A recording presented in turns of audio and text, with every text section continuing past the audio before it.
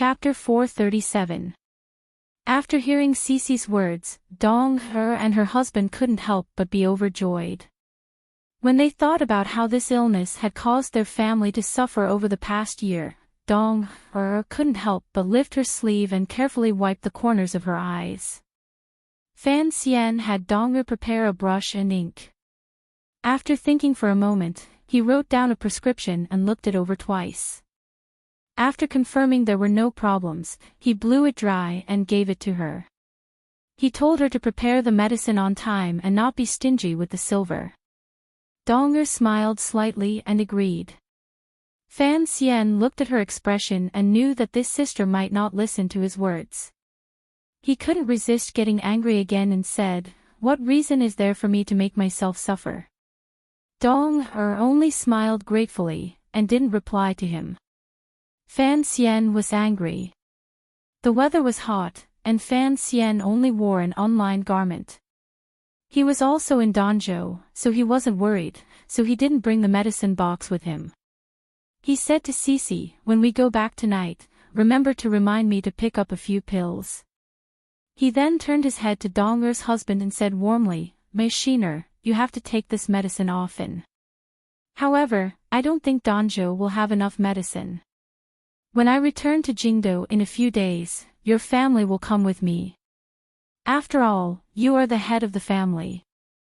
I have to ask for your opinion first and see if there is anything in Danzhou that you can't let go of." Mei-shiner opened his mouth wide and was speechless for a long time. He knew what the young master meant. His family would follow the young master to the capital. How could they have a hard time? But, he coughed twice and looked at Dong-er with an inquiring gaze. Cece watched coldly from the side and couldn't resist smiling slightly. Her young master's personality was like this. When he met a woman close to him, he couldn't be forceful. He also couldn't force Dong-er to do anything, so he could only act on Brother Mai. How could Dong-er not know what Fan Xian meant? She sighed and said, "The young master has written a prescription, so it must be good. I promise you, I will never borrow money again. These years, you have sent home over 100 liang of silver, and I promise you that I will use it all. In Danzhou, 100 liang of silver is enough to live a good life.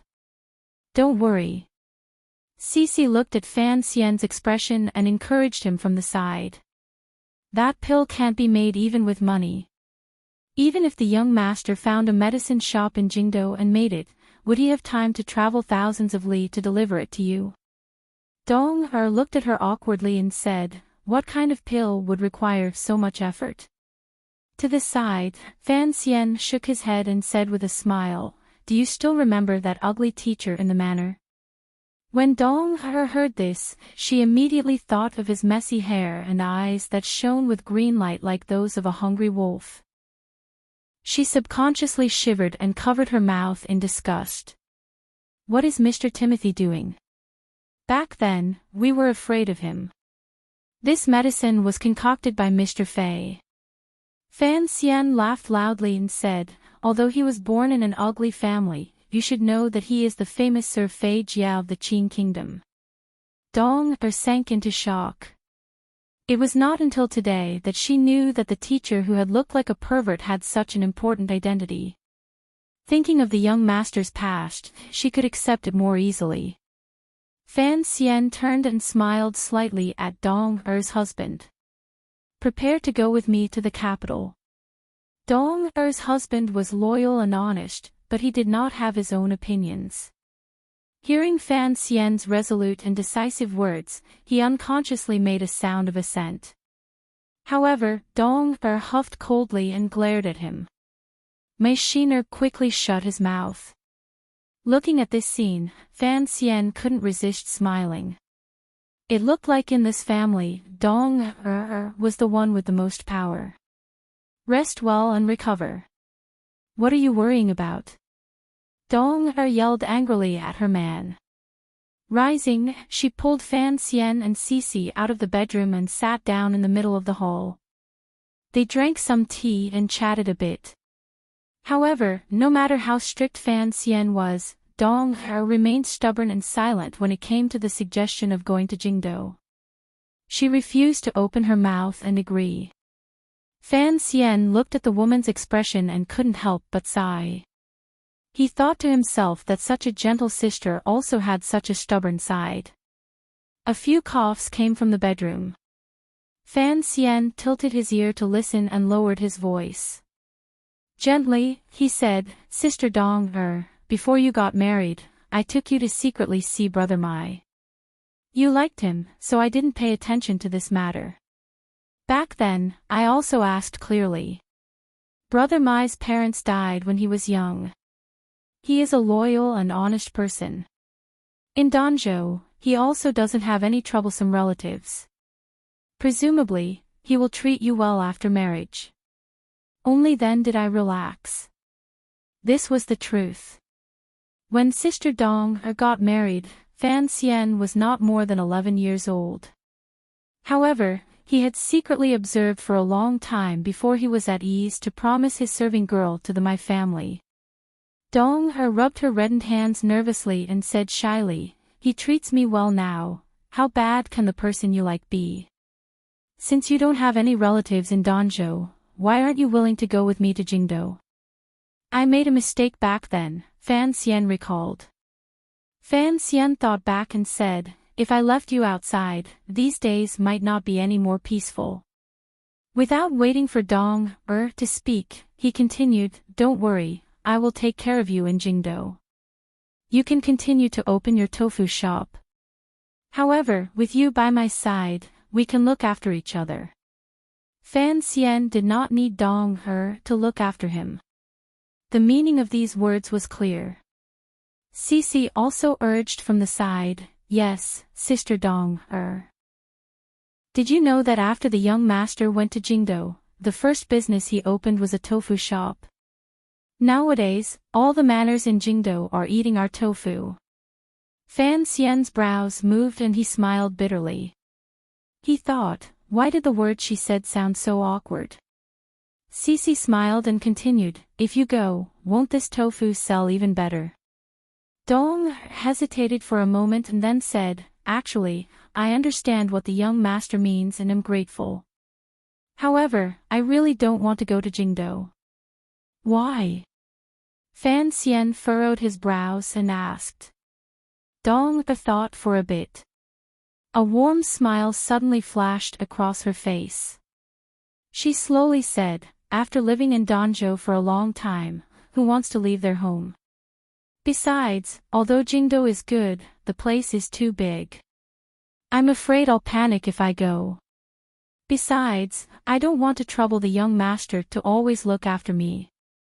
There are no demons in Jingdo, what's there to panic about? Cici muttered to the side. Dong-er covered her mouth and smiled. Who's like you, little girl? You've been so daring since you were little. As they spoke, a childish voice suddenly rang out from outside the courtyard. Dong-er's expression suddenly became increasingly gentle. She stood, walked to the door, and looked out. At this time, the sun had already risen to the middle of the sky. The blazing sunlight brushed past the edge of the eaves and shone on the woman's still beautiful face.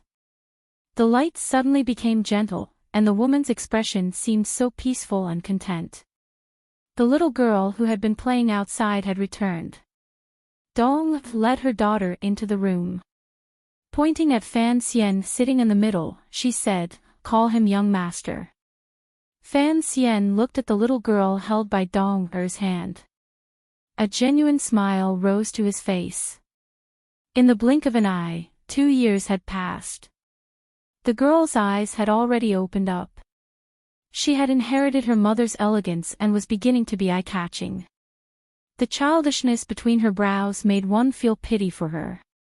Particularly, her spirited and lively eyes were staring curiously at him.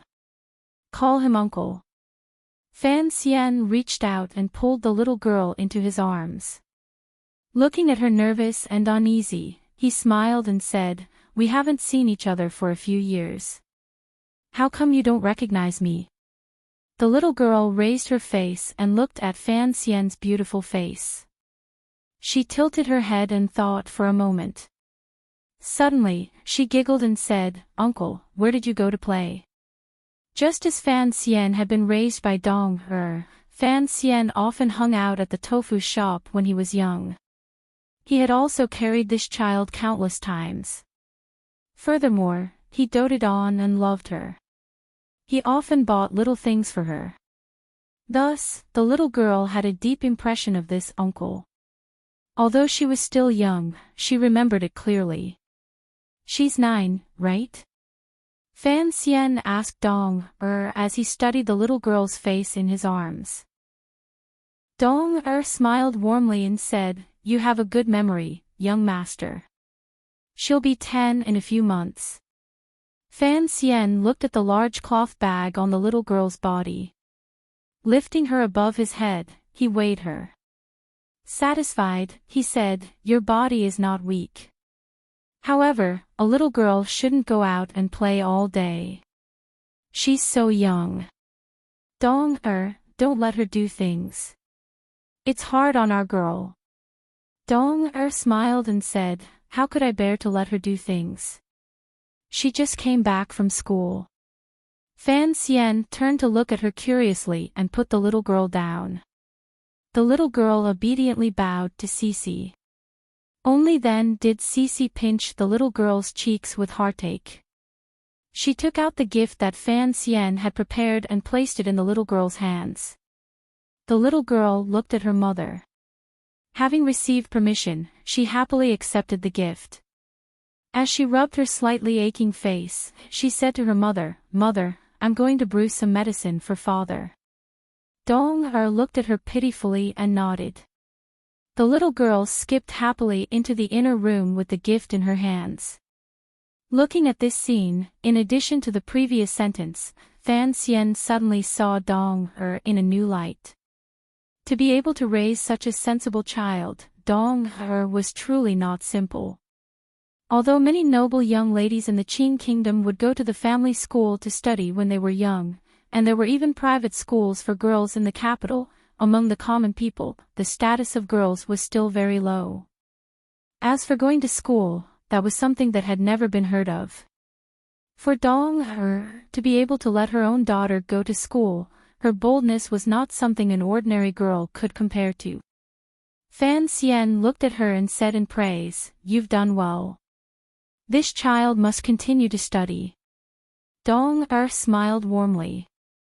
After thinking for a while, she said, "It's just that she is a girl. Although she knows that learning to read and understand is always good, I don't know what to do in the future." "What to do?" Fan Xian laughed. "With me, her uncle, here, she can do whatever she wants under the sky." This was a promise. Dong Er was overjoyed, but she knew that the young master did not like her bowing, so she only looked at him gratefully.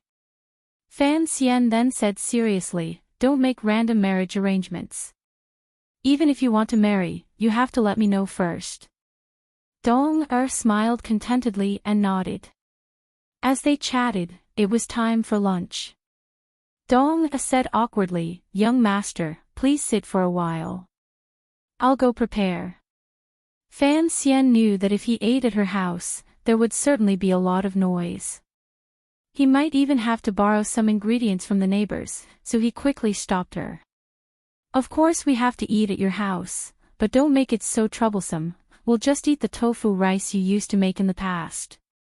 Dong Er suddenly made a sound and held her forehead angrily. "I haven't even ordered the starch yet. If it's left in the shop, I'm afraid it won't be edible." Fan Xian smiled and said, "Did you forget that I brought 2 plates?" After busying themselves, Dong Er's husband was also helped out of the bedroom by the little girl. Although he had not used the medicine that Fan Xian had made, during the diagnosis earlier, Fan Xian had already sent a streak of Tianyi Dao's natural Jinqi into him, so my Miao, Er's spirit was clearly much better. Everyone in the house gathered around the Kong and ate a lively meal of tofu rice. Dong Er's family of 3 couldn't help but feel apologetic and uncomfortable, but Fan Xian ate happily.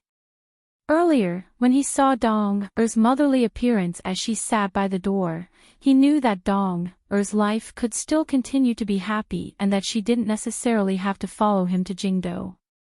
"Uncle, is Jingdo fun?" the little girl asked curiously with wide eyes.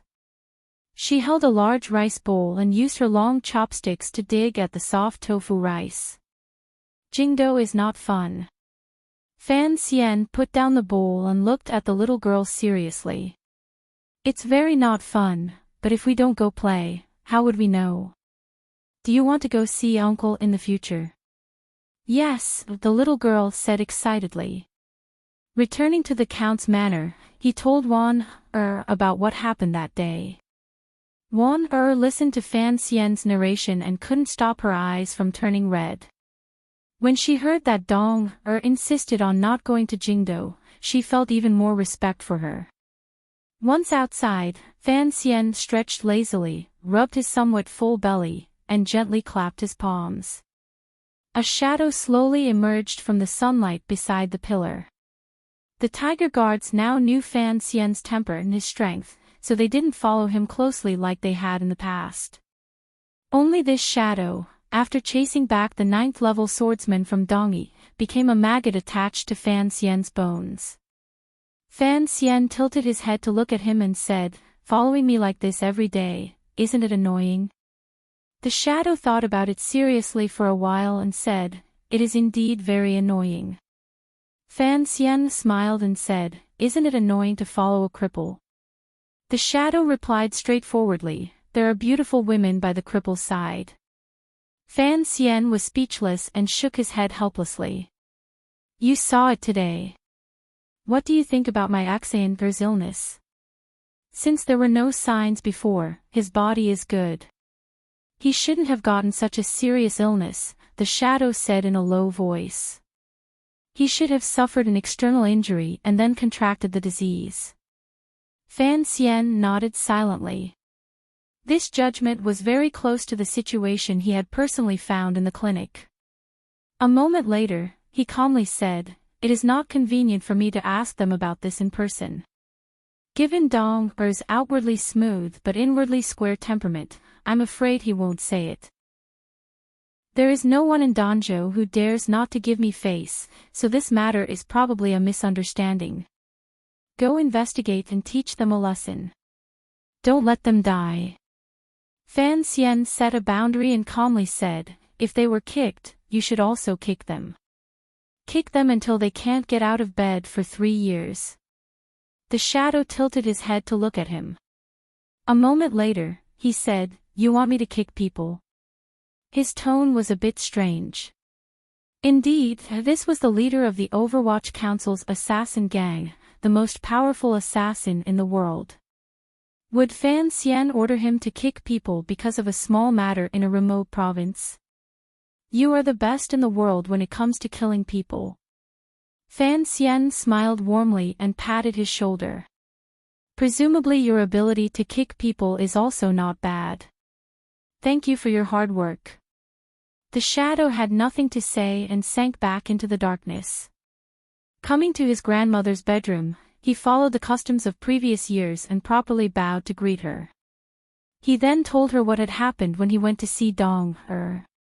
Fan Xian knew that in a place like Danzhou, there was nothing that could be hidden from his grandmother, so he felt vaguely uncomfortable in his heart.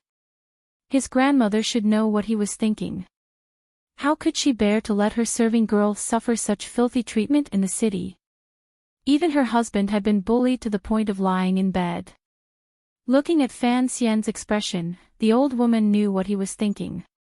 She smiled and said, "You resent me in your heart." "I wouldn't dare." Although Fan Xian said this, his tone was a bit stiff. The old woman looked at her grandson's rare expression of anger and couldn't resist laughing. She explained the whole story. For some reason, the son of the previous governor had taken a liking to Dong Er. However, that son was not an idiot. Of course, he would not use force in Danzhou in front of the Count's manor. He would only go to the tofu shop and pester her shamelessly. Dong had been pestered to the point where she couldn't do anything, but he didn't use any despicable methods, so she could only endure.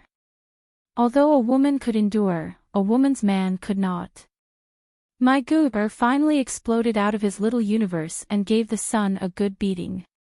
After all, the son's father was the current governor. Although Dong Er's husband's body was sturdy, he was no match for a crowd of fists.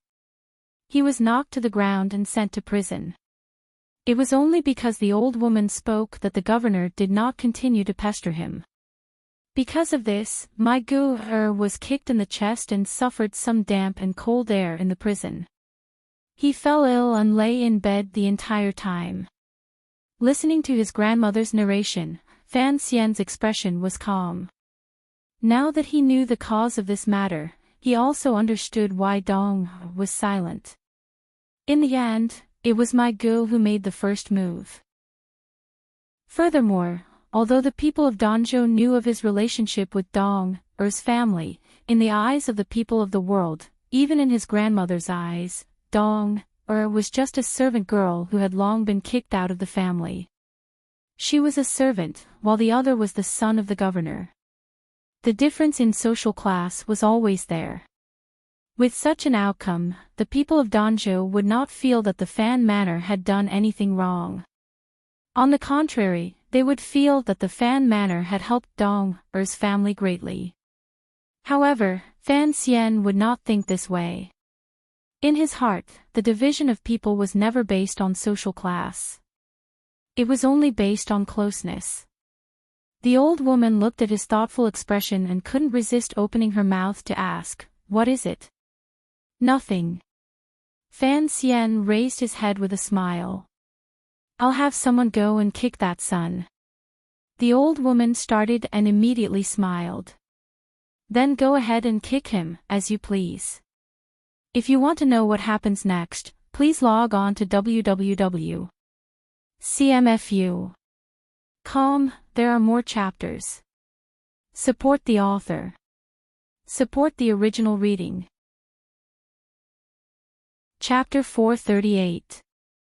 After some small talk, Fan Xian took the opportunity to once again bring up the suggestion of asking grandmother to come with him to Jingdou to retire. Just like that night, the old woman used her silence to express her attitude. Fan Xian couldn't resist sighing and said, "Why don't you all want to go?" The old woman knew he was talking about Dong Er's family and smiled. "Living in Jingdou is not easy. Furthermore, Dong Er is so close to you. Don't forget, the girls at your side have all been taught by you to have their hearts higher than the sky. They are unyielding and ruthless, and no one is as easy to deal with." Fan Xian started and rubbed his head. He thought that this was indeed the case. Xiaoya, who was still in the manor, was the youngest of those who had followed him. Looking at her mouth, she was also a ruthless and unforgiving character. There was also Xiaoqing, who had brought her man back to the manor to see him a few days ago. Xiaoqing's man was a scholar with scholarly honors. In the end, in front of Xiaoqing, he didn't even dare to breathe too loudly. Xiaoqing and Xiaoya were like this, not to mention Dong Er and the usually impudent Cici. The girls in the manor had truly been spoiled rotten by him and had been taught badly. Where they were placed, they were all unyielding characters and didn't care about the rules of this world. Although they all appeared gentle on the outside, their hearts were clear. As Fan Xian thought about it, he smiled with some self-satisfaction. Even if he couldn't change much in this world, he had at least changed the thoughts and lives of a few women. It was not bad. Of course, it was only the girls who followed him that could have such benefits. If they didn't have him behind them, with the temper of these 4 girls, it would probably be difficult for them to move an inch in this world. A night without words. The next day, a piece of news came from Danzhou. It said that the young master of a certain manor had been forcefully kicked and spat up a number of bowls of blood. He had urgently found a doctor to save him and was lying in bed moaning. No one had seen the culprit, and Danzhou had always been a simple place with good public order. The people were honest and dutiful, without a trace of banditry. They had never heard of a young master of a noble family being beaten up like this. The entire donjo was shocked. The Jizho was furious. He was prepared to investigate this case carefully and give the previous teacher a great deal of face. However, when the advisor moved close to his ear and said a few words, the Jizho immediately calmed down and returned to his Jingshinjai to drink tea. The clever people of Donjo slowly guessed the reason for this matter. No one dared to discuss it too much. The residence of the young master who had been beaten up was filled with hatred and resentment, but he didn't dare to cry out to the rest of the world. Instead, he respectfully sent someone to Dong-er's courtyard to hand over the medical fees and compensation for the past 2 years. The matter died down very quickly. The people of Donjo knew that the young master of the Fan family was not someone who liked to cause trouble. He was just someone who protected his own people, so they were not too worried. After a few more days, a secret edict from Jingdo and a report from Jiangnan were sent at the same time to the count's manor. Fan Xian lowered his head to look at the 2 thin pieces of paper. He knew that his trip to Donjo had come to an end. Involuntarily, a glimmer of reluctance welled up in his heart. After all, he was the commissioner of the Overwatch Council and an imperial envoy with full power in Jiangnan Road. Furthermore, he was still young and healthy.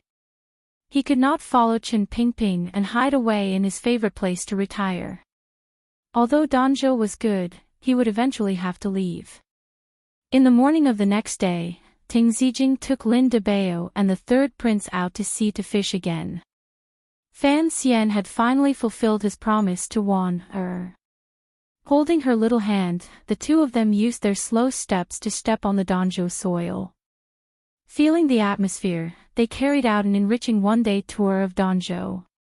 After a little disguise, the husband and wife went to the lively market, went to the beach by the pier, looked at the beautiful white birds that Hong Chongqing hated bitterly, squatted at the back door of the count's mansion, and told stories for a while. Only then did they go to the extremely quiet grocery store. Wan-er smiled warmly the entire way and allowed her husband to hold her hand as they walked quickly or slowly. She knew that all of these were Fan Xian's most beautiful memories. He had brought her here today in the hope that she could also share in the most gentle and beautiful part of his heart. The grocery store was quiet. The dust was still thick. The couple were both lazy people, so they couldn't be bothered to clean up. They just stood in the room and looked around, talking about old times. Wan-er listened quietly to Fan Xian reminiscing about his childhood with a myriad of emotions. Her heart couldn't help but tremble. She thought that it was not only her life in the royal palace that had been tense and dangerous.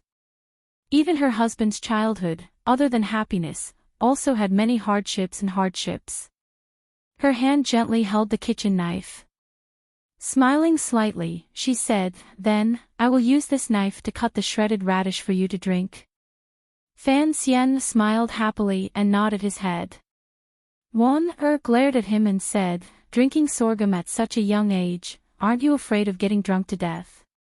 Fan Xian smiled and didn't say anything. Lin Wan-er suddenly opened her large eyes and said curiously, "Where is the cliff you practice martial arts on? Is it like the steep slope on Song Mountain? Can you take me there to see?" Fan Xian was startled and said, "That place is dangerous. You can't go up." Lin Wan made an "oh" sound, but her round face clearly expressed a strong sense of regret. Fan Xian looked at her and suddenly said, "Hold me tightly." Lin Wan paused for a moment and then chuckled. Her hands passed through Fan Xian's arms and hugged him tightly, just like that night on the bed. She was afraid that he would disappear, and she was even more afraid that he would be immersed in the atmosphere of Donjo. On the precipitous cliff by the Donjo Sea, Fan Xian and Lin Wan-er stood hand in hand on the edge of the cliff.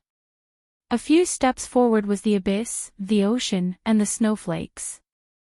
The sea wind blew against their faces. The sun above their heads seemed a bit further away than it did on the ground. It was clear and scattered with a layer of light, but it did not seem very hot.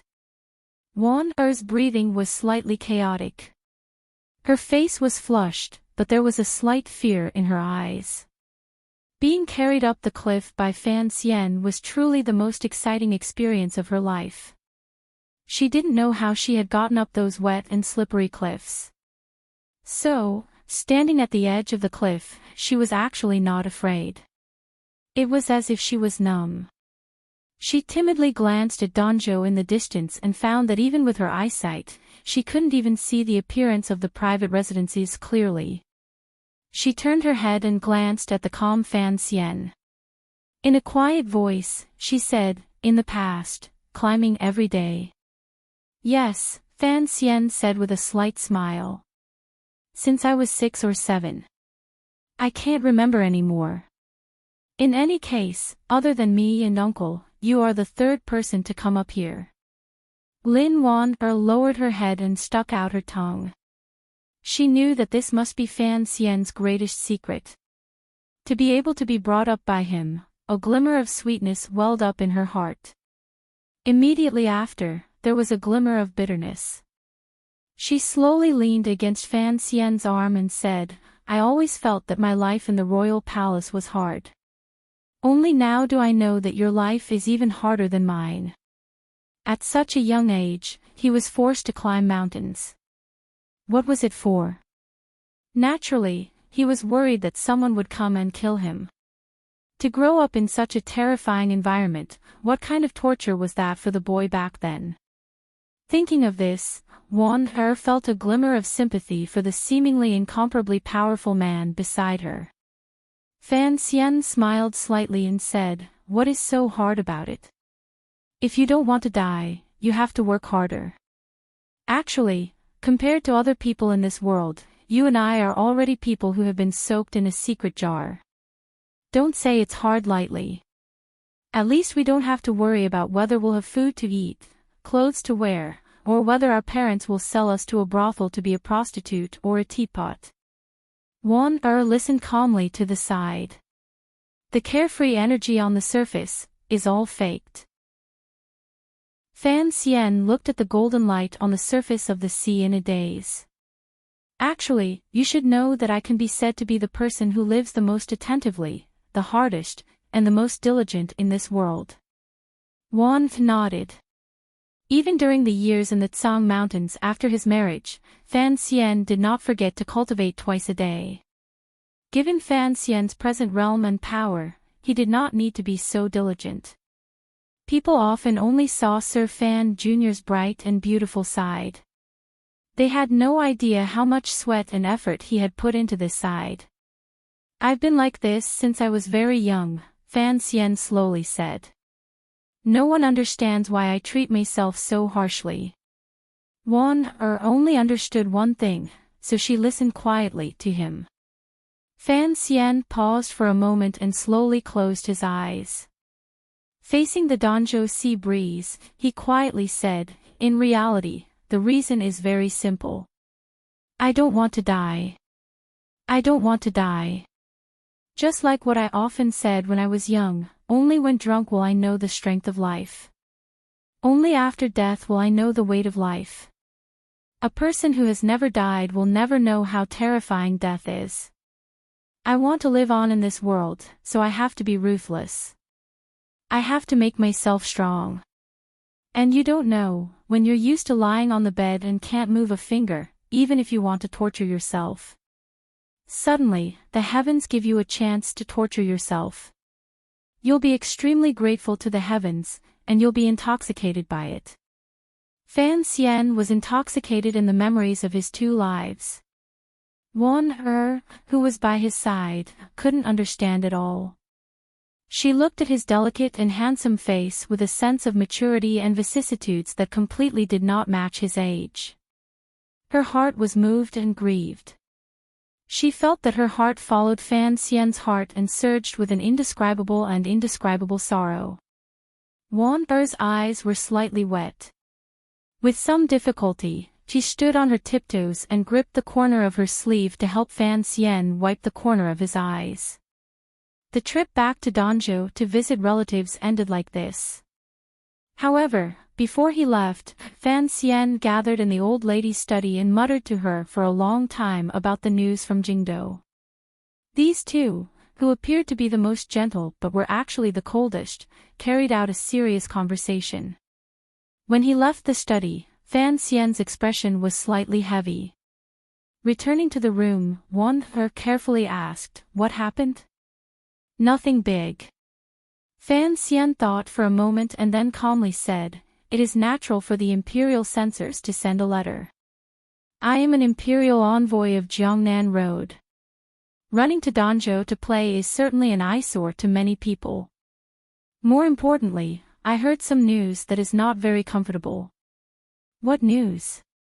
Wan He saw a rare glimmer of annoyance appear on her husband's face and couldn't resist smiling.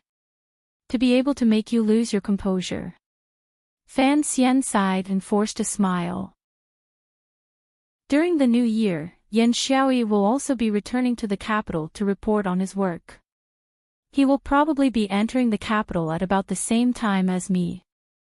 Yan Xiaoyi, the Qing Kingdom's northern governor, the former commander of the imperial army, and a famous 9th-level super ace in the Qing Kingdom. Most importantly, he was the eldest princess' trusted aide and had a reputation in the military. Even the emperor would not rashly suppress him without evidence. When such a figure returned to the capital, it was inevitable that he would directly come into contact with Fan Xian. Fan Xian still remembered the shocking arrow he had encountered when he had snuck into the royal palace.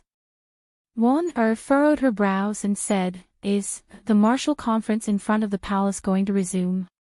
Fan Xian glanced at her in shock. Shortly after, he smiled and patted her head. He thought to himself that his wife's sense of smell was indeed sharp in this area. Nodding his head, he said, "I heard it is the Bureau of Military Affairs' intention. The military has suggested resuming the martial conference to raise the morale of the people." "What did the emperor say?" Wan He asked worriedly. She knew that the Qing Kingdom was a country that conquered the world on horseback and had always placed great importance on military achievements. However, after 3 northern expeditions, the emperor had recuperated in preparation for another battle. He had turned his gaze to governance and stopped the most important annual martial conference many years ago. "Naturally, the emperor will not object," Fan Xian said with a slight smile. "This is a good thing. The court has been in peace for too long. Even the Jiaozhou navy has changed. Naturally, they need a reason to rally the military's morale."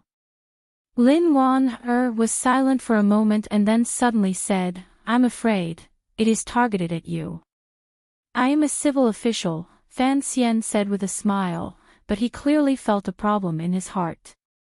His view was different from that of the second prince on Lujing River. The second prince always thought that the emperor had Fan Xian handle the Jiaozhou navy matter because he had loosened his mouth to let Fan Xian come into contact with and familiarize himself with military affairs. However, Fan Xian thought that his unyielding father was thinking the opposite problem. He had killed Chang Kuan and secretly harmed Dang Xiaobo. Regardless of the faction and the military, the commanders and generals probably all held a grudge against him. The emperor still did not want the commissioner of the Overwatch Council to gently touch military power. Wan He looked at him and sighed. "You are a civil official, but you are also a martial ace known to all under heaven." Fan Xian's eyebrows rose. "You mean that Yan Xiaoyi will challenge me in the martial conference when he returns to the capital?" The people of the Qing Kingdom loved martial arts. Although this trend had gradually faded, the valiant taste deeply rooted in the hearts of the people and officials could not be brushed away. Just like how Yiling could throw a knife outside the royal palace to challenge Fan Xian, duels were still legal matters in the Qing Kingdom. Furthermore, no one was willing to back out of a martial conference in front of the palace. However, Fan Xian was willing to back out. He smiled coldly and said, "How childish. He wants to fight me, so I have to fight him." In his heart, martial arts were used to kill people and not to fight in duels. If he wanted to kill people, Fan Xian had countless methods that were more efficient and safer than a duel. Duel? A child's game. Fan Xian suddenly felt that the Qing kingdom's military was somewhat childish. He couldn't help but snort disdainfully. Wan Er sighed and gently said, "Although this method is direct and effective, it is very stupid. Mother shouldn't be so stupid as to have Yan Xiaoyi challenge you in the palace. Regardless of whether he wins or loses, Yan Xiaoyi wouldn't dare to actually hurt you. The emperor's eyes are watching. Thus, I also feel that I cannot understand the reasoning behind this. Perhaps we are thinking the wrong way. Yan Xiaoyi is the governor of the north. He hasn't returned to the capital in 2 years, so he should be reporting on his work." Fan Xian suddenly had a thought. He furrowed his brows. If Yan Xiaoyi's return to the capital this time had something to do with the so-called martial conference, then it could only mean one thing. The power in the court was finally trying to directly challenge the authority of the royal family. But what right did the eldest princess have? "If I avoid the battle, it will weaken the momentum," Fan Xian said with a slight smile. "But, you know, I don't care about this face."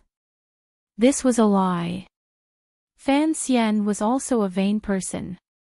If it was another important military general challenging Fan Xian in the martial conference, Fan Xian wouldn't even blink.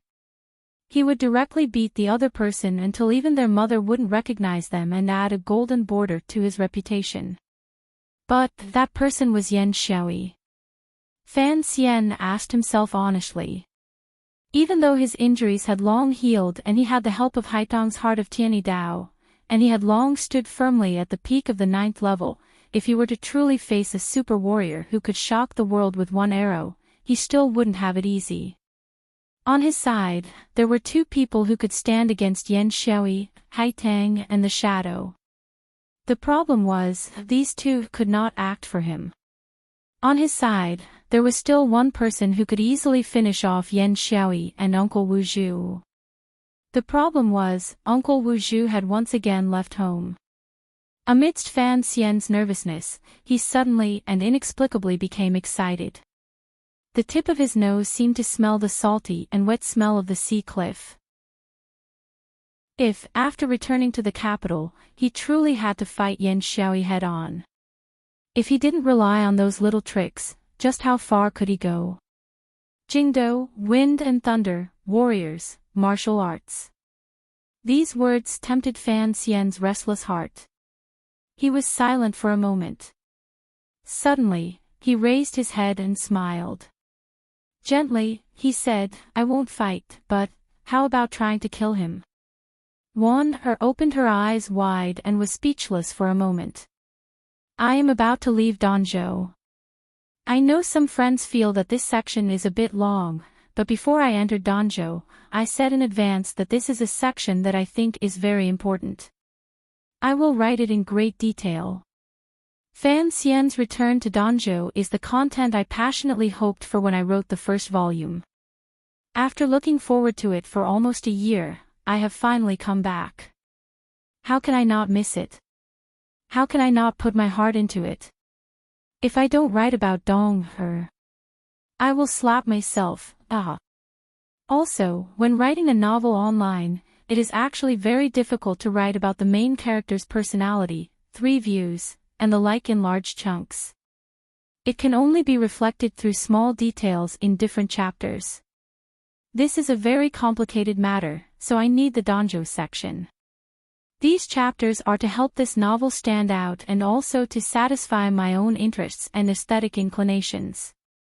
Although they may not be very powerful, I still have to write, no. Writing is so tiring.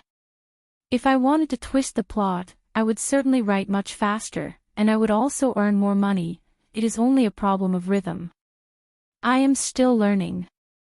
The rhythm of a popular novel fluctuates. This is a very difficult problem. There is no trick to it. I can only master it. The more I write, the better I get. I hope that in my future writing career, I can reach a certain level. I hope everyone can see me continue to improve. Finally, I very sincerely ask everyone to vote for me. This is the middle of the month, and I really need everyone's monthly votes. Those who love Dong-er, please give me a monthly vote. Those who love Won-er, please give me a monthly vote. Those who love Dong-er, please give me a monthly vote. Those who love Yen Xiaoi also have to give me a monthly vote. Writing a book needs to be very sincere, and canvassing for votes also needs to be very sincere. Just like yesterday, a reader in the book review remembered a joke from many months ago. Diarrhea. But don't forget to canvass for votes. I have said so much very seriously. Everyone is not allowed to laugh. Just give me a monthly vote. To be continued. If you want to know what happens next, please go to www.cmfu.com. There are more chapters. Support the author, support the original reading. Chapter 439. On a winter day in the 6th year of the Qing calendar, the gloomy dusk sun shone through from the distant Song Mountains. The weather was very cold. The private residences in the wilderness were all white. It was snow. The clouds gradually thickened and swallowed the gloomy sun into darkness. The wind also gradually grew stronger, picking up the accumulated snow on the ground and sending it dancing in the air. More snow fell from the sky. Snowflakes of different colors from different places used the power of the wind to tangle together. In the oppressive air, they twisted and turned their heads, displaying different levels of whiteness and coldness. The wind and snow rose again. The people hurrying on the road were unspeakably miserable. They all searched for the nearest cottage or inn to rest. This year, there had been no floods in the Qing kingdom, but the snowfall was not small. Fortunately, during the summer, the disaster relief in the Jiangnan counties had gone unusually smoothly. The affected people had a place to stay, so the chances of them freezing to death were much lower. This was Yingzhou, the province that had suffered the most from the floods. It was also the place where the bandits were the most ferocious after the disaster. However, ever since the imperial envoy Fan Xian had come to Jiangnan, the bandits in Yingzhou had become much more well-behaved, perhaps because they were afraid of the might of heaven or the legendary methods of Sir Fan Jr. They had already disappeared for a long time. It was because of this that there were travelers who dared to walk on the road in this snowy day. However, now that the man-made disaster had passed, the heavens did not give them any face. Although the Yangtze River had not been sealed, not many people were willing to brave the harsh cold and walk in the direction of Jingdou. Other than the group of carriages that were all black. The windows and lower edges of the carriages were sealed very well. Not a sliver of cold air could penetrate. However, the thick cotton curtains in front of the carriage blocked the attack of the wind and snow. Occasionally, they gave out a few muffled cries of sorrow. There was a heater in the carriage. A gust of hot air followed the fragrance and rose into the air, making the carriage as warm as spring. It formed a clear contrast with the harsh cold outside. Fan Xian felt a little hot. He put 2 fingers on his right hand to his neck and loosened the buttons on his fur coat, exposing his neck. He took 2 deep breaths and put down the file in his hands. He squinted and looked out of the carriage. Outside the carriage was a vast expanse of whiteness. The houses of Tsongshan village, the winter fields and ponds were all covered in snow, frozen into ice mirrors. The scene of the flood that they saw when they passed by this place in the past was no longer visible. The people who died in the flood had long been buried. Perhaps their white bones were still trembling in the depths of the snow. In the distance was a row of simple and crude houses. It could be seen that the materials used to build them were not very sturdy and could not keep out the cold. Looking at the spots of firelight and warmth seeping out from inside, Fan Xian nodded his head with satisfaction. As long as there was firewood for the stove, it was fine. Although the commoners lived hard lives, they could endure it. A little warmth could protect them through this harsh winter. Let's find a place to rest. Fan Xian looked at the snow-covered Overwatch Council carriage driver outside the carriage and couldn't resist furrowing his brows. Although it is important to hurry, don't get sick from the cold. Yes, sir. The group of carriages slowly made a turn and drove along the widest ridge toward the neighboring village. Fan Xian was returning to Jingdo to report on his work. The court had set the date of his return there. Who knew that they would run into the heaviest snowfall in years and be delayed in Shazhou for a few days? Time suddenly became tight. Thus, the subordinates of the Overwatch Council followed his wishes and changed carriages in Shazhou to travel along the road against the wind and snow. When they entered the village, a local Li Zheng had already rushed over to welcome them. This Li Zheng had his hands in a thick cotton-padded jacket, curiously and fearfully looking at the black motorcade. He was wondering which important person would travel in this windy and snowy weather. Naturally, there were Overwatch Council officials who went to negotiate with him. Fan Xian didn't want to disturb the place too much, so he traveled stealthily the entire way. He got off the carriage and felt the snowflakes follow the cold wind into his collar. Unconsciously, he tightened his buckles and walked toward the village with the silver-white fox fur cloak. Hong Chongqing led a few swordsmen of the 6th Bureau and followed silently behind him. Fan Xian glanced out of the corner of his eye and thought of Wan who was still busy in Jiangnan. The third prince had already returned to the capital a month earlier. In order to ensure his wife's safety, he had left Gouda and the other 7 tiger guards in Hangzhou. When they left Danzhou, it was early autumn. Fan Xian and his group first returned to Hangzhou. These few months were mainly used to clean out the remnants of the Juanshan conference in Jiangnan, as well as other matters. The matter they had agreed on in Danzhou had been approved by the palace. Wan had taken the lead. The matter had developed unexpectedly smoothly. The Xiong family of Lingnan and the Sun family of Chuanzhou had both invested a large sum of silver into the conference. Even the Ming family, which was like a declining mountain, had shown some interest. However, Wan still hadn't thought of a name for this organization or its true use, so she had first taken the name of the Hangzhou Conference and made do with it. With the support of Silver and Fan Xian's connections, the Hangzhou Conference could easily purchase northern cheese grain ahead of time. It could easily connect with the various provinces without worrying about the government finding trouble. Additionally, with the connections of the Fan, Liu, and Lin families all over the world, as well as Xia Qifei's Jiangnan water bandits channeled deep into the people, the Hangzhou Conference developed quickly. The entire Jiangnan disaster relief work, other than the quartz channel, had another smooth and speedy channel. However, Fan Xian and Wan had always been hidden behind the scenes. Not many people knew the role this couple played in the Hangzhou Conference. They all thought that this matter was led by nobles in the palace in Jingdo and the palace treasury transport company Yamen was a tool. There was another heavy snowfall in Jiangnan this winter. Who knew how many families would run out of food, how many farmhouses would be crushed, and how many people would freeze to death? Lin Wan had to stay in Hangzhou for a while. At least, she had to help the Jiangnan people get through this period of time before anything else. It was still the same old saying. Even if she couldn't help much, it was better than nothing. Lin Wan busied herself in this matter.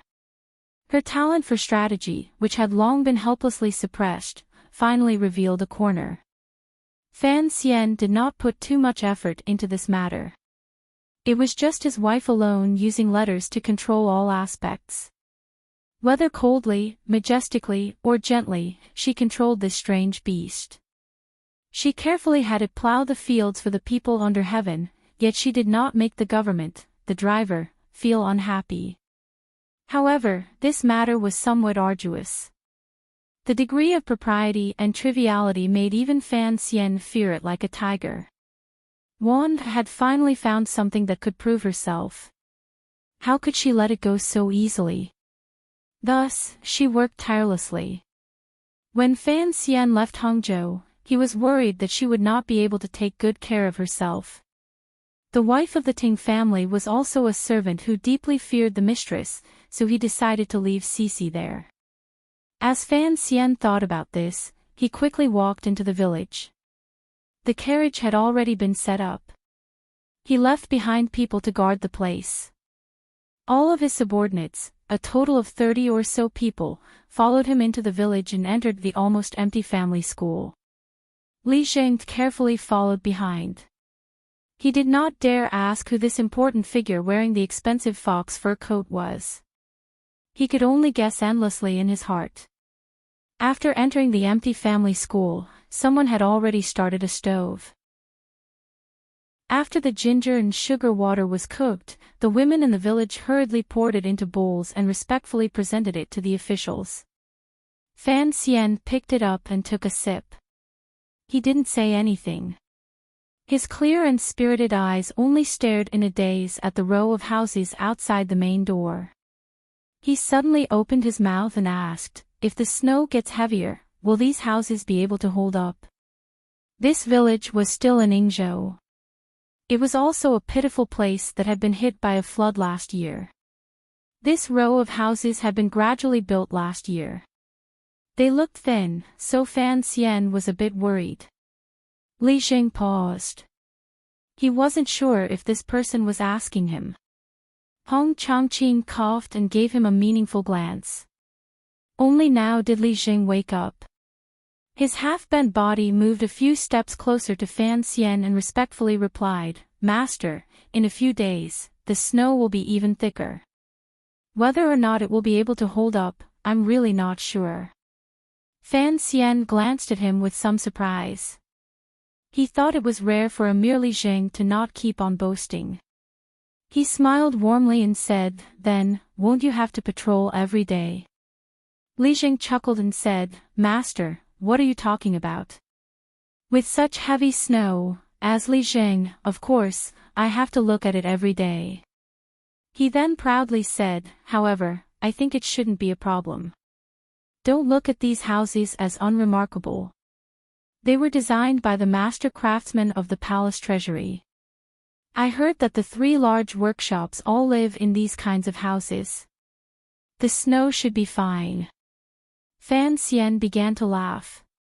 His subordinates behind him also began to laugh. Li Zheng was a bit confused. He thought, what is so funny? He asked a few more questions about whether there was enough firewood and briquettes. Fan Xian then ended his conversation with Li Zheng. Involuntarily, a complicated emotion welled up in his heart. The power of the Qing kingdom was indeed powerful. As long as it was operated properly, it would not be a problem to ensure these commoners a normal life. As for himself, he seemed to be gradually getting used to the feeling of being a powerful official. Although he was just passing by, he couldn't resist asking a few more questions. Powerful official. Fan Xian sighed and walked to the door of the school. Narrowing his eyes, he looked at the darkening sky outside, the colder wind, the heavier and heavier snow, and the deeper and deeper cold. His thoughts floated to another place.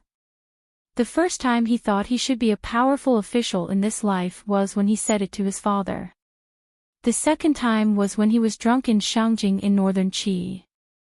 Hai Tang left. When Lang Tiao brought the northern Qi diplomatic group to Suzhou, Fan Xian knew that Hai Tang would certainly follow her brother-disciple back to northern Qi. For one, it was the northern Qi Empress Dowager's edict. For another, Hai Tang couldn't find any excuse to convince herself to stay. She was the saint girl of northern Qi, not the Qing kingdom's princess. What right did she have to live in the Fan family's Hua garden every day? Furthermore, her most important mission in coming south was to help the Northern Qi Emperor monitor Fan Xian's performance of the secret agreement. Given her relationship with Fan Xian, it seemed that even the Northern Qi Emperor had a headache. Naturally, he would follow the Empress Dowager's wishes and summon this disciple aunt back. Fan Xian did not see that scene with his own eyes, but it was as if he could always see it in his mind.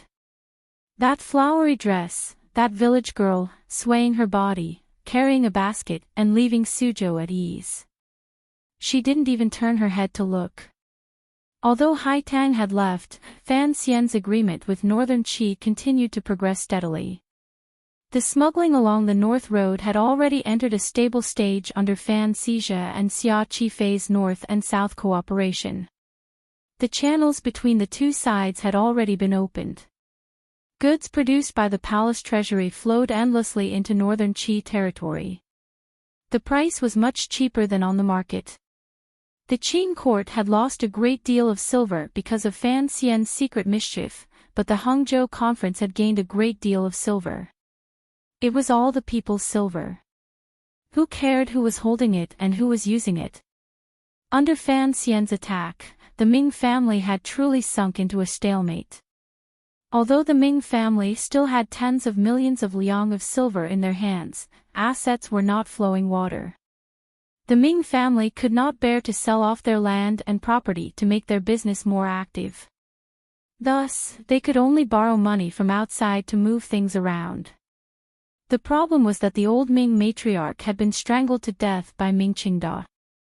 This master of the Ming family did not have time to completely accept the old matriarch's position in the Juanshang conference. Although Dongyi's Taiping money house still supported the Ming family, it was clearly much weaker. Thus, Ming Qingda could only go to find the person who had lent him a helping hand during his time of great trouble. Shaoshang money house. Fan Xian stood at the door with his head lowered. The more he borrowed, the better. He had to follow the emperor's wishes and take everything the Ming family had without bloodshed. That was why he had dragged things out for so long. He raised his head and looked at the heavy snow in front of him. His heart was filled with satisfaction and pride. He had been proud of himself for so many years, but to be able to settle Jiangnan, he had to allow himself a chance to be proud. Suddenly, his pupils constricted abruptly. In the heavy snow, a black line broke through the wind. Like a streak of black lightning, it seemed to have already crossed the distance between time and space. Using the wind and snow to cover the sound of breaking through the air, it came in front of him in an instant. It was an arrow, a black arrow. Fan Xian narrowed his eyes and did not dodge or avoid it. The tyrannical Jinqi in his body suddenly rose. His left hand moved, and the long sword at his waist swung up. The tip of the sword chopped straight forward.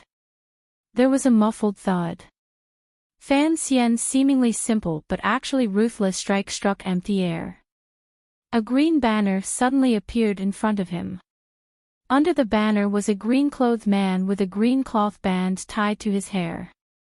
The soul-eating arrow landed on the pole in the middle of the banner. The feathers of the arrow trembled endlessly.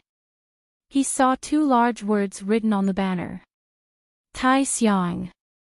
The secret agents of the Overwatch Council had long reacted. 6 swordsmen held hard crossbows and surrounded the green-clothed man in the center. The other 6th Bureau swordsmen had already followed the snowflakes in the dark night toward where the arrow had come from and disappeared into the darkness. Fan Xian looked at the green-clothed man.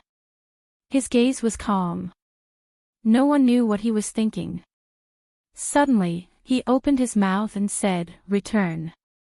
With one simple word, all of the 6th Bureau swordsmen who had snuck out to chase after the archer obeyed the order and stood silently on the snowy plain in front of the school, surrounding the green-clothed man in the center. Fan Xian raised his head and glanced at the green banner. Suddenly, he said, "Fortune-teller, did you calculate that someone was coming to assassinate me?" The green-clothed man lowered his head. His face could not be seen clearly. He only smiled slightly and said, "How could a mere little arrow hurt Sir Fan Jr.?" Fan Xian calmly said, "That is why I do not understand." The big arrow did not move, so how did the little arrow come?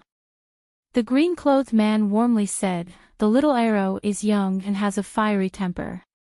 He is always a bit impulsive." Fan Xian was silent. The green-clothed man continued, "I am also not a fortune-teller."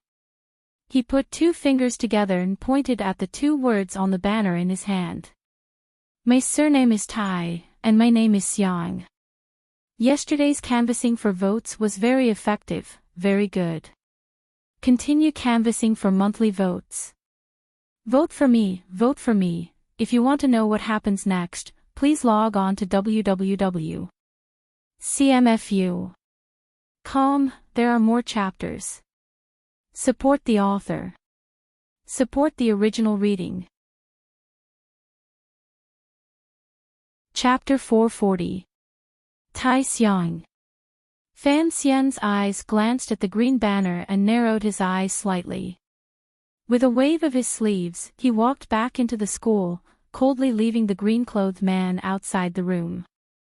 The swordsman of the 6th Bureau of the Overwatch Council glanced warily at the green-clothed man and also retreated into the room. Although they didn't know why the commissioner had stopped them from chasing after the archer, the council's orders were like a mountain. No one dared to raise any objections. The green-clothed man tilted his head slightly and held the green banner in his hand. He seemed to be startled. Heavy snow swirled and fell in the darkness, gradually accumulating on his shoulders. This scene was indeed a bit strange. After the sudden assassination, Fan Xian was as quiet as if nothing had happened. He paid no attention to the green-clothed man who had suddenly appeared in front of him and helped him block that frightening arrow.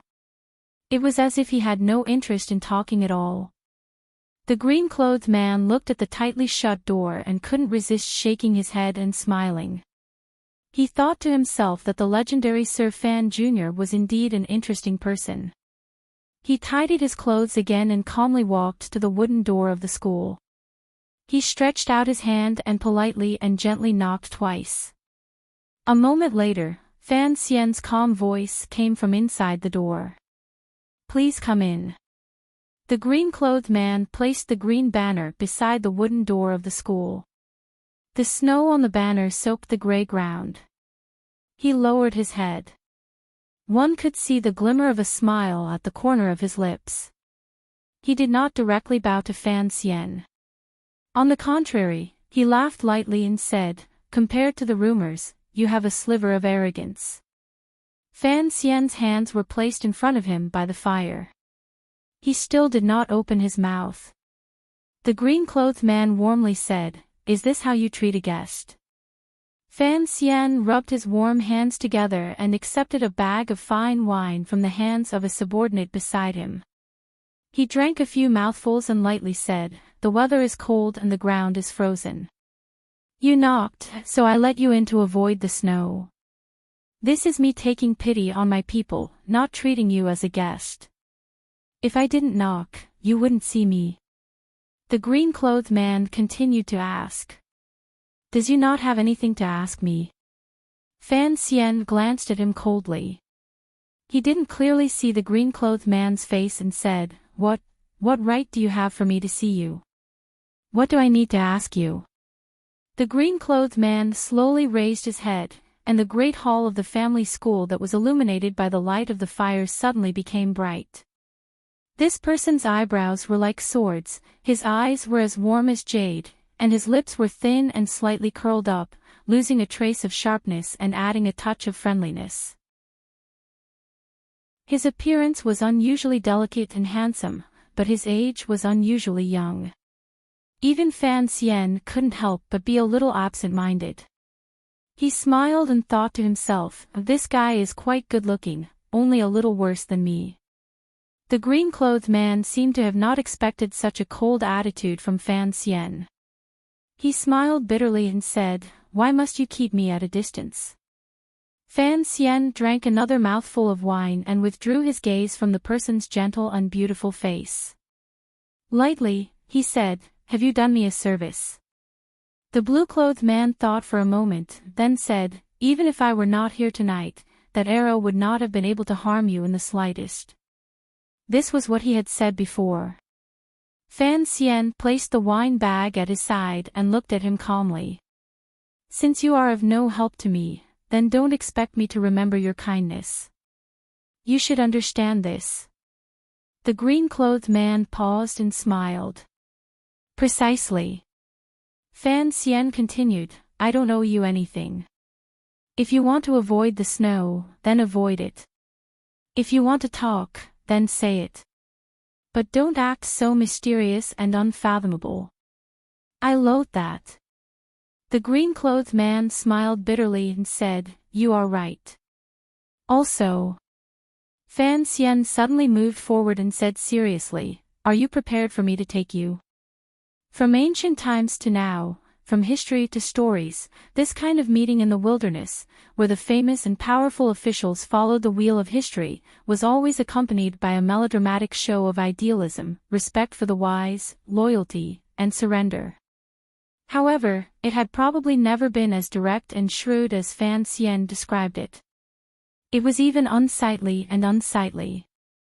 It had probably never happened before. Fan Xian stared into the green-clothed man's eyes and said, "Don't have the extravagant hope that we can have an equal relationship. If you want to be my subordinate, then you must stand below me and pay attention to your own limits. Regardless of whether it is talking, doing things, or even posture, as well as your inner thoughts, you must all be placed below me." He straightened his body and lightly said, "If you want me to take you, then give up those unrealistic fantasies and pride. In this world, it is not that it won't turn if someone is missing. My personality is a bit strange, and I don't have the hobby of taking in guests." The green-clothed man had been dealt a heavy blow by Fan Xian's words. He stood gloomily in the hall and was silent for a long time before he forced a smile and said, "You are indeed overbearing." Fan Xian calmly cut him off. "Because I have the right." Without waiting for the green-clothed man to speak, Fan Xian said, "If you have something you want to say, then say it.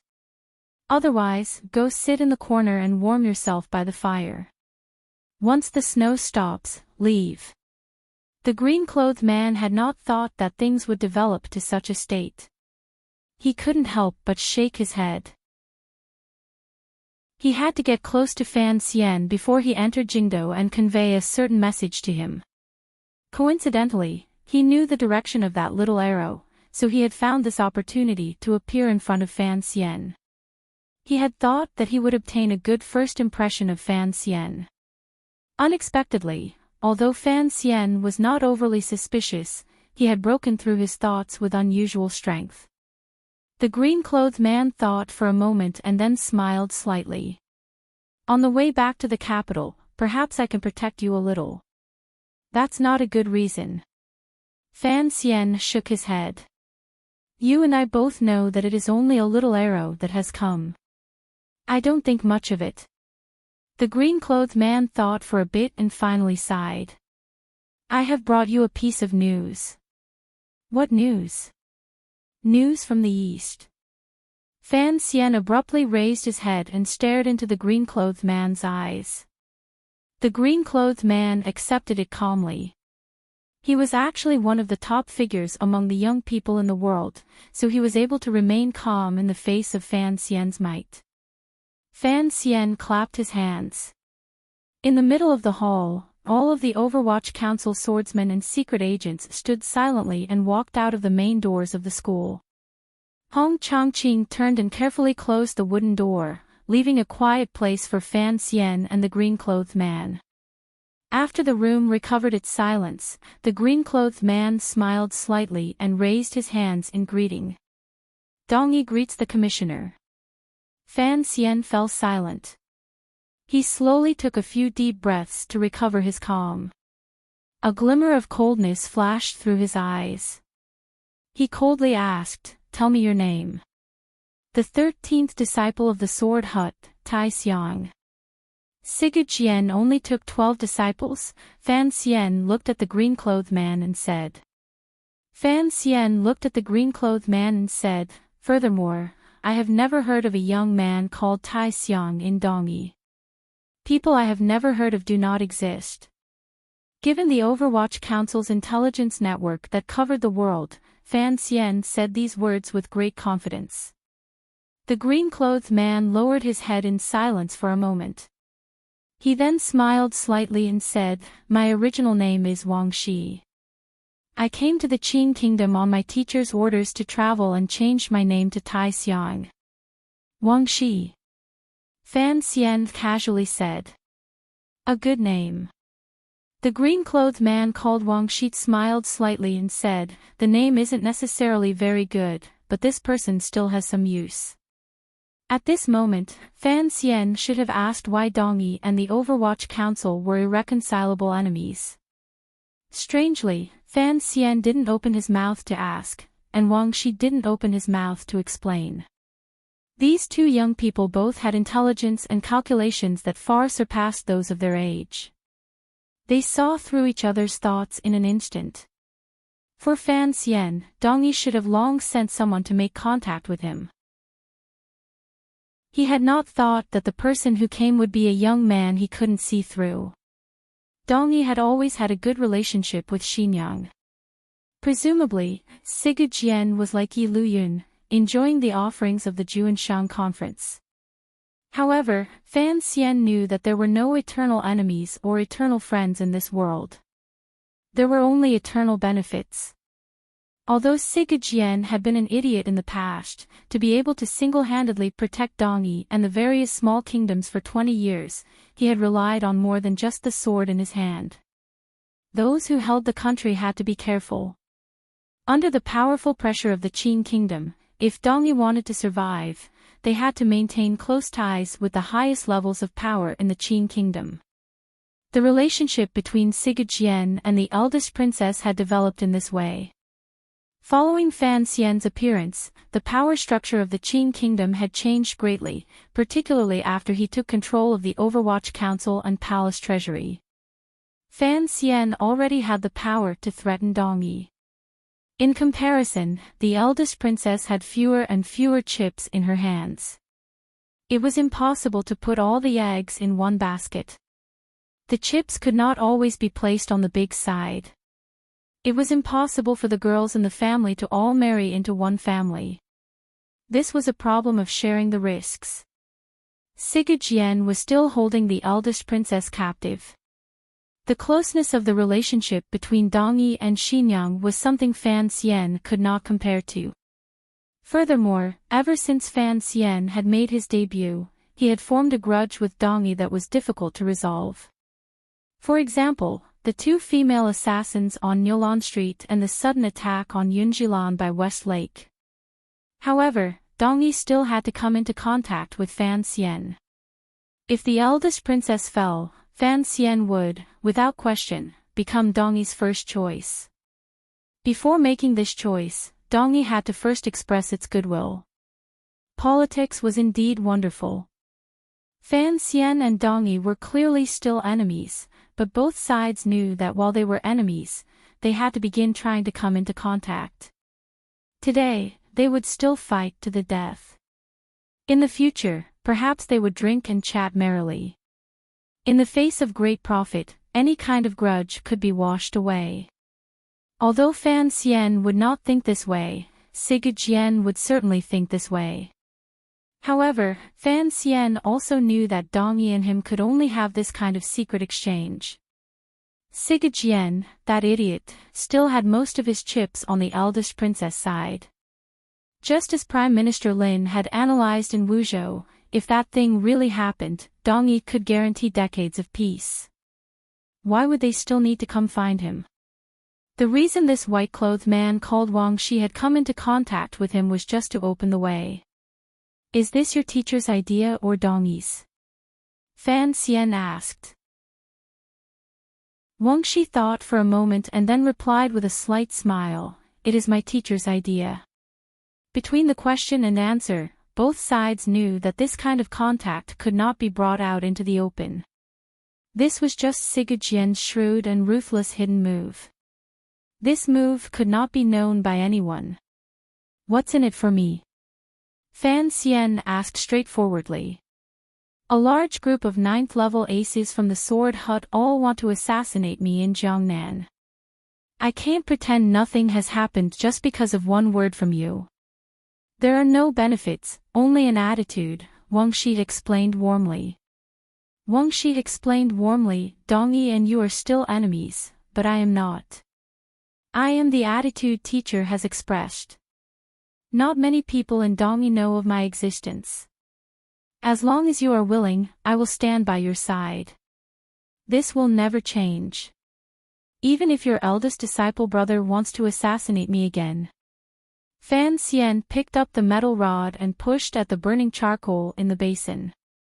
Casually, he said, will you also stand by my side and kill all of your Dongyi people? Yes, Wang Shi replied seriously. Anyone who is unfavorable to you is my enemy. Fan Xian couldn't resist laughing. He let out a long sigh and said, Sigurd, oh, Sigurd, the things this idiot thinks of are indeed interesting. As he said this, Fan Xian watched Wang Shi's reaction from the corner of his eye. When he said the word idiot, the biggest taboo in Dongyi, the other party's expression remained calm and unmoved. The 13 disciples of the Sword Hut. Fan Xian narrowed his eyes. There were 4 great grandmasters in the world, plus Uncle Wu Zhu. Ku He's true last disciple was Haitang, so Uncle Wu Zhu's last disciple was him. If the green-clothed man in front of him was truly Sigurd last disciple, then he should also be a powerful figure. In the future, I will call you 13th Wang, Fan Xian said calmly. Fan Xian calmly said, 13th Wang, have you ever thought, given my vengeful personality, that Dongyi will still follow that crazy woman to deal with me in the future? How could I let Dongyi go just because of you? Working together is beneficial for both sides. Wang Shi smiled freely with an indescribable ease. As for those who have offended you, you can think of a way to kill them. Teacher had me enter the Qin kingdom to travel. I have no hidden evil intentions, so I have to survive. As long as I survive, Wang Shi said calmly, Dongyi will continue to live as it is now. Hearing these calm but actually unusual words, Fan Xian lowered his head slightly and said, are you also going to the capital? Yes. Wang Shi sighed leisurely. Since I am traveling, of course, I have to go to the Qin kingdom's Jingdo. I heard that there is a Baoyue brothel in the Jingdo.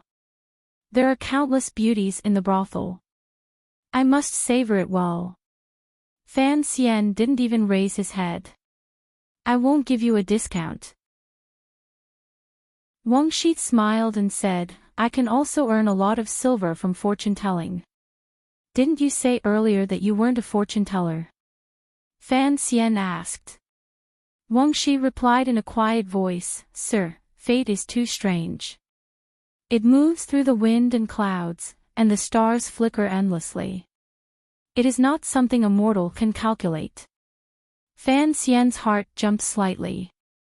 A moment later, he slowly said, going back to the original topic, that is the same as saying that you are Sigurd's attitude alone, a minute part of his attitude, and that it has nothing to do with Dongyi's edict. You could say it like that, Wang Shi replied, neither servile nor overbearing. Very good. Fan Xian rubbed his hands, which had begun to grow cold again, and placed them above the brazier. His eyes looked at the bright red seeping through the white ash in the brazier and said, I don't like having a very powerful archer spying in the dark all the way back to the capital and suddenly shooting a few arrows out of the blue. Wang Shi was silent. Go break that little arrow outside.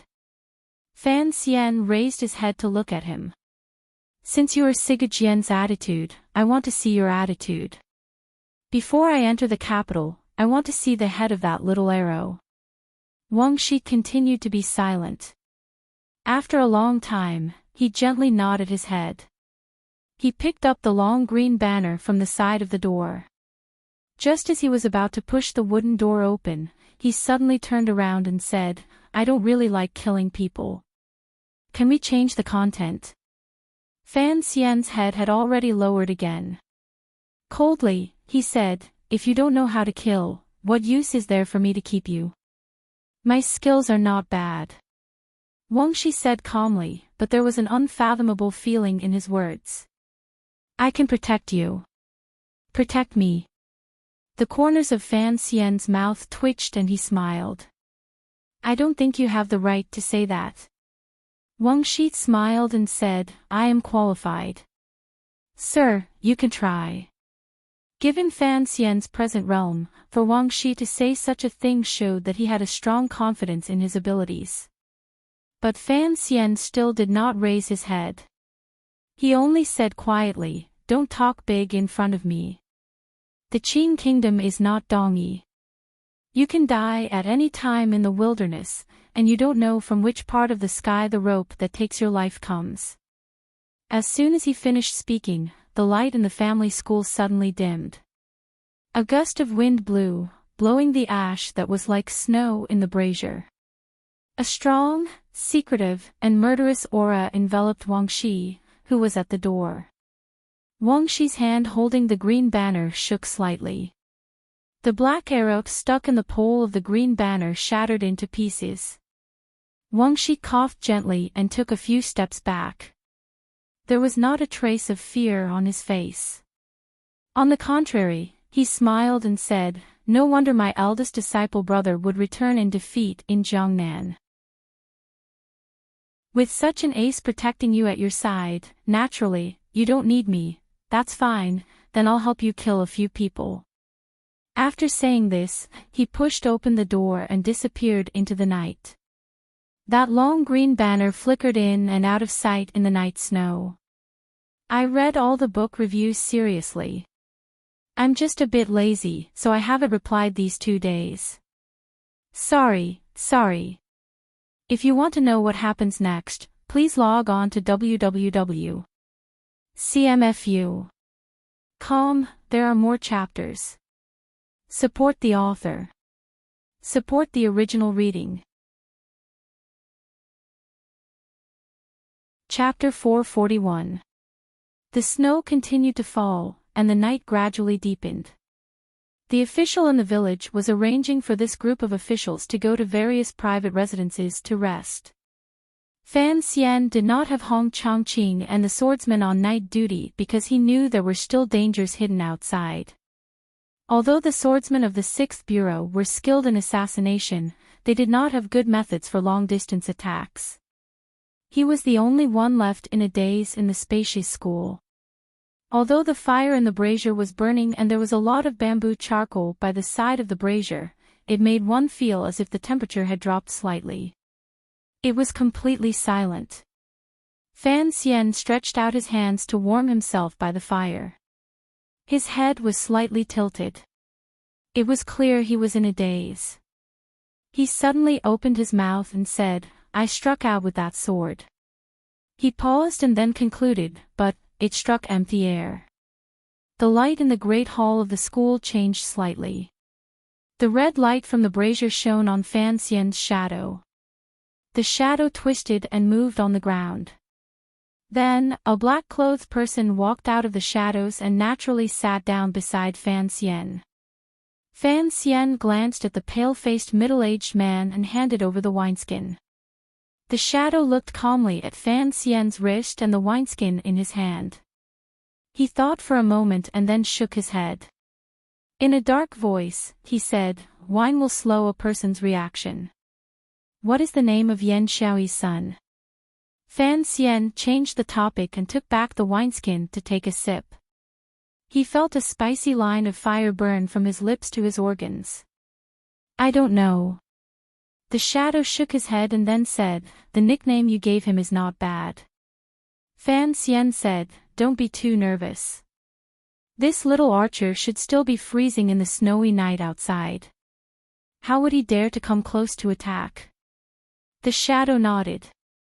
Fan Xian once again handed over the wineskin and said, take a few sips. I am not Qin Pingping. Although there are many people in this world who want to kill me, at least it is not so easy. The shadow thought for a moment and accepted the wineskin. He took a few shallow sips. A moment later, 2 lines of red seeped out of his pale cheeks. He looked like a clown on a stage and was very cute. Fan Xian chuckled and said, "If we were in each other's shoes, I wouldn't be able to endure the loneliness in the darkness. I've always been curious. Don't you usually need to eat or drink?" When protecting Chen Pingping or Fan Xian, the shadow never left their side. No wonder Fan Xian had asked this. The shadow said gloomily, "Of course I have my ways." Fan Xian shook his head and didn't say anything more. Turning the subject back to his earlier words, he said, "You saw my sword strike empty air." "Yes, sir." There was no emotion in the shadow's voice. 13th Wang is very powerful. Fan Xian was silent. Of course, he knew that Wang Shi was very powerful. Powerful enough that he could approach the school silently in the snowy night without him or the shadow noticing. Powerful enough that he could block in front of Fan Xian like a wandering spirit when the arrow was in the air, making it so that Fan Xian's sword struck empty air. It looked like a simple green banner blocking, but Fan Xian knew the power contained in the black arrow in the snowy night. The more casual Wang Shi appeared, the more it proved his power. "I can't see through him."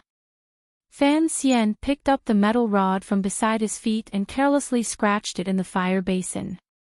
This 13th Wang is indeed very powerful, but he can endure. Those who can endure must have a great plan. He suddenly raised his brows. It's not enduring. He doesn't care. Wang Shi's way of talking shows that he doesn't care about many things. He doesn't care about my verbal attacks or my purposeful humiliation. If he was truly sent by Siga Jian, why doesn't he care?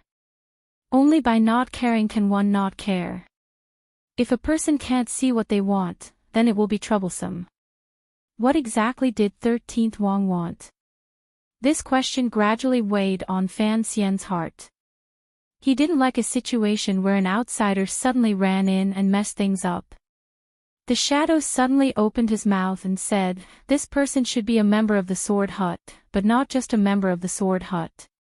Fan Xian didn't really understand, but he trusted the shadow's judgment. The last disciple Siga Jian taught was indeed mysterious and powerful. He sighed and said, "Let's wait until he kills the little archer before we talk."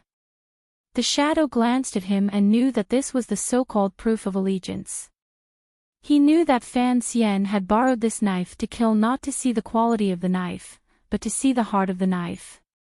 If 13th Wang really was Siga Jian's attitude and Yan Xiaoyi's son died at his hands, Fan Xian would have a great deal to do.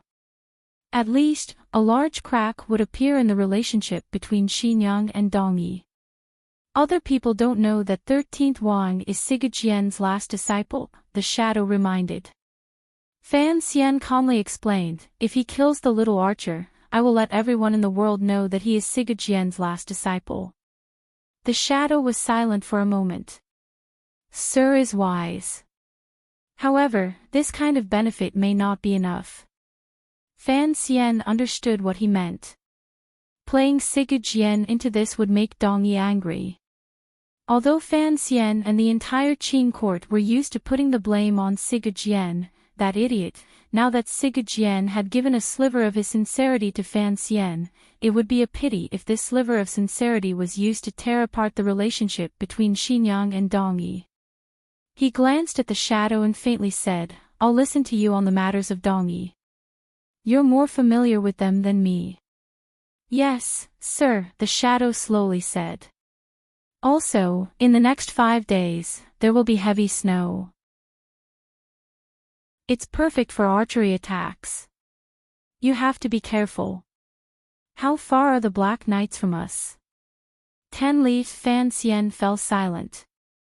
In such heavy snow, it was truly troublesome for an archer to follow the carriages from a distance. Fortunately, there were the Black Knights sweeping the surroundings. It was impossible for the other party to mobilize a military group to take the risk. If they wanted to mobilize an army to kill Fan Xian, they would have to kill all of the targets and not leave a trace of evidence to the palace. Even the Qing Kingdom's most valiant army would not have the ability to completely slaughter 500 Black Knights without leaving a few alive. I don't understand. Why would he choose to attack me on the way back to the capital? The other party should know that the chances of success are not high, Fan Xian said with furrowed brows. Fan Xian furrowed his brows and said, although Yan Xiaoyi's son is young, he should not be so arrogant. Perhaps he has a reason to act, the shadow slowly said.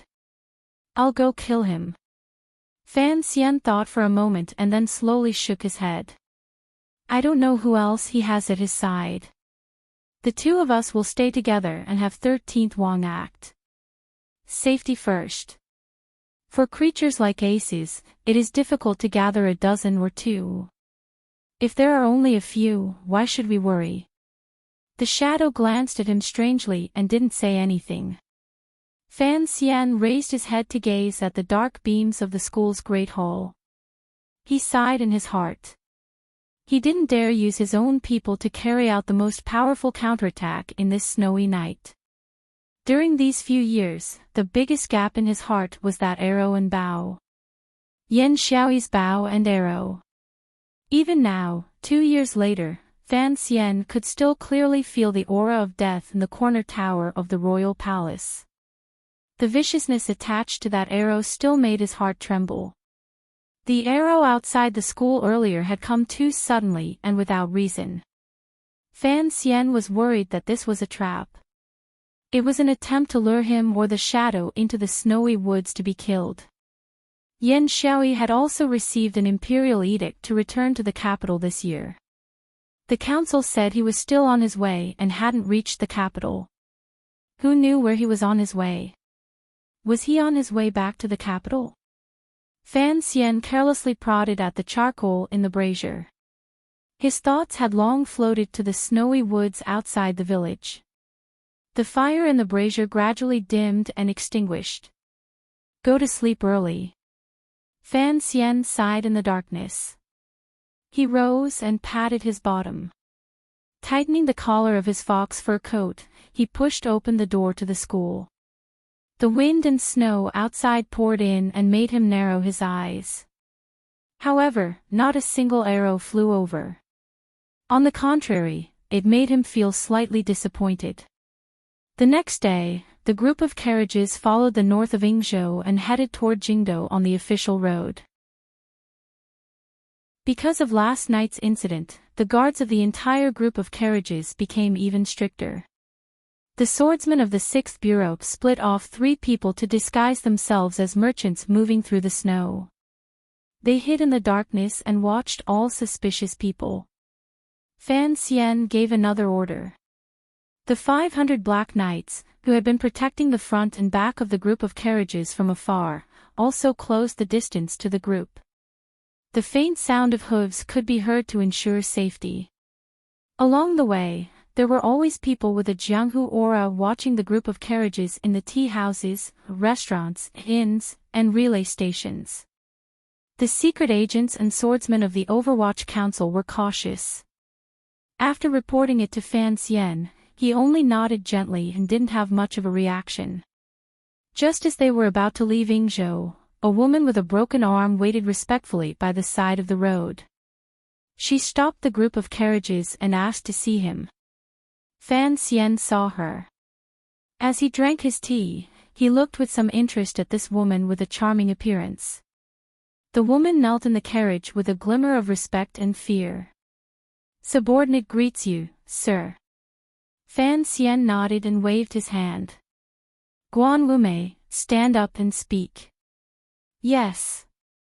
This once famous female bandit in Yingzhou, Xia Qifei's cousin, respectfully stood up. She bent her body so that her head didn't hit the roof of the carriage. What did you find? Fan Xian asked as he rubbed the space between his brows. Although the Overwatch Council's intelligence network covered the world, if they wanted to investigate people in the marketplace, it was not as good as the Jiangnan Water Bandits, a gang deeply rooted among the people. Regardless of which inn received what guest or which carriage sent who, the Jiangnan Water Bandits could find out everything clearly. Guan Wumei reported the situation of the past few days, then said, "We only vaguely found one person with a large bag, but the brothers in the gang were unable to follow him. The day before yesterday, he disappeared from Fujiapo. Looking at the direction he went, he should have gone to the capital." Fan Xian was silent for a moment, thinking that it looked like the little archer was indeed valiant and brave enough to come alone to kill him. After saying a few more words, he had Guan Wumei get off the carriage. The group of carriages began to move forward again. Like the shadow's observation of celestial phenomena, snow continued to fall endlessly in the sky for the next few days. The snowflakes were sometimes large and sometimes small, gradually blinding the eyes and confusing the hearts. Finally, they arrived safely at Weizhou upstream of the Wei River. This was the last province in the south before entering Jingdou. The city was not large, but it was still very prosperous. However, the return date of the court had long been set. Fan Xian's silver chest was still on the Wei River. Under the protection of the Shazhou Navy, he slowly headed toward Jingdou, but he could not delay any longer. Thus, the next day, he left Weizhou. However, he had already revealed his identity. At the same time, he had moved 100 provincial soldiers toward Weizhou. The Weizhou side was afraid that something would happen to this important figure, so they agreed to all his requests. The large group traveled north for a day, exiting the borders of Weizhou and entering Jingdou. Fan Xian stood on the carriage and turned his head to look back. He saw Jinggu, wearing a silver mask, watching him from the low hill behind him. He nodded his head. Jinggu mounted his horse and clenched his right fist. The 500 black knights were like a sharp black knife slicing through the silence of the hill. Passing through the hills, they prepared to return to the Black Knight camp 40 li away. This was a strict rule of the Qin court. The Black Knights were the invincible personal army that the emperor had personally given to Qin Pingping. In order to ensure the Overwatch Council's transcendent position and balance, the Black Knights were strictly forbidden from entering Jingdou. If they took a step in, they would be killed without mercy. This was the iron rule of the Black Knights. Fan Xian often thought that he could understand from this iron rule. Although his old emperor was confident to the point of narcissism and could even treat a rebellion as a joke, he probably also understood in the depths of his heart that if the nobility of Qin Kingdom rebelled, the cripple would be the most terrifying. Although the emperor would not believe that the cripple would rebel, as an emperor, he had to be on guard. Entering Jingdou, the roads gradually widened. There were fewer mountains and forests, and more people. The wind and snow gradually subsided, and the accumulated snow gradually melted. The wet mud wrapped around the hooves of the horses, making it difficult for the entire group of carriages to move forward. However, the hearts of the people of the Overwatch Council had already relaxed. Around Jingdou, no one dared to carry out an assassination in broad daylight. Although Fan Xian was a careful and cautious person, he was not an exception. Ever since the founding of Qin Kingdom, even if ambitious people occasionally appeared in the military, no one dared to make trouble near Jingdou. A small mountain valley appeared in front of him. The white snow pressed down on the precious evergreen forest, making the tree branches creak and turn into dragons of ice. Fan Xian lifted the heavy curtain and looked at the mountain valley. He found that there were no rocks on the mountain. In the distance, he could faintly see the massive city walls of Jingdou. It was like a giant beast that made one feel suffocated. Fan Xian let go of a smile. Jingdou, he had finally returned. The little archer's unreasonable arrow had made him nervous for so many days.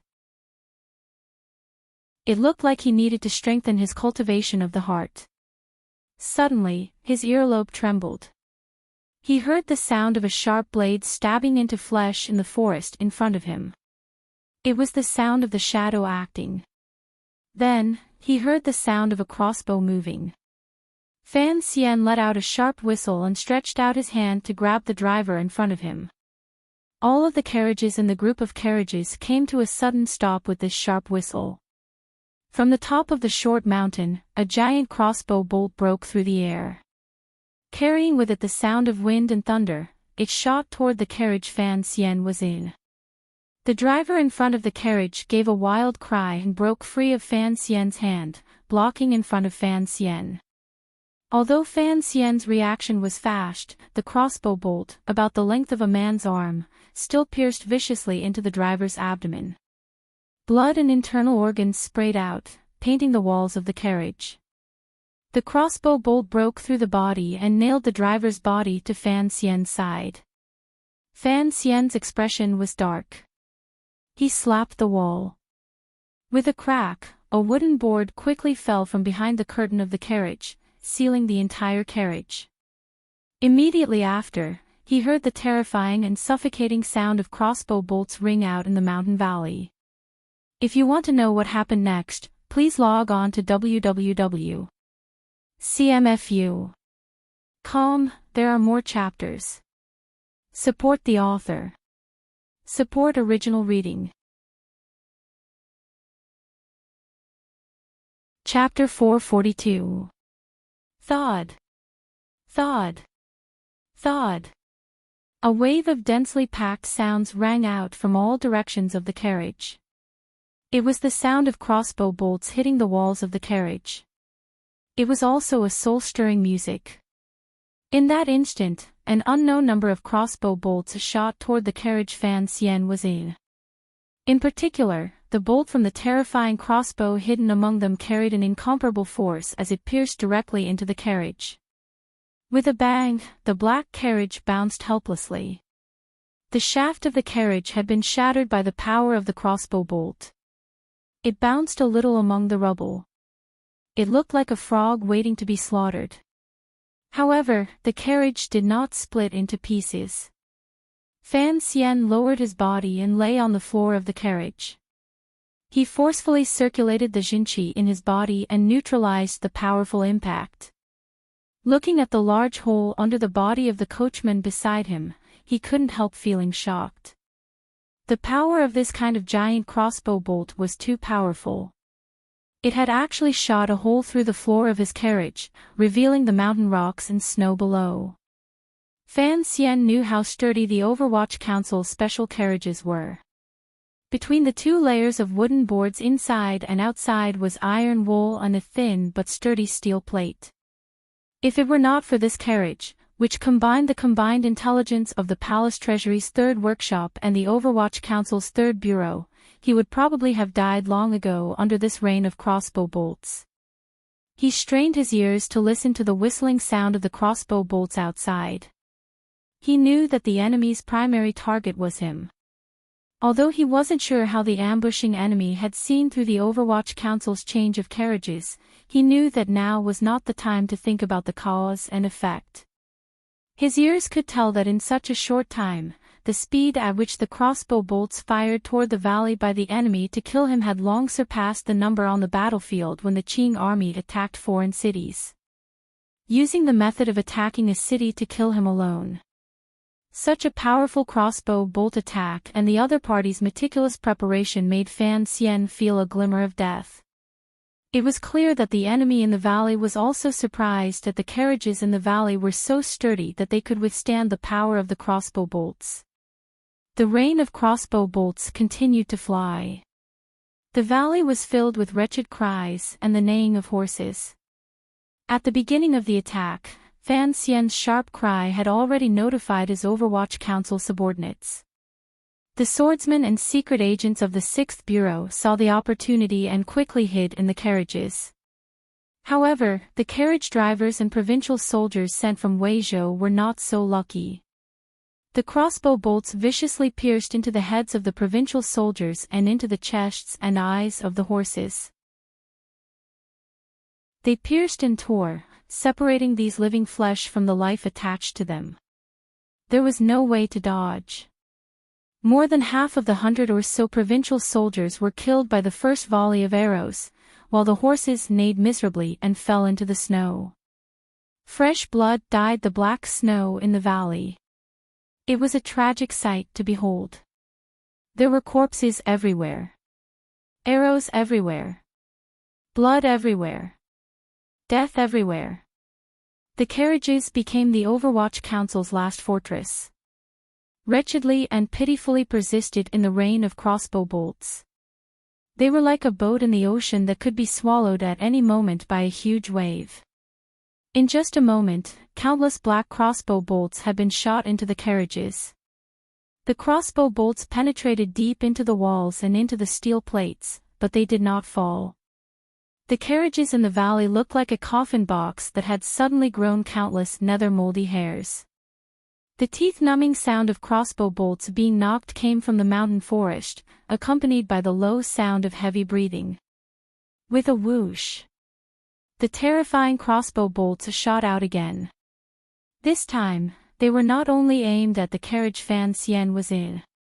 2 more bolts were also aimed at the carriage in front. The crossbow bolts stabbed viciously into the black carriage. With a loud bang, the carriage jumped up again and then miserably flipped to the left. What kind of power was this? Fan Xian hid in the carriage and felt everything around him turn upside down in an instant. A powerful tremor threw him off the bottom of the carriage. Out of the corner of his eye, he could see diagonally above him. A sharp metal crossbow bolt had already pierced through the wall of the carriage. Sinisterly and terrifyingly, it was only half a foot away from his chest.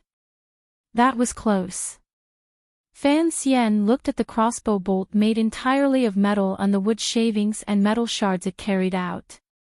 He knew the carriage wouldn't be able to hold out for long. The carriage couldn't be too heavy, so when it was designed, only a thin layer of steel was sandwiched between the 2 layers of wooden planks. After all, the strange people of the Third Bureau would never have thought that the enemy would use the city's defensive crossbows during an ambush. Fan Xian knew he couldn't sit and wait for death. He hurriedly breathed in 2 mouthfuls of slightly sweet air. Taking advantage of the moment the carriage flipped, his entire body had already crawled out through the hole in the bottom of the carriage. It was clear that the assassin in the valley hadn't expected Fan Xian to find a way out that wasn't within his calculations, so his reaction was a moment too slow. It was at this moment that Fan Xian's toes touched the ground. He didn't dare to stop. Forcefully turning his body, he drew a few strange lines on the empty ground in the valley and charged toward the forest on the other side of the valley in a zigzag pattern. Whoosh, whoosh, whoosh, whoosh. A dozen slender but sharp crossbow bolts shot viciously into the place where Fan Xian had been earlier. They shot into the bottom of the overturned carriage and into the mud and snow at the bottom of the valley. The danger hadn't been resolved yet.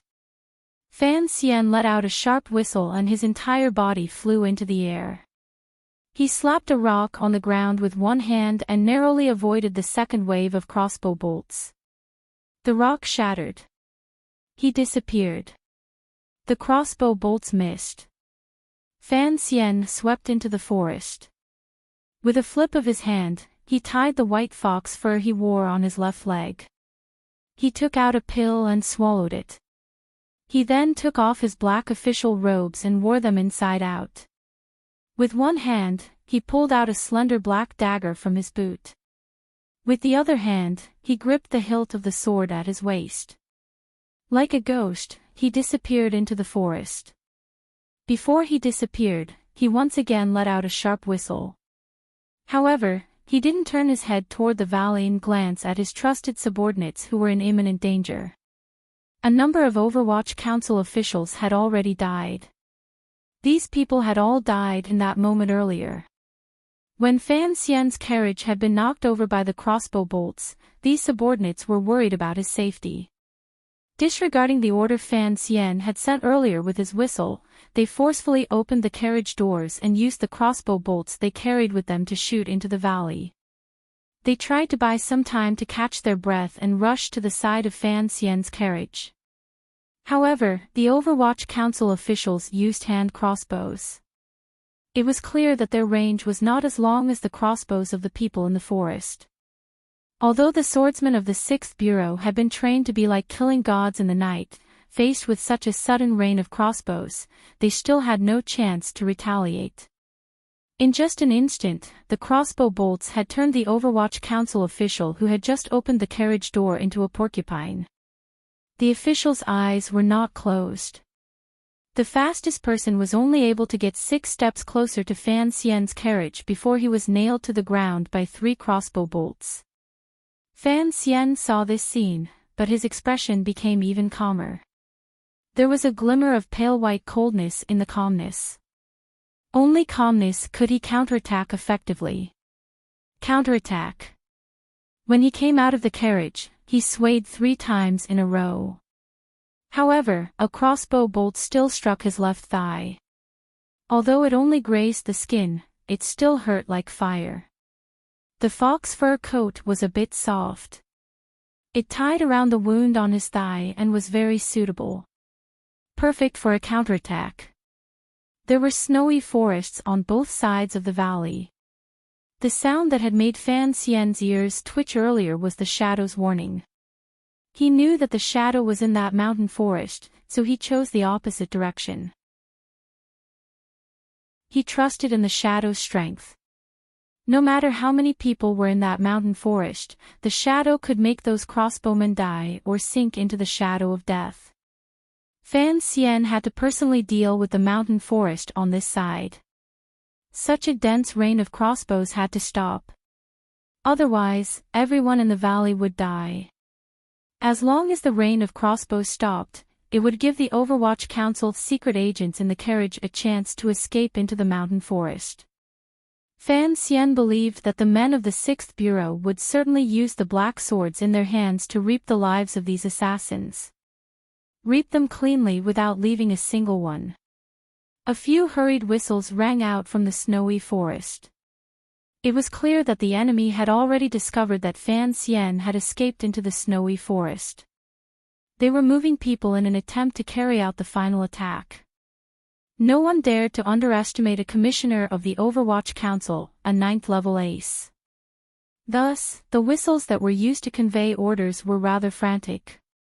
At this moment, the number of crossbow bolts shooting into the valley had decreased. The people who were shooting at the carriage knew that their target was Fan Xian. If Fan Xian did not die, then all of them would die. Although there were fewer crossbow bolts, they still maintained sufficient density and power to force the Overwatch Council swordsmen to stay in the carriage. The search and killing continued. In the snowy ground near the top of the mountain, the sound of footsteps rang out. A man holding a crossbow watched his surroundings cautiously. The snowy ground suddenly split open. A black dagger pierced deeply into his abdomen. The dagger stirred for a moment before it was pulled out so that the poison would spread faster. The man lowered his head in pain and despair. Looking at the white-clothed young man in front of him, he wanted to call for help, but a streak of black light sliced through his throat. Fresh blood sprayed out. He clutched his throat and knelt on the snowy ground. His right hand dug weakly and the crossbow bolt in his hand shot toward the snowy ground beside his knees. The powerful rebound made his dying body jump. He fell onto the snowy ground with a muffled thud. After Fan Xian slit the man's throat, he flew forward indifferently and hid behind a tree. He looked coldly at the man's last move and felt a chill in his heart. Even at death's door, he didn't forget to inform his comrades of the enemy situation. The Qing army was indeed the most valiant troop in the world. Breaking through the snowy forest and ascending the snowy mountain, Fan Xian had already killed a dozen people. His body also felt a little tired. He knew that there were more than 200 crossbowmen ambushing him this time. Furthermore, there were a number of aces among them. Even he found it difficult to move. It seemed that the shadow had not completely succeeded. The other party had truly paid a great price. At this moment, he had already broken through 2 lines of sniper fire and arrived at a place close to the top of the mountain. This was because he knew that the several powerful city-guarding crossbows were placed here. He was already close to his goal. He didn't care about the warning the man gave before his death. Stealth and assassination were more physically and mentally exhausting than an open battle, so he decided to change his method. The sound of people stepping on the snow rang out in the forest. A group of crossbowmen patrolled the surroundings nervously. Half of the crossbowmen had been sent to kill Fan Xian. A portion was suppressing the carriages in the valley. No one had thought that Fan Xian would be able to break through 2 lines of defense without a sound and come to the top of the mountain. Not many people in this world knew that Fan Xian had learned from a young age to assassinate and to prevent being assassinated. This kind of stealth instinct had already entered his blood. The snow flew again. It was as if a line of snow had suddenly appeared on the ground. A snowy shadow flashed out from behind a tree. Taking advantage of the snowflakes falling from the trees, it transformed into a straight line and charged forward. What a fast speed! These crossbowmen only saw a blur in front of their eyes and felt a wave of coldness. The crossbow bolts in their hands shot out randomly in their nervousness. Thud, thud, thud. Fan Xian swept out amidst the crisscrossing crossbow bolts that hid danger. The black, slender dagger in his left hand slid across the crossbowmen's throats. His right hand flipped and pulled out the long sword on his back, directly chopping forward. His left hand was delicate and gentle, his right was tyrannical. On the left was a black line. On the right was a ball of bright color. Crossbow bolts flew through the air and shot into the sky and into the dense tree trunks of the snowy forest. Under the outline of this black line and the bright ball of color, a group of crossbowmen cried out wretchedly and fell to the ground one by one. Fresh blood flowed chaotically. With a clang, the sword in Fan Xian's right hand met with a powerful resistance in the end. Fan Xian's feet did not touch the ground. He swept back and stood 3 steps in front of that person, looking coldly at him. The other person held a knife with both hands. Although he was slightly afraid, he still stared valiantly into Fan Xian's eyes and shouted loudly to notify his nearby comrades. Fan Xian still did not move. He looked at him coldly and then spat out a word, "Duo." By the time he finished speaking, his black dagger had already shot out, and his body also followed this black dagger with incredible speed, shooting out, as if the black dagger was dragging a shadow behind it. In an instant, Fan Xian had arrived in front of that person. The black dagger had also arrived in front of him. Slightly confused by the word "duo," the person shouted fiercely and chopped down with both knives, sending the black dagger into the snowy ground. Fan Xian let out a strange cry. His body rose up 2 feet. His right wrist flipped and the long sword hung upside down, thrusting toward the person's opening. To be able to survive was already proof of that person's strength. He quickly took 3 steps back. His hands did not let go of the knife hilt. Instead, he swung it in the opposite direction. A flash of knife light flashed and, in an instant, blocked the power of Fan Xian's sword. A crisp clang rang out. The knife broke. The person's chest tightened and he spat out a mouthful of fresh blood. How could he stand against the tyrannical Zhenqi on Fan Xian's sword? However, he had also successfully deflected Fan Xian's sword and gave himself a chance to live. In order to maintain his strangely high speed and movements, Fan Xian even abandoned his sword. His entire body curled up like a ghost and leaped into the middle of the other person's path. Without any fancy moves, he slammed his palm into the other person's chest with unusual speed and stability. With a crack, the person's sternum broke inch by inch. His eyes popped out as he died tragically on the snowy ground. Fan Xian turned around and swept away. Picking up the long sword and dagger from the snowy ground, the tip of his foot pushed off the snowy forest again and floated into the branches of the trees. Like a swan, he disappeared. This exchange was only 3 claps. This was what was called a flash of flint. Fan Xian looked at the 3 strong crossbows at the bottom of the forest and couldn't help but feel a chill in his heart. As expected, they were city-guarding crossbows. Countless doubts and unease involuntarily rose in his heart. However, he was still trapped in the valley. He couldn't think about too many things. The strangely shaped and terrifying city-guarding crossbows were installed at the top of the mountain. Below them, there was a wooden tray and metal pivot to control them.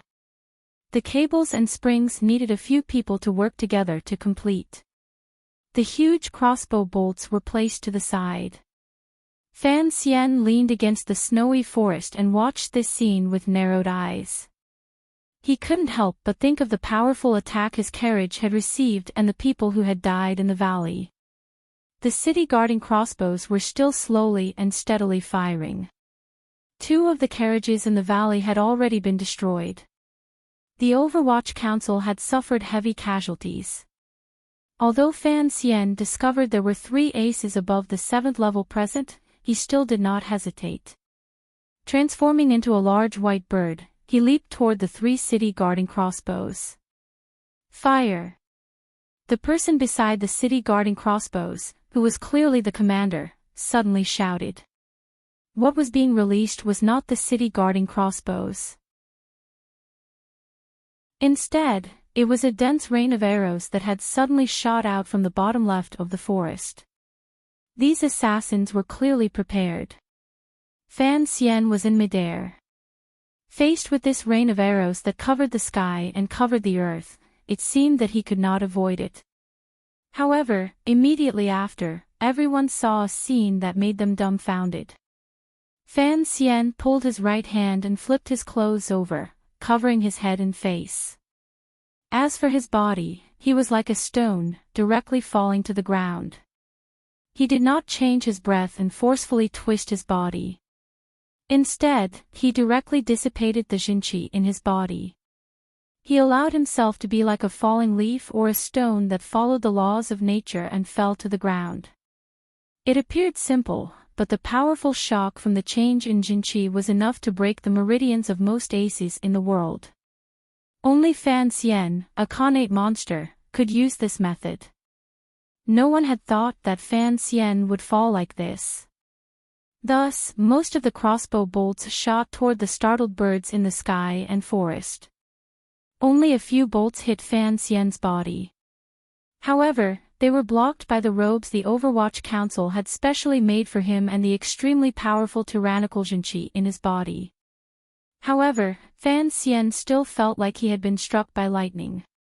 A bone-deep pain made his eyes redden. He knew that he had suffered internal injuries. The surface of his body was probably already beginning to bleed. The moment his feet touched the ground, his entire body fell down. Like a snow fox, he slid quickly along the snowy surface and floated toward the 3 crossbows. The crossbow bolts shot into the snowy ground behind him. They stuck densely together as if to strengthen his movement. A fast knife came to meet him. Fan Xian flipped his wrist. The black dagger spread out like a ball of black shadow. In a moment, it met the knife 14 times. 14 clanging sounds rang out. The knife-wielding man retreated in fear. His face was green and white. It was clear that he had suffered a hidden loss. However, he had successfully blocked Fan Xian in front of him. Fan Xian narrowed his eyes and glanced at him. He knew that this knife-wielding man must have an important position in the military. There were 2 other aces like this on the mountaintop. What Fan Xian needed was time. Thus, he retreated into the chest of the attacker behind him. Flipping his hand to hold his wrist, the black dagger stabbed out from under his armpit. The person behind him gave a strange cry and abandoned the knife. His palms came together and, risking the danger of the poison on the dagger, clamped down on Fan Xian's dagger. However, the strength of Fan Xian's stab was great. The dagger finally slid past the man's palms and cut into his body a little. The man roared wildly and slapped his palm toward the back of Fan Xian's head. Fan Xian didn't turn his head and returned his palm. Immediately after, the dagger pulled out and returned, using the hilt to strike toward the man's face. It was as if Fan Xian had eyes in the back of his head. The hilt of the knife pierced straight toward the man's eye socket. The man's left palm struck out again and blocked Fan Xian's knife hilt an inch in front of his eyes. Fan Xian's thumb pressed down. The hilt of the knife stabbed out with a sharp blade and pierced through the man's palm. Immediately after, it pierced through the man's eyeball. On the shore of the North Sea, even Shaoan had suffered from Fan Xian's attack, much less these aces in the military. The man did not cover his eyeball, which had liquid splattering in all directions. Howling wretchedly, he held on to Fan Xian from behind with unusual valiance. His left palm and eyeball were pierced by Fan Xian's dagger. His right arm was tightly wrapped around Fan Xian's throat. The knife-wielding man in front of him also chopped down with his knife. The knife was as fast as lightning and headed straight for Fan Xian's face. Fan Xian gave a muffled grunt. With a clang, he pulled out the dagger from the man's eye socket behind him and directly stabbed toward the knife-wielding man in front of him. Unexpectedly, the knife-wielding man did not care about his own life and death. With an explosive roar, he did not stop and allowed Fan Xian's dagger to stab into the right side of his chest. It looked like these aces in the military wanted to leave Fan Xian's body in this valley not far from Jingdou even if it meant risking their own lives. However, Fan Xian's left arm, which he had stabbed out, was still stretched out. In front of his arm was a dagger, and at his wrist was a hidden crossbow. The sound of a spring rang out slightly. The knife-wielding man, who had used crossbows and arrows to kill a number of Fan Xian's subordinates, suddenly found that his eyes had darkened. Then, a sharp pain came. Only then did he know that 2 crossbow bolts had pierced into his eyes. 2 delicate little black arrows had pierced into the knife-wielding man's eyes. Fan Xian exhaled fiercely and took a step forward with the valiant ace behind him. Dodging the knife edge of the knife-wielding man, he used his iron shoulder to block the other's right hand. With a crack, it was still the knife-wielding man's hand that broke. Fan Xian raised his foot and kicked out. With a muffled sound, the knife-wielding man in front of him was sent flying backward 30 feet by this resentful and tyrannical kick. He smashed ruthlessly into a tree trunk. His stomach split open and his intestines spilled out. It was a wretched sight. At this time, the third person finally arrived. Fan Xian's foot had not yet been pulled back. However, he had been waiting for this person the entire time.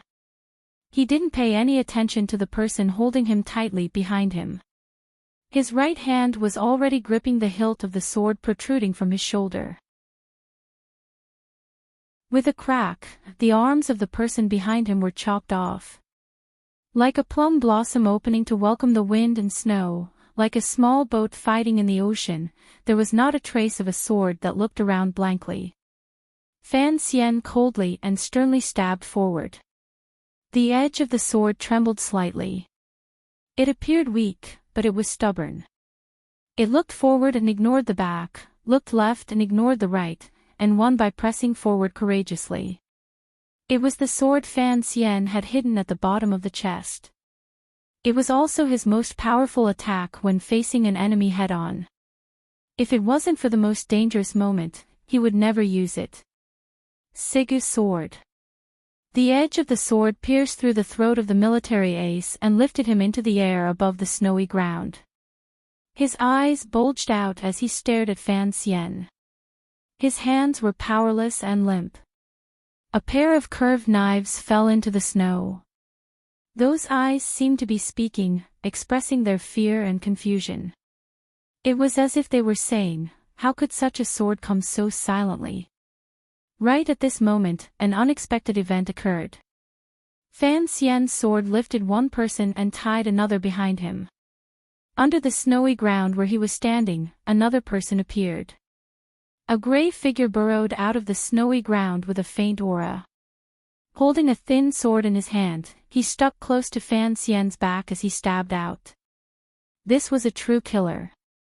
Fan Xian had hidden in the snowy ground and killed countless people.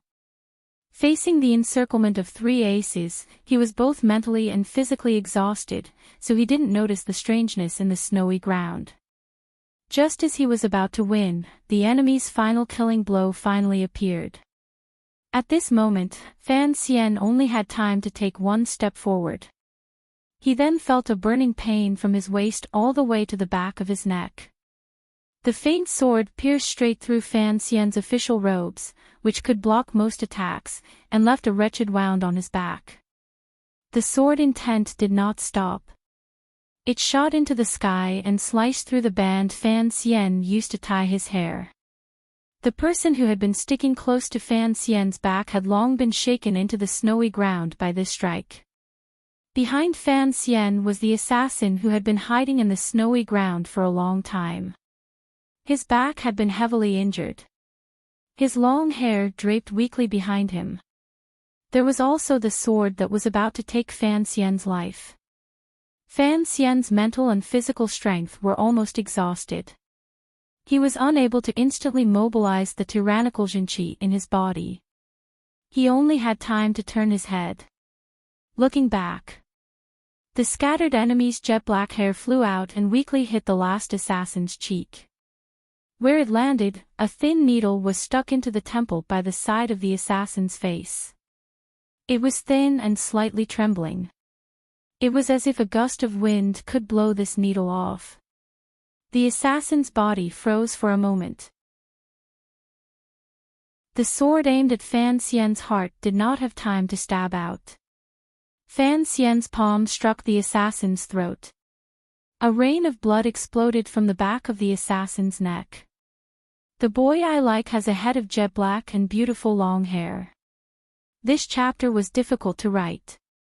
The stock market collapsed, and I'm having a small diarrhea. I sincerely call for monthly votes. Thank you. If you want to know what happens next, please log on to www.cmfu.com. There are more chapters. I support the author and support genuine reading. Chapter 443. Guys, I'm learning how to operate the book review on the new website. If I learn it, I can add a smart chat. A few days ago, I looked at both. I was tired, and I didn't know how to play. Really, I'm scratching my head. Also, the monthly votes are back in 5th place. I'll pull again. Also, of course, I'm not a lesbian. I'm a male, middle-aged, fat kind. The assassin's head flipped back. Only that lonely and thin spine hung upside down behind him. A blood-red and disgusting cavity faced the blue sky that had stopped snowing. Without time to catch his breath, Fan Xian pulled out the long sword stuck in the snow. His feet pushed off the ground, and his body curled into a ball. He retreated backward with incredible speed. After his body curled into a ball, the area that was exposed to the air became smaller. The gray-white Overwatch Council robes covered his entire body without a single hole. The sound of crossbows rang out in the field. It was as somber as the Shihu iron zither, but it all shot around Fan Xian's body. His movements were truly too fast. Even the fastest crossbows could not accurately hit him. Occasionally, a few crossbow bolts hit, but they were unable to pierce through his body. Fan Xian swept to the top of the city-guarding crossbow. Circulating the remaining tyrannical Jinqi in his body, he flipped his hand up. How much strength did this require? The massive city-guarding crossbow spun in the air and smashed into the two city-guarding crossbows beside it. In this short moment, Fan Xian flipped his hand and flicked the tip of his sword, hitting the crossbow's spring in the air. The crossbow had already been knocked and was at its most critical moment. The Emperor's sword that Wang Qinian had sent thousands of years ago was indeed a precious blade rarely seen in the world. Wherever the edge of the sword passed, the spring string snapped without reason. The surrounding assassins panicked and roared angrily. They charged toward Fan Xian, but they ignored the problem of the city-guarding crossbows. Creak, creak. A series of shocking sounds rang out at the top of the snowy mountain. With three loud bangs, the city-guarding crossbows smashed together and immediately changed their direction. One of the spring strings had already been cut by Fan Xian. The fully metal crossbow bolt, which had been charging for a long time, finally shot out. However, it was not aimed at the valley. It was aimed at the ground. The powerful recoil caused the massive city-guarding crossbow to jump up. It flipped up half the height of a person and directly pressed down on the group of people chasing Fan Xian. When it ran over, it left a mangled mess of flesh and broken limbs. The two city-guarding crossbows that had been smashed were no longer able to control the bowstrings on the crossbow mechanism. With two whooshing sounds, the crossbow bolts flew out without any direction, shooting out randomly. Two streaks of sharp light flashed past, and one of the crossbow bolts hit an old tree. How could the trunk withstand such a powerful force? The bark was difficult to fly, and the hardwood was sliced apart like tofu, creating a large hole in the middle. Immediately after, the tree broke off from the center of the hole and collapsed with a loud bang. The damage caused by the other crossbow bolt was even more shocking. It directly pierced through the bodies of the three snipers, directly impaling them on the snowy ground. Fresh blood flowed along the terrifying crossbow arrow onto the snowy ground, and the three snipers who had been pierced into meat skewers were unable to die immediately, moaning incessantly. Chaos ensued. Taking advantage of the chaos, Fan Xian once again hid himself in the snowy forest. Leaning on a tree branch, he panted heavily. He had to be careful not to let the blood on his back fall off the snowy tree and alert the snipers. The other party had crossbows in their hands. If another group of crossbowmen surrounded the heavily injured Fan Xian was not confident he could survive. His mission had already been completed. The density of crossbow bolts in the snowy forest had decreased greatly. The deaths of the three leaders made the ambushers feel a chill in their hearts and panic. Without anyone to command and without the suppressive effect of the three city-guarding crossbows, the pressure on the black carriages in the valley immediately lessened greatly. Fan Xian leaned on a tree branch and listened to the movements in the forest across from him. He knew that the shadow had already gotten ahead of him and had already disturbed the camp on that mountain. The morale of the ambushers was in chaos. The assassins of the 6th Bureau of the Overwatch Council finally had their chance to show off. The people of the Overwatch Council knew where the opportunity was. Without waiting for their leader to give the order, they had long charged out of the carriages. Pulling out the black metal drills at their sides, they dodged the already sparse rain of crossbows and silently and angrily snuck into the forest. In the carriage, they had long put on their black official robes inside out. Like ash-white ghosts, they entered the snowy forest and began to use their methods and resentment to kill any living thing in the snowy forest at all costs. An ambush and crossbow battle that had been planned for a long time finally became a close combat battle in the woods under the reckless attacks of Fan Xian and the Shadow, these two aces. In this world, no one was better at killing than the assassins of the 6th Bureau of the Overwatch Council. Even the most powerful Qing army in the world was no match for the 6th Bureau in a close combat battle in the dense forest. Listening to the strange silence in the snowy forest, the occasional sound of crossbows, the occasional sound of breaking snow, the occasional sound of metal drills entering the abdomen, and the occasional wretched cry, Fan Xian knew that his subordinates already held an absolute advantage. The revenge killing was being carried out methodically. After the 200 crossbowmen who had ambushed the Overwatch Council had caused heavy casualties, they had no chance of survival. His heart, which had been tense all this time, finally relaxed. There were no survivors. Just as Fan Xian had predicted, the swordsmen of the 6th Bureau were ruthless and did not leave a single survivor. Of course, this was not just because the 6th Bureau was ruthless. When the battle was about to end, the remaining 20 crossbowmen committed suicide in unison. Fan Xian stood on the snowy ground and looked coldly at the 20 bodies on the ground. Looking at the faces of these bodies, he found that there was no sorrow or fear on their faces. There was only determination and loyalty. The Qing army was indeed the most powerful martial force in the world. If this kind of discipline and valiance were placed on the battlefield, it would be a terrifying power. Of the 30 or so Overwatch Council officials in the black carriage in the valley, only 20 or so were able to enter the snowy forest alive. Just these 20 people had killed over 100 crossbowmen.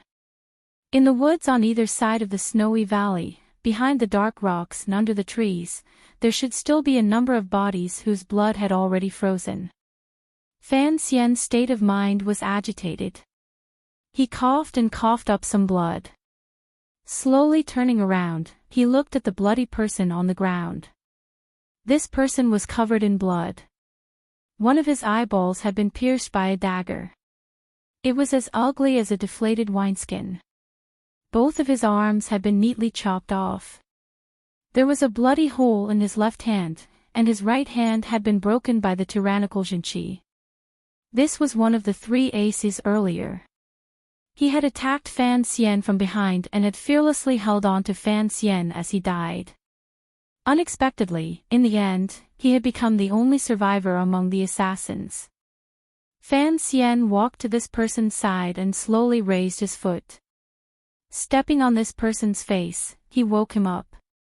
The bloody person slowly woke up. His soulless gaze swept in all directions. He saw the Overwatch Council's secret agents around Fan Xian and the bodies of his brothers scattered in the woods. After a wave of grief, he became determined. Suddenly, a pitiful expression shot out of his eyes. Enduring the pain, he said in a trembling voice, "Sir, don't kill me. I'm willing to do anything." It was a teeth-closing sound. Fan Xian's hand moved like lightning. He inserted his finger into the person's mouth and pulled forcefully. The person's jaw was pulled off by a bloody chunk. It could no longer be closed. Even a few teeth fell out. Fan Xian stretched out his hand and wiped away the blood on it in the snow beside him. "Don't think about killing yourself. You're still useful to me. Now that you don't even have a hand and can't close your mouth, how can you prove your loyalty with death? Help him stop the bleeding and keep him alive," Fan Xian ordered the subordinate beside him. He then slowly walked toward the snowy valley at the foot of the mountain. As he walked, he coughed up blood. Blood gradually flowed down his back. Hong Chongqing followed behind him and wanted to help him up, but he stubbornly shook off his hand. Hong Chongqing's luck was not bad. He had not died under the rain of crossbows.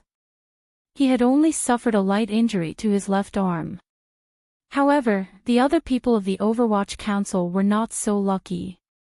Of the 30 or so trusted aides who had followed Fan Xian back to the capital, half of them were dead. Those who were alive were all injured and weak. As they walked toward the valley, the Overwatch Council officials along the way bowed slightly in greeting.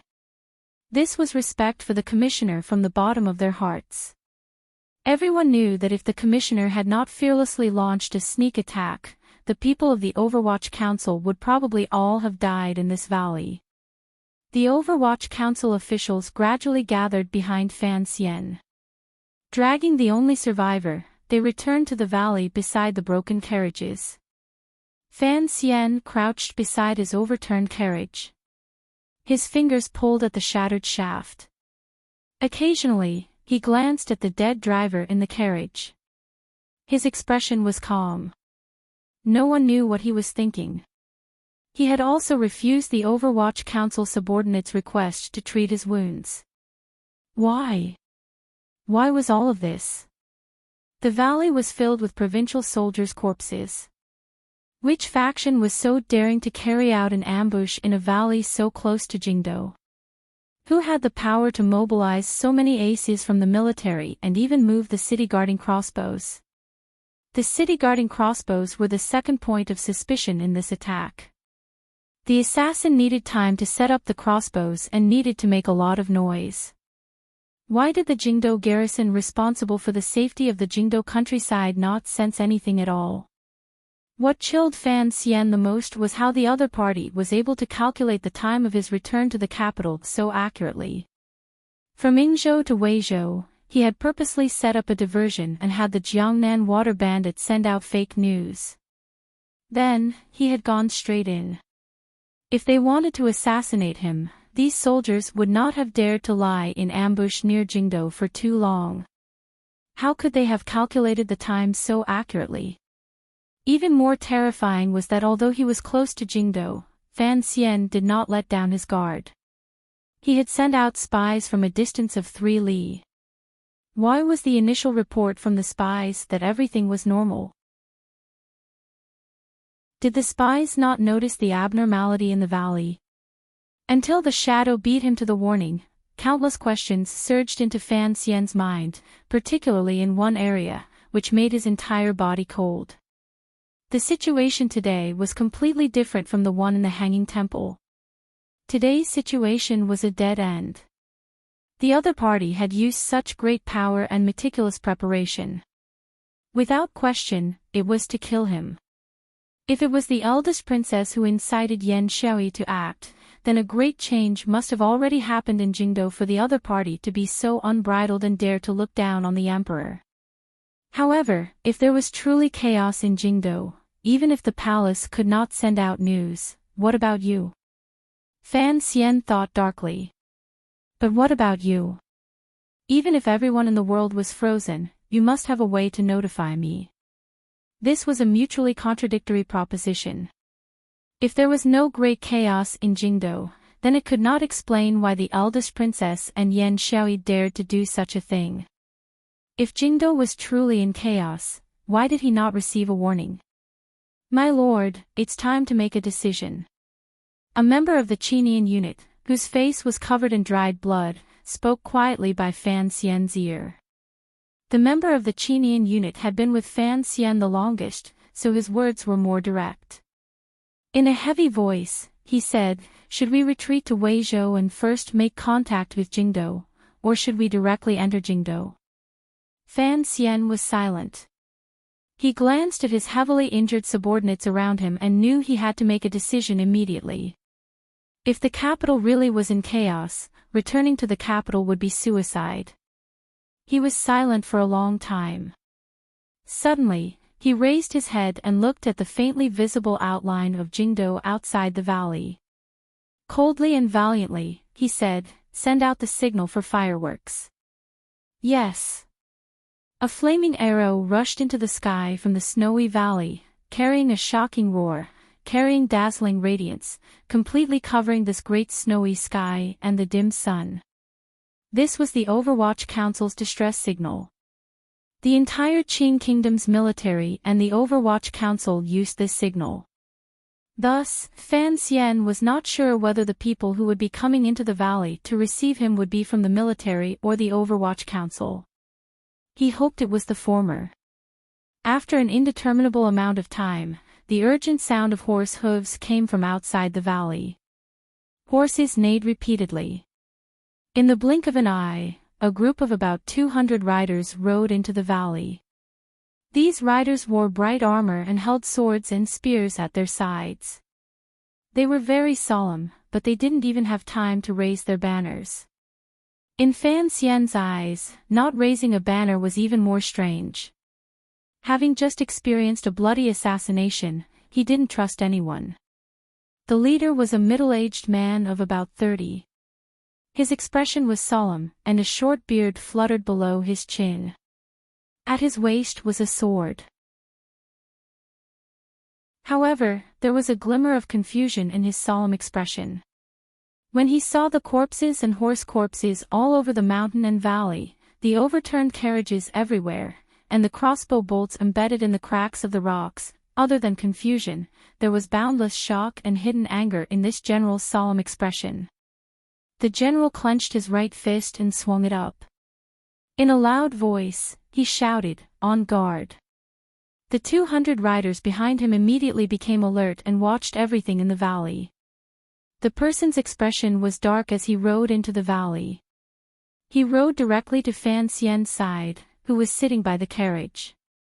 Very confidently, he flipped off the horse. Holding the long sword in his hand, he asked in a heavy voice, "Are you okay?"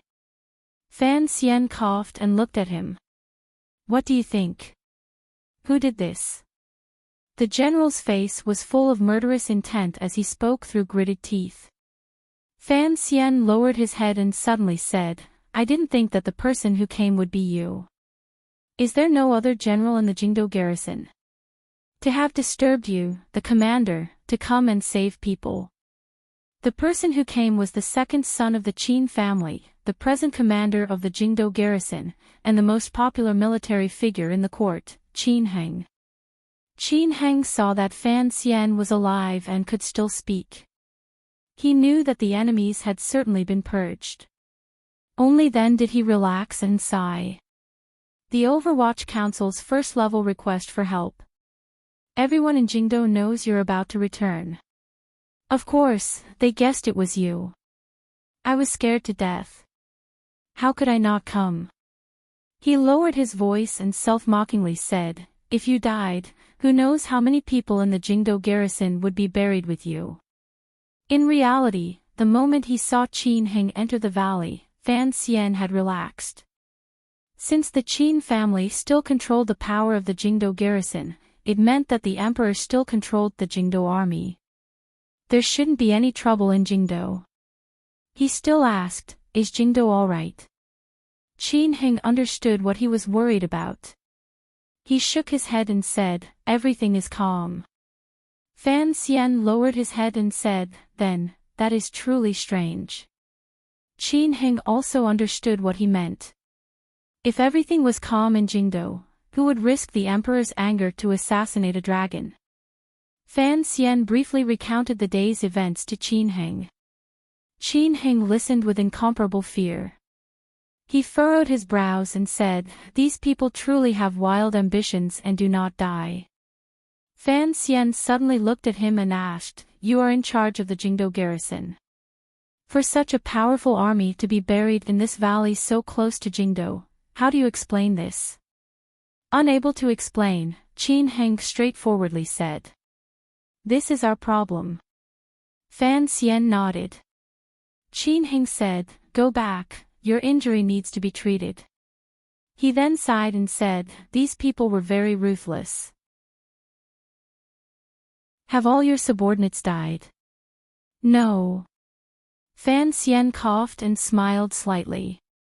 "My subordinates are all waiting for you." A dozen Overwatch Council secret agents slowly walked out of the woods on either side of the valley. They all held crossbows in their hands. Calmly and coldly, they faced Qin Heng and the Jingdo garrison responsible for clearing the bodies in the valley. Qin Heng's expression changed slightly. "What? You don't believe me? Who do you think I can trust now?" Fan Xian smiled mockingly. "Don't forget, I almost became a ghost earlier." Qin Heng silently shook his head and helplessly said, "If you feel that pointing these little crossbows at me will make you feel more at ease, then you can do it." He then furrowed his brows and said, "How about I accompany you back to the capital first? You might feel much safer there. Leave the clearing work in this valley to the Jingdo garrison. This has always been our job." This successor of the Qin family calmly and seriously said, "If it is really as you say and there is a military power involved in this matter, believe me, the Qin family will certainly help you get justice. Fan Xian shook his head and said, there's no need. Let's go together. I want to keep these bodies. Qin Heng knew what kind of anger was hidden under Fan Xian's calm expression. He nodded and looked at the sniper at Fan Xian's feet, who was on the verge of death but not yet dead. He asked, what about this survivor? I'm afraid the Emperor will personally interrogate him. Fan Xian said expressionlessly, all the dead people in this valley are mine. The living are also mine. They temporarily ignored the bodies of the provincial soldiers. They only carried out the officials of the Overwatch Council who had died in the line of duty. They also gathered the bodies of the assassins who had died in the woods on both sides. Fan Xian looked at the cold bodies of his subordinates and tilted his head slightly. He then glanced at the bodies of the ambushers and quietly said, take good care of the bodies of our own brothers. As for these people, why are they dragging so many bodies? Chop off all their heads and bring them back to the capital. At the side, Hong Changqing accepted the order in a loud voice. Qin Heng watched this scene from the side and furrowed his brows slightly. If there were no surprises, these bodies were all good soldiers of the military. Although they had become murderers of the court's imperial envoys because of internal strife in the court, their deaths were not to be regretted. However, Fan Xian's humiliating bodies still seemed to make this young general feel a glimmer of discomfort. Fan Xian completely ignored Qin Heng's feelings beside him. With a mocking expression, he watched his subordinates chop off heads. After everything had been tidied up, the remaining bloodied bodies, horse corpses, and broken carriages in the valley were taken care of by follow-up people from the court. Half of the 200 Jingdo garrison riders dismounted and carefully helped the bodies of the Overwatch Council officials onto their horses. At the same time, they had the injured Overwatch Council officials get on their horses. This was all Qin Heng's decision. He knew that at this juncture, he had to think of all ways to pacify Fan Xian's anger and the Overwatch Council's anger. The Overwatch Council and the military had always had a close relationship and a long friendship. Because of the battle in this little valley, a wound that would never be healed would certainly appear. After Fan Xian also got on his horse, Qin Heng flipped himself up and calmly said to his side, have you ever thought that if the military truly wanted to harm you, I could completely kill all of you right now? The Overwatch Council officials had already put away their crossbows. They were all heavily injured after the calamity. Qin Heng brought 200 riders, so he indeed had the confidence to say these words. However, Fan Xian didn't even glance at him. Behind the two of them were the horses carrying the bodies of the Overwatch Council officials. Suddenly, the body on one of the horses bounced up. The corpse was like a ghost that flashed across the distance between the three horses. It lightly floated behind Qin Heng and sat on his horse. It pressed tightly against his chest. It was so intimate, it was like his shadow. Qin Heng paled in shock.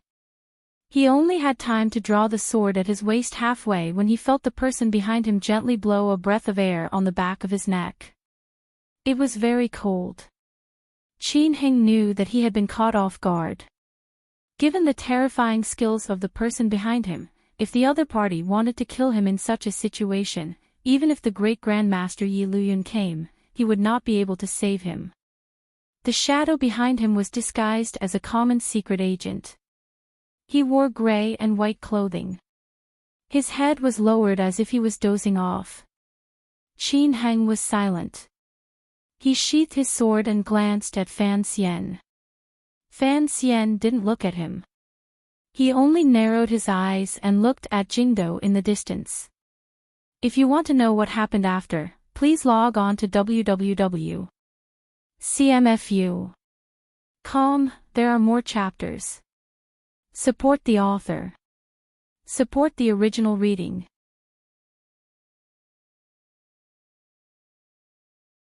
Chapter 444. It was pitch black on the other side of the city gate. It was cold and cheerless on the other side of the city gate. The city gate had long been cleared out. The people of Jingdo were blocked outside the cordon. With faces full of shock, they looked at the group coming from the south. They looked at the blood on these people, the corpses on the horses, and the young man with his back straight, riding on the largest horse in front.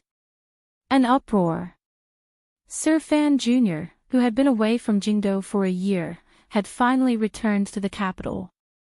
No one had thought that he would come back with so many corpses and bloodstains, as well as a completely black Overwatch Council carriage that looked like it could fall apart at any moment. The commoners in the distance whispered and discussed in shock. Looking at the scene in front of them, they all guessed that Sir Fan Jr. must have encountered something dangerous on his way back to the capital. However, no one thought that this so-called danger had actually happened near the peaceful and bustling Jingdo.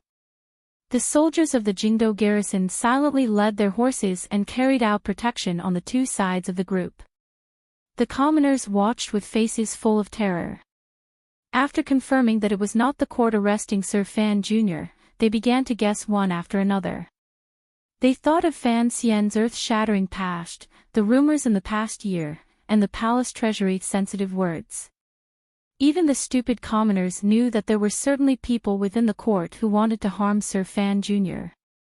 Although Fan Xian's matter in Jiangnan had affected his reputation to a certain extent, in Jingdo, he still had a very high reputation. The spring examination case, the unique bureau, the poems in front of the palace, and the trip to northern Qi. In the hearts of the Jingdo people, he was their greatest pride and the court's last conscience. Sir Fan Jr. Sir Fan Jr. The commoners looked at the injured Fan Xian and didn't know how to express their concern and support. They also didn't know how to greet him. They could only yell from a long distance. The yelling rose and fell. Qin Heng glanced at him from the side. A glimmer of envy appeared in his eyes, but he immediately recovered his calm. Fan Xian gazed at the dense crowd and nodded slightly. His expression softened slightly. He couldn't help but feel moved. He asked himself if he had done anything for these people from the bottom of his heart in this second life. Even the little bit of good he occasionally brought was remembered by these people for a lifetime. Although Jingdo was dark, the hearts of these people still leaned toward the light. Some of the more timid commoners suddenly screamed and pointed at Fan Xian's group of horses. Fan Xian didn't need to turn his head to know what had shocked the hearts of the people.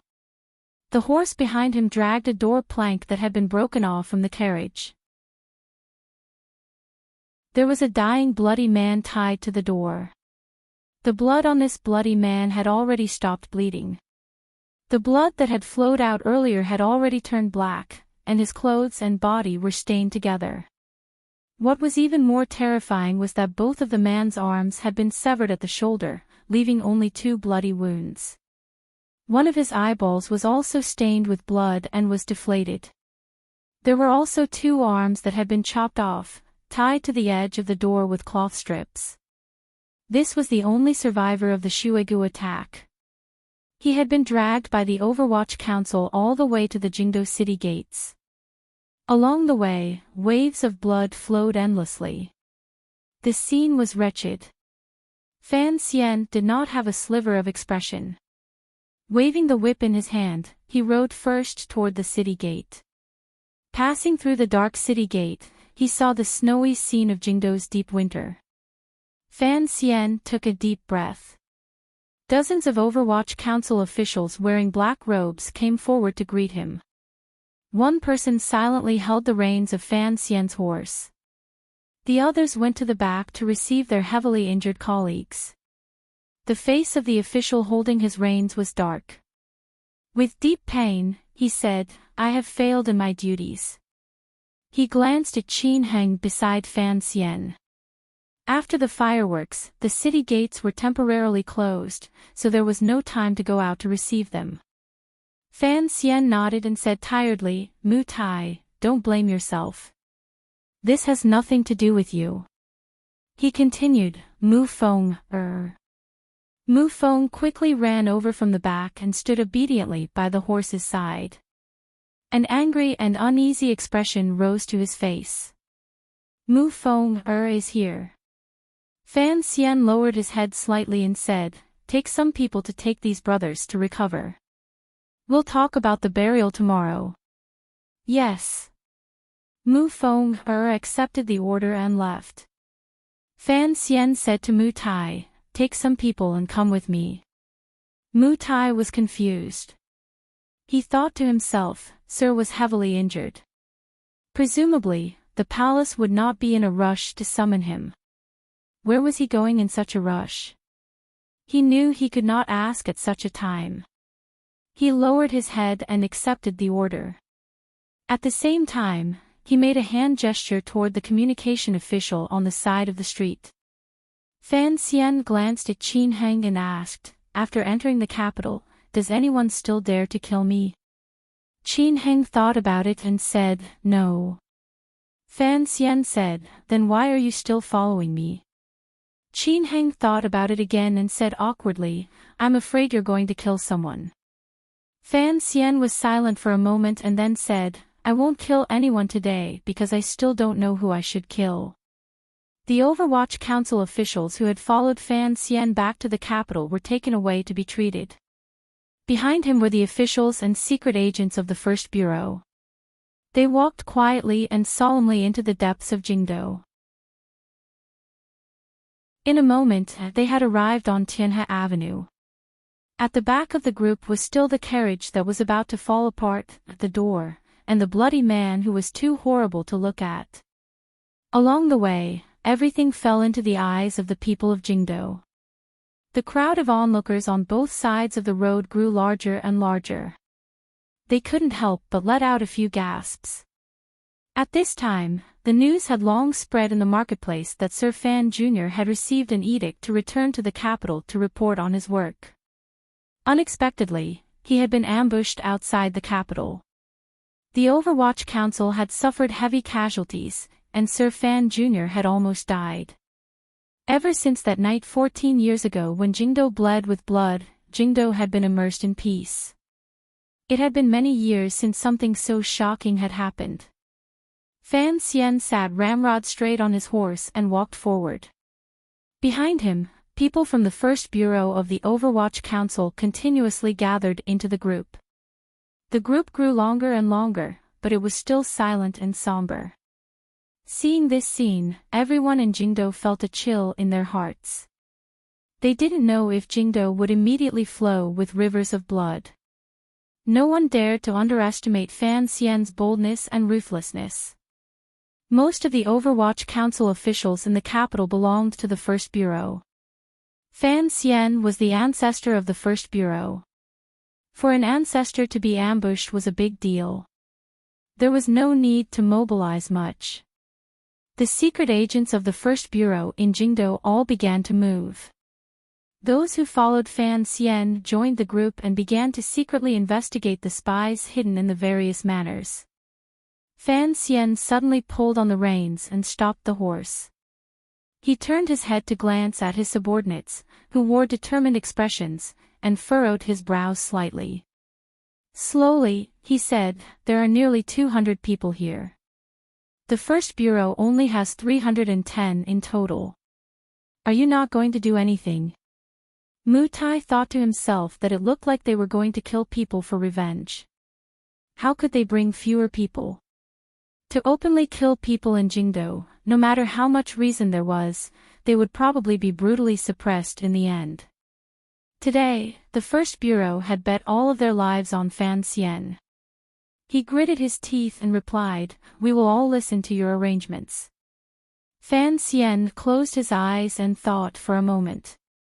Don't let any more people come. I'm not going to kill people. Qin Heng, who had been following close to him, heard these words and his heart trembled. Then, the group of people continued to move.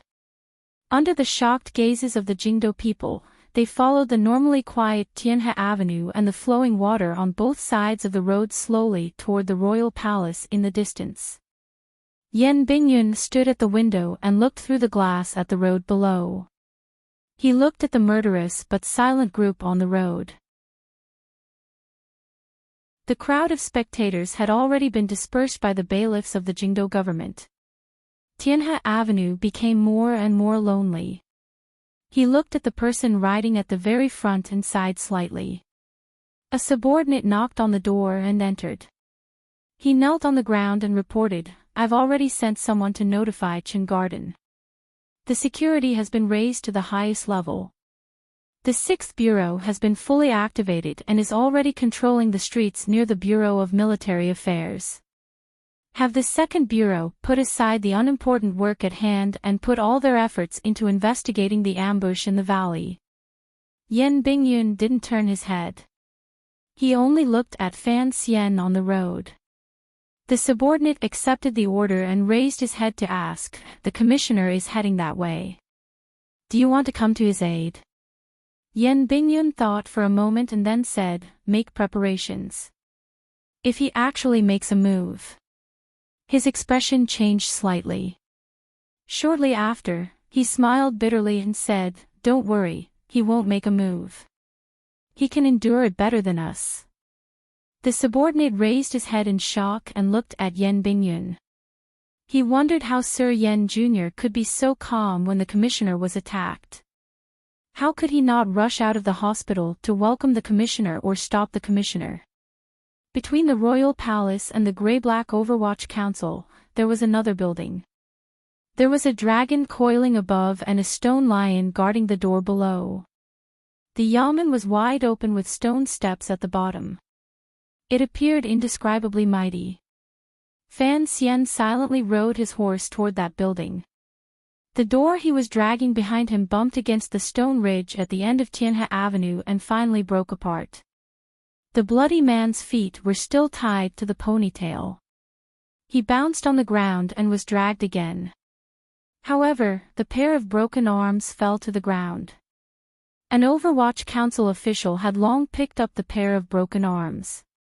The bloody man was jolted awake and made a painful moan.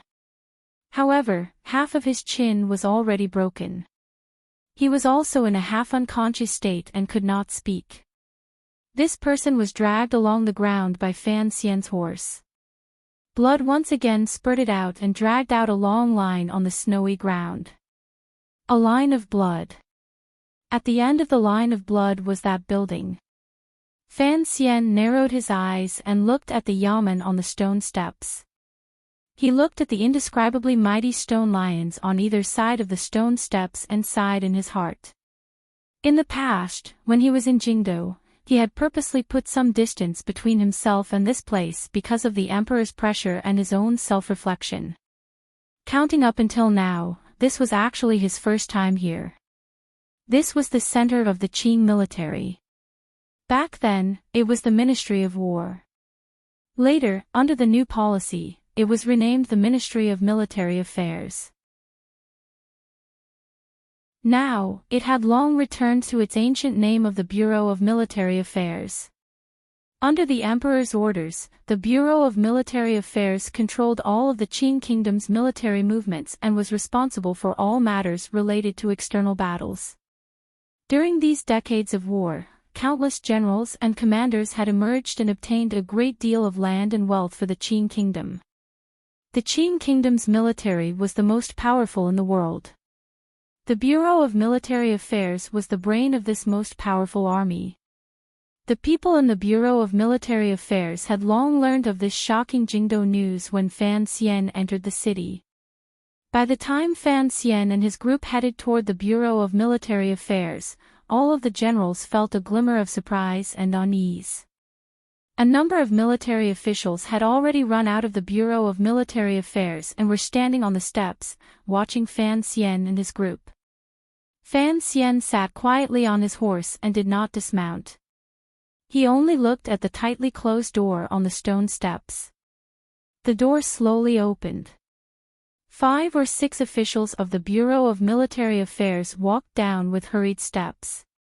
Behind them, the soldiers of the Bureau of Military Affairs gripped their weapons tightly and stared warily at the group of black-clothed Overwatch Council people at the entrance of the yamen. The scene seemed tense, but Fan Xian was not nervous. He recognized that the people who had come out to greet him were the 2 deputies of the Bureau of Military Affairs and the 3rd deputy Qingji. Presently, the old Qin master had always been sick at home. The people in charge of the Bureau of Military Affairs were these high-ranking officials. He waved his whip and stopped the right deputy of the Bureau of Military Affairs from opening his mouth. He did not give the other party a chance to express concern, anger, nervousness, pity, or any other emotion. Fan Xian slowly opened his mouth. I know that many of you do not want me to return to Jingdou, at least, you do not want me to return to Jingdou alive, Fan Xian said coldly. But I still came back. The right deputy of the Bureau of Military Affairs wanted to say something but stopped. His eyes looked at the bloody person Fan Xian was dragging behind him. Looking at this unbearable sight, this high-ranking official, who had climbed out of blood and fire, only furrowed his brows slightly. Fan Xian lowered his head slightly and said, I was attacked on the outskirts of Jingdou. Presumably, everyone knows of this matter. The right deputy of the Bureau of Military Affairs had just opened his mouth and said, It is truly shocking. Without waiting for him to finish, Fan Xian cut him off and said, I don't want to know who the person who wants to kill me is. I only know that it is one of you. One of you. This set the tone for the conversation. The right deputy of the Bureau of Military Affairs was shocked. He furrowed his brows and retorted, Commissioner Fan was attacked. My colleagues and I all feel the same. However, the matter is not clear, please don't be too. Fan Xian ignored him. He only gently stroked the smooth whip and lowered his head on the horse. What need is there to explain? Do you recognize the person I'm dragging? Fan Xian glanced at the bloody man behind the horse and smiled slightly. Of course, you certainly don't recognize him. Even if he is the personal general of some major figure in the military, you still wouldn't recognize him. This person is the only survivor of the attack on me today. He sighed. A very good soldier. What a pity. Fan Xian flipped his hand and lashed out with the whip. The tip of the whip was very long. With a slap, it landed on the face of the bloody man on the snowy ground behind him. However, the man was already on his last breath and had no reaction at all. Soldiers had their own aura. The people of the Bureau of Military Affairs had long learned from the Jingdou garrison that the small group that attacked Fan Xian this time had used city-guarding crossbows. Thus, the military would certainly not be able to escape responsibility. At this moment, the people of the Bureau of Military Affairs were all thinking about how to face the Overwatch Council's anger, Chen Pingping's counterattack, and the Emperor's anger. Thus, toward Fan Xian's clearly humiliating whip toward the military, their expressions only changed slightly. They were angry in their hearts, but they didn't show anything on their faces. From the front door of the Bureau of Military Affairs, another person slowly walked out. His figure was not very tall, but he appeared particularly valiant. His eyes, in particular, were reserved and aggressive. His face was stern, and he carried a longbow on his back. Looking at the purple clothing on his body, it was clear he was a high-ranking official. Dressed like this, if it was not Yan Xiaoyi, the governor of the north who had returned to the capital to report on his duties, who else could it be? Fan Xian didn't even glance at Yan Xiaoyi. He only flipped his hand and lashed out with the whip again on the face of the bloody man behind him, leaving another terrifying wound on his already unbearable face. Immediately after, the tip of the whip flew out and swept up this person. A knife light flashed, and the rope tied to the ponytail immediately snapped. The bloody man flew straight up, passing over the soldiers below the stone steps and landing heavily on the snowy ground in front of the Bureau of Military Affairs yamen. He smashed into the air, sending up a flurry of snowflakes and blood. He landed perfectly in front of Yan Xiaoyi. Yan Xiaoyi lowered his head to glance. No one knew if there was a glimmer of change in his gaze. Fan Xian raised his right hand. Mu Tai pulled out the knife at his side and walked to the side of the only remaining carriage. Holding the hilt with both hands, he chopped down forcefully. The knife light fell. The last of the ropes in the carriage could no longer withstand the force. Half of the carriage wall collapsed with a loud bang. Countless round objects rolled out of the carriage. They rolled past the messy wooden boards and the pure white snow. They rolled under the stone lions of the Bureau of Military Affairs and could not be stopped. They gradually piled up higher and covered half the height of the stone lions against the road. They were human heads. Countless human heads piled up between the carriage and the stone lions. Specks of dirty blood, countless open and closed blood-stained eyes, and threads of flesh tied to the heads drowned the chest of the mighty stone lions in front of the Bureau of Military Affairs. "The 200 soldiers who ambushed me are all here," Fan Xian said lightly. He waved his horsewhip and pointed it at the Qing military elders on the stone steps. "I have given you the living. I have also given you the dead. I hope you can also give me something." He then said to the indifferent Yan Xiaoyi, "Is your son well?" Finally, Fan Xian lowered his head and faced the 200 human heads by the stone lions. Pulling back his lips, he mockingly said, "What good heads?" Yan Xiaoyi raised his head. A bright light flashed through his eyes. If you want to know what happened afterwards, please log on to www.cmfu.com. More chapters. Support the author. Support original reading.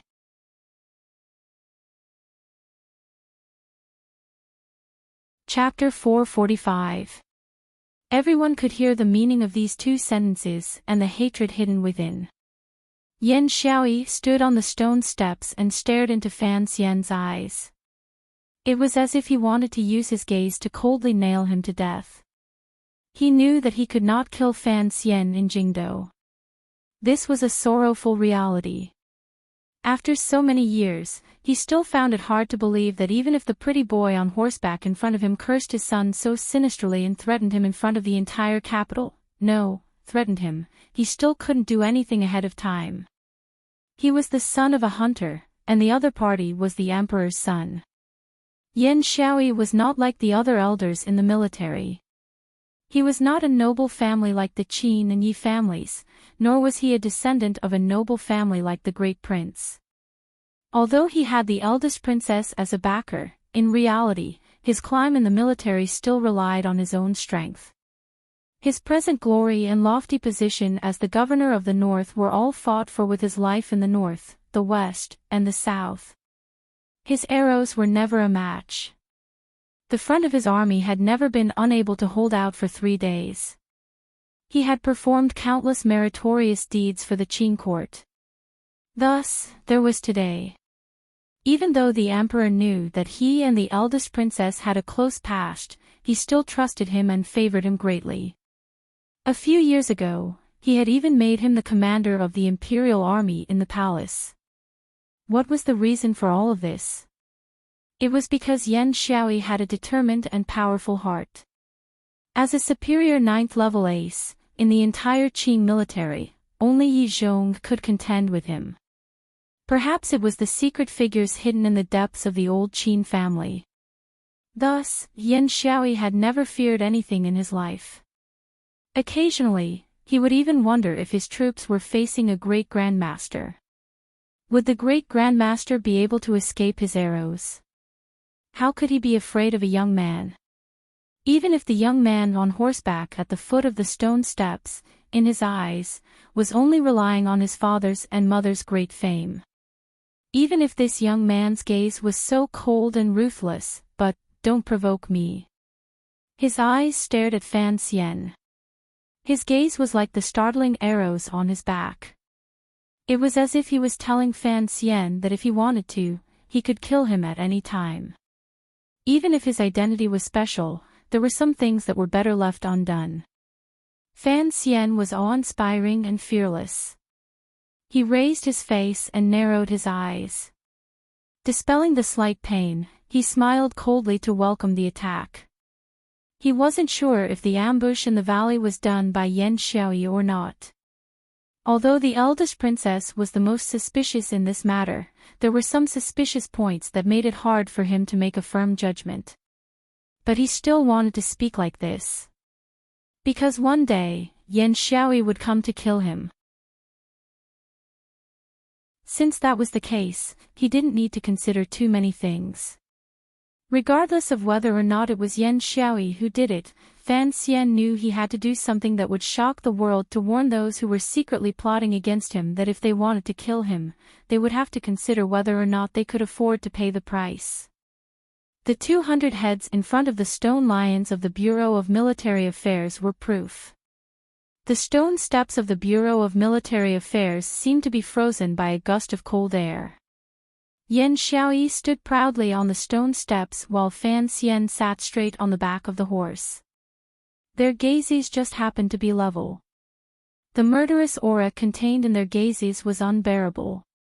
Even the stench of blood that filled the surroundings and the stench from the head under the stone lion seemed to be afraid of their gazes and moved away. Someone coughed softly. Qin Heng led his horse to the side of the stone steps and apologized in a low voice to the right deputy of the Bureau of Military Affairs. He then straightened his body and smiled warmly at Yan Xiaoyi. "Greetings, Governor." He had come at the right time and perfectly blocked the confrontation between Fan Xian and Yan Xiaoyi's gazes, easing the conflict that was about to erupt at any moment. Yan Xiaoyi slowly withdrew his piercing gaze and calmly said, "Hello, Marquis. How has the old master been recently? I have returned to the capital, so I have to go see him." Qin Heng had long been made a marquis. The old master Yan Xiaoyi spoke of was the old Qin master, who had long been ill in the manor. Given Yan Xiaoyi's status as the northern governor, in front of the pillar of the military, the old Qin master, he could only call himself a general. With Qin Heng coming out to ease the tension, Yan Xiaoyi had to give him face. However, Fan Xian didn't have to give it. He lowered his head and played with the horsewhip in his hand. "You're blocking me and Governor Yan." After Qin Heng was speechless, he was stunned. He didn't understand what Fan Xian was thinking.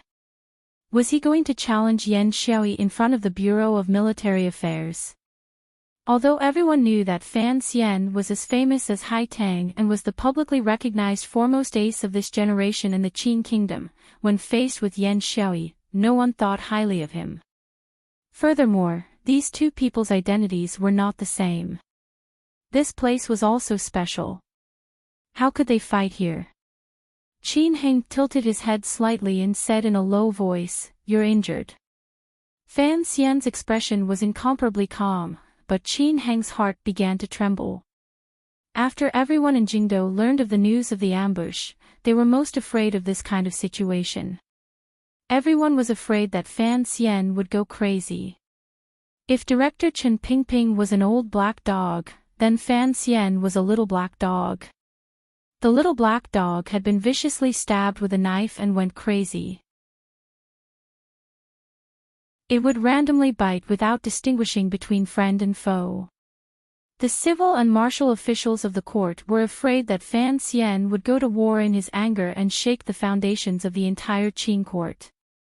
Fan Xian listened to Qin Heng's question and slowly replied, "I just want to ask some questions. Treat with courtesy and return with kindness. Give with a sword and return with a knife. Governor Yan, is this not the principle? Provided by a book friend." Added. There were some questions that Fan Xian was prepared to ask face to face, but he didn't have the opportunity to say them. The people of the Bureau of Military Affairs heard the words of knives and swords and thought that Sir Fan Jr. was about to go crazy. Unconsciously, they made preparations for battle. Although the Bureau of Military Affairs was mainly staffed by military officers and their martial power was not as tyrannical as that of the Qing Kingdom's 5 roads, it was, after all, the essence of the Qing military for decades. Muddle-headedly being bullied by Fan Xian at their doorstep, they had endured silently for a long time. There would always be a time to retaliate. All of the officers and generals gripped the hilts of their knives. Yan Xiaoyi could only bring 100 trusted soldiers into the capital. At this moment, these 100 trusted soldiers had long been set up in the corridor by the side door of the Bureau of Military Affairs. They watched nervously the 100 or so first bureau officials of the Overwatch Council in front of the Yamen. The soldiers who had returned from the north had a weather-beaten expression on their faces. They had long been forged into an iron army by Yan Xiaoyi. However, what was different from the Qin and Yi family's roads was that these 100 trusted soldiers all carried bows and arrows. The Qin Kingdom's Jingdo forbade crossbows, but not bows. This was the confidence displayed by the martial royal family. The two sides faced off, but the commander of the Jingdo garrison, Qin Heng, who had been worried the entire time, relaxed. If Fan Xian had used words to pressure Yan Xiaoyi earlier and issued him an invitation to a duel, as long as Yan Xiaoyi agreed, even the emperor would not be able to stop it. Then, the two sides would certainly be in a situation of life and death. However, the present situation involved the conflict between the Overwatch Council and the military. Qin Heng knew that this battle could not be fought because there were countless eyes in Jingdo watching. Regardless of whether it was the emperor or the system of court officials in charge of state affairs, none of them could watch as the foundation of Qin Kingdom's domination of the world collapsed with a bang because of the heads in front of the Bureau of Military Affairs. As expected, the sound of shouting came from the distance. The hooves of horses were slightly disorderly. A group of imperial soldiers wearing bright armor rode over.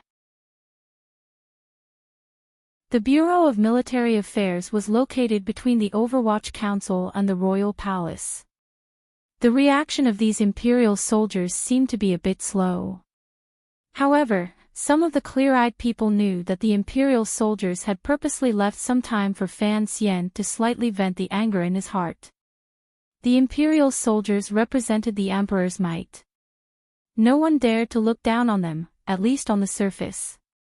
Thus, when the imperial soldiers lined up and separated the people of the Overwatch Council from the Bureau of Military Affairs soldiers, no one expressed any opposition.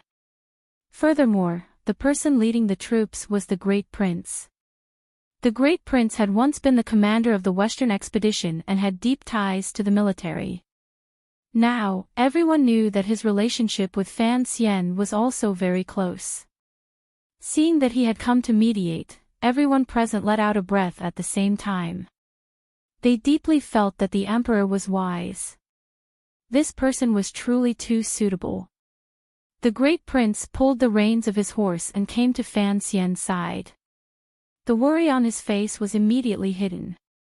He nodded his head slightly and didn't say anything unnecessary. He only said, "Father knows of this matter. Go back to your manor and recover."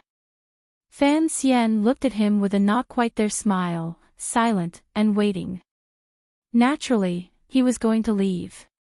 He couldn't really start a massacre here with the Bureau of Military Affairs. However, the people he was waiting for had not all arrived yet.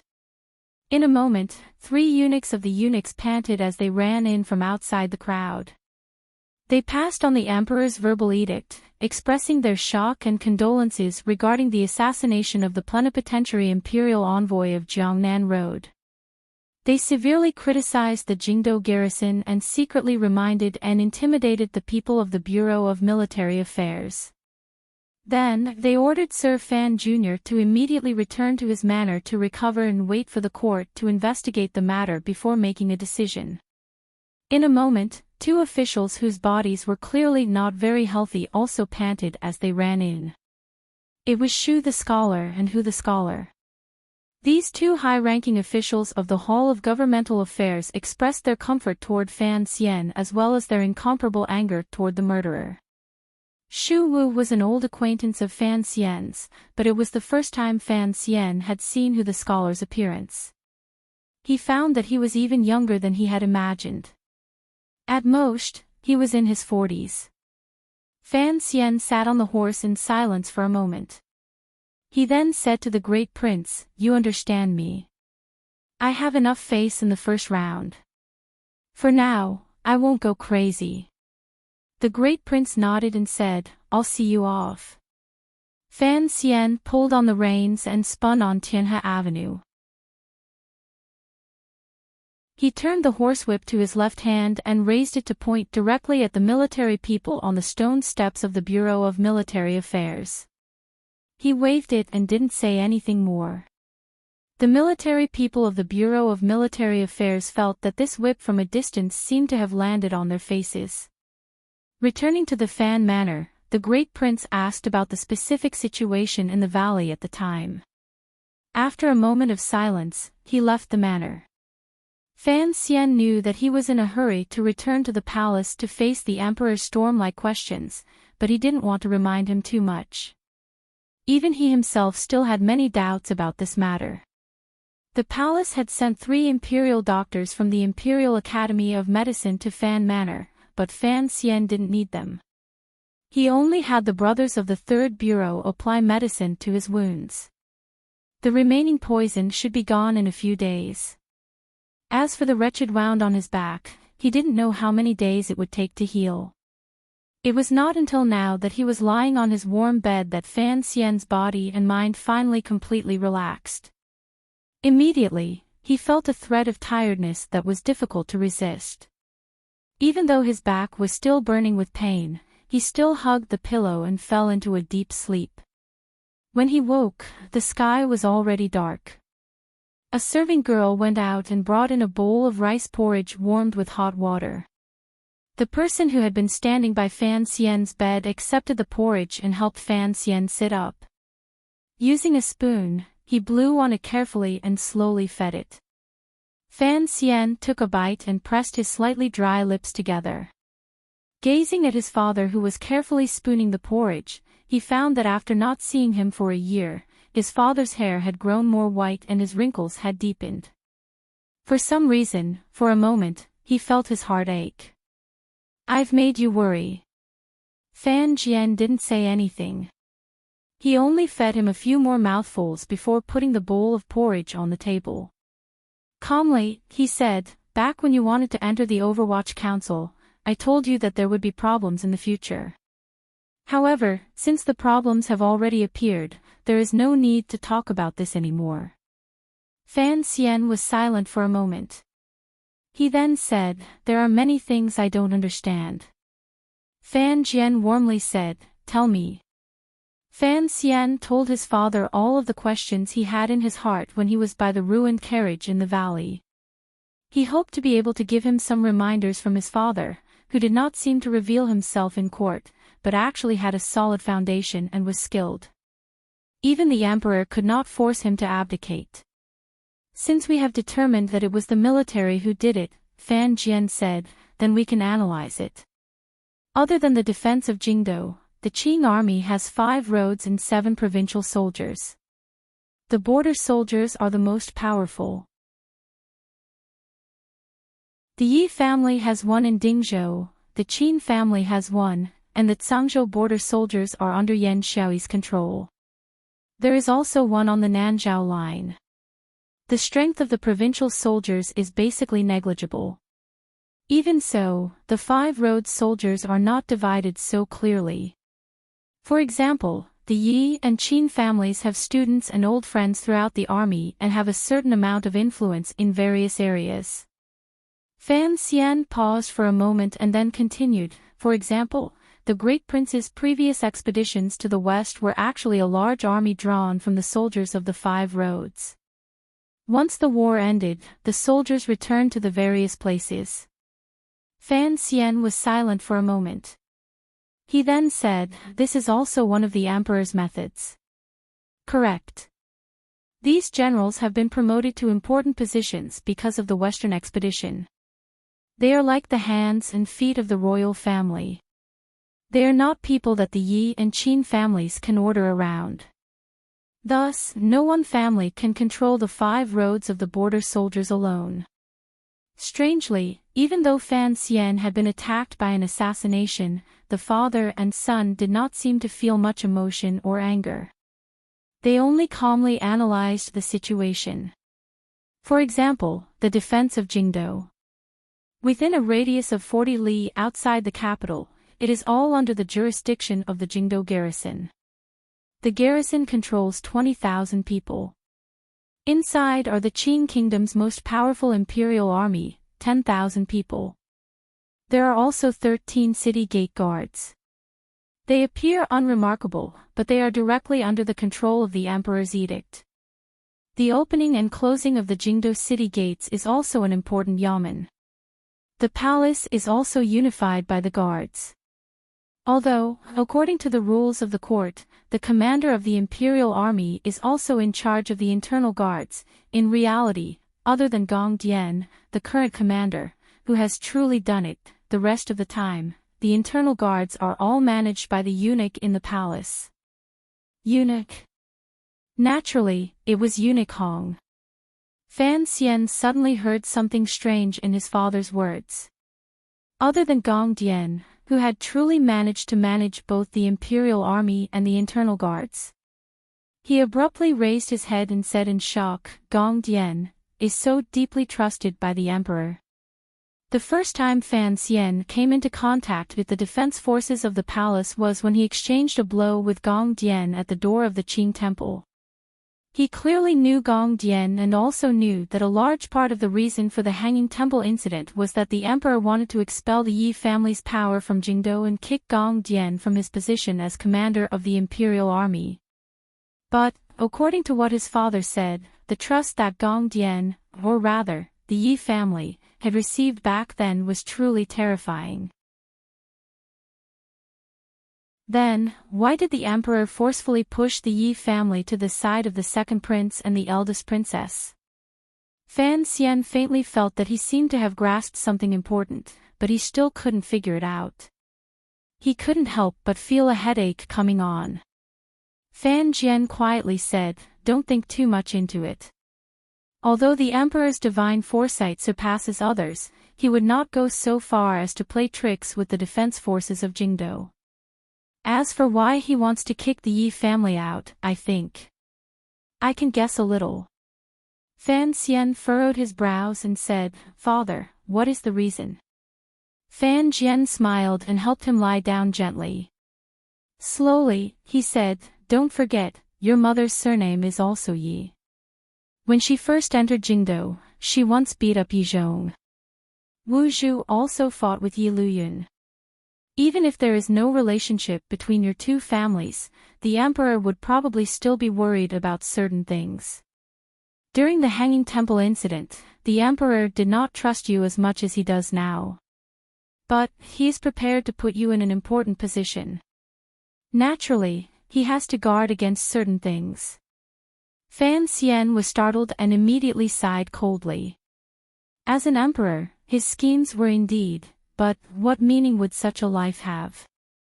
However, he had not thought that no matter how powerful his father was, there would always be times when he guessed wrong. "I don't have much affection for the Yi family," Fan Xian said.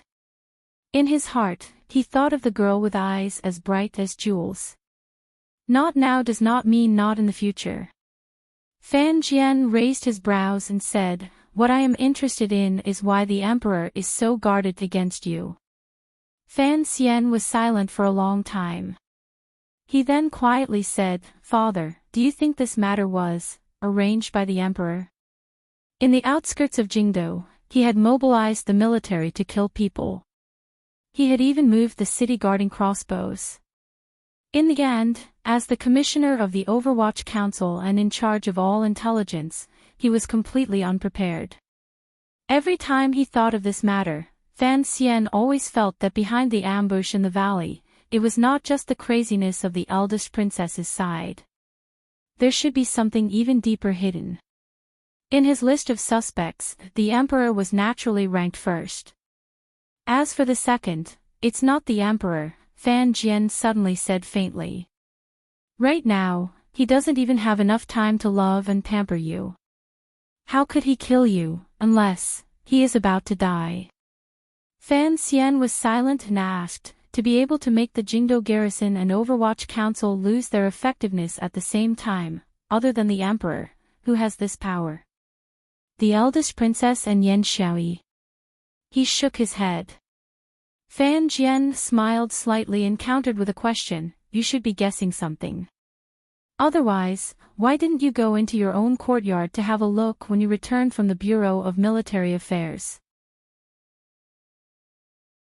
To be continued. If you want to know what happened after, please log on to www.cmfu.com. More chapters. Support the author. Support original reading.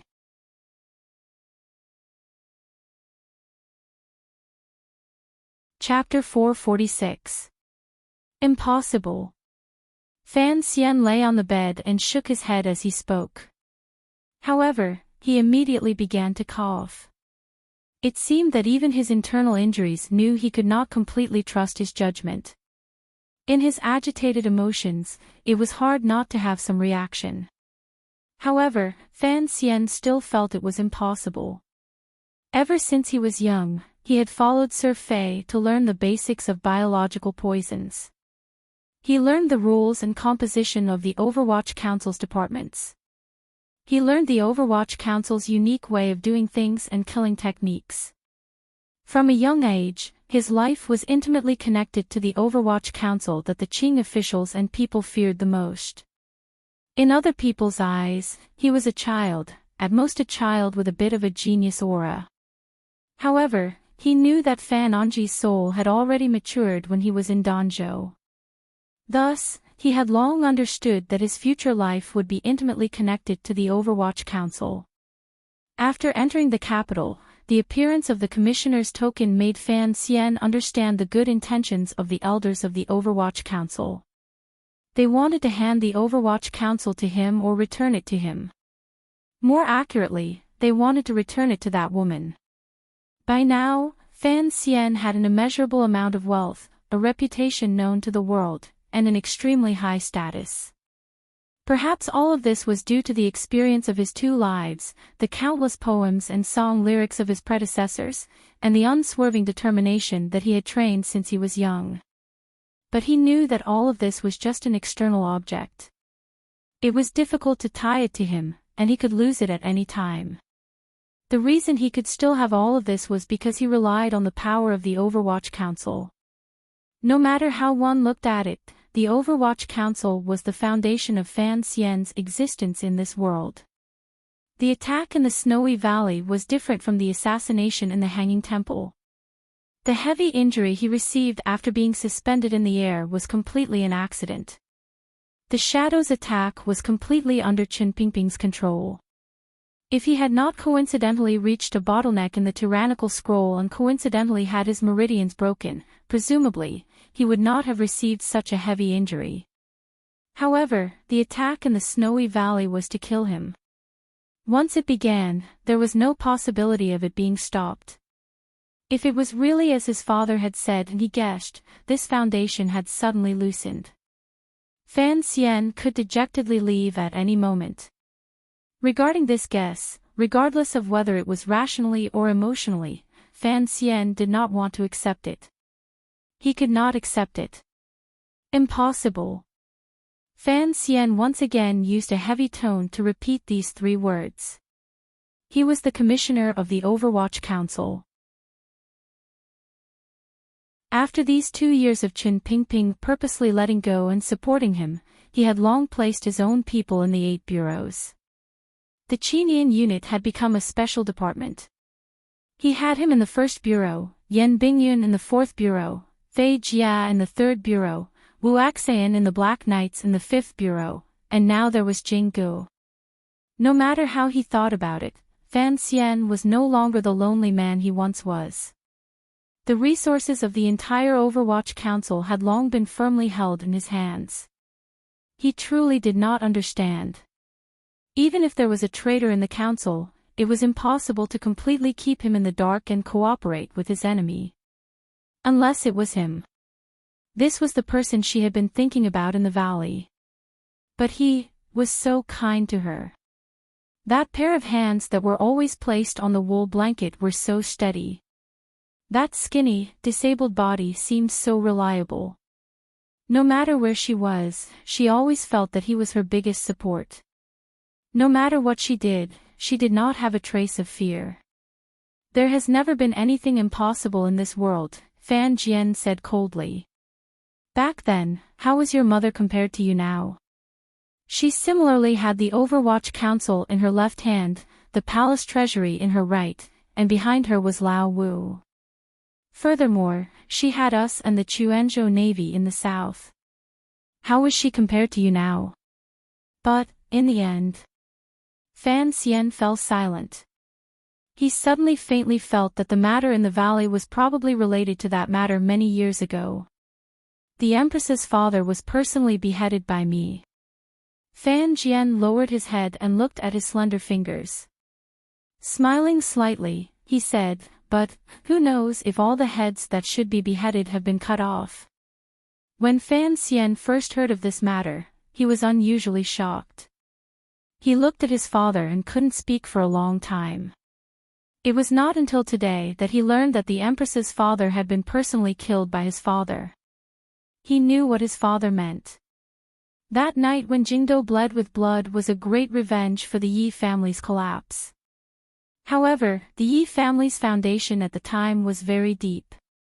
For it to be overturned in one night, although it was while the emperor was on his western expedition, who knew how many noble families in Jingdo participated in this matter. It was not surprising that some escaped the net or even the main culprits still existed. However, Fan Xian broke the silence.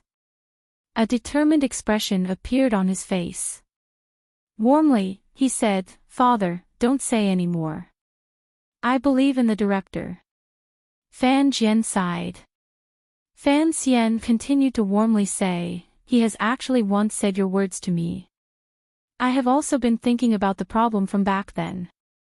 I found that before I entered Jingdo, you and Director Qin were unusually cold toward each other. It was completely different from how it is now. I understand that you both have wariness in your hearts. However, just as I unconditionally trust you, I also unconditionally trust him." He gently coughed and continued, "Suspicion toward one's companions is a very terrifying thing. Perhaps some people have purposely hidden something to make you and Director Qin suspect each other." "I won't do that," Fan Xian said with a heavy tone. "I believe in my own feelings. Only feelings will not lie to me." His gaze looked out the window. After a long time, Fan Jian smiled and comfortingly said, "Looks like you still have confidence in human nature. In this aspect, you are very similar to your mother." Fan Xian also smiled and said, "Only for a few specific people." Fan Jian continued to calmly ask, "How are you going to handle this matter?" "I will first wait to see the emperor's results." Fan Xian was silent for a moment.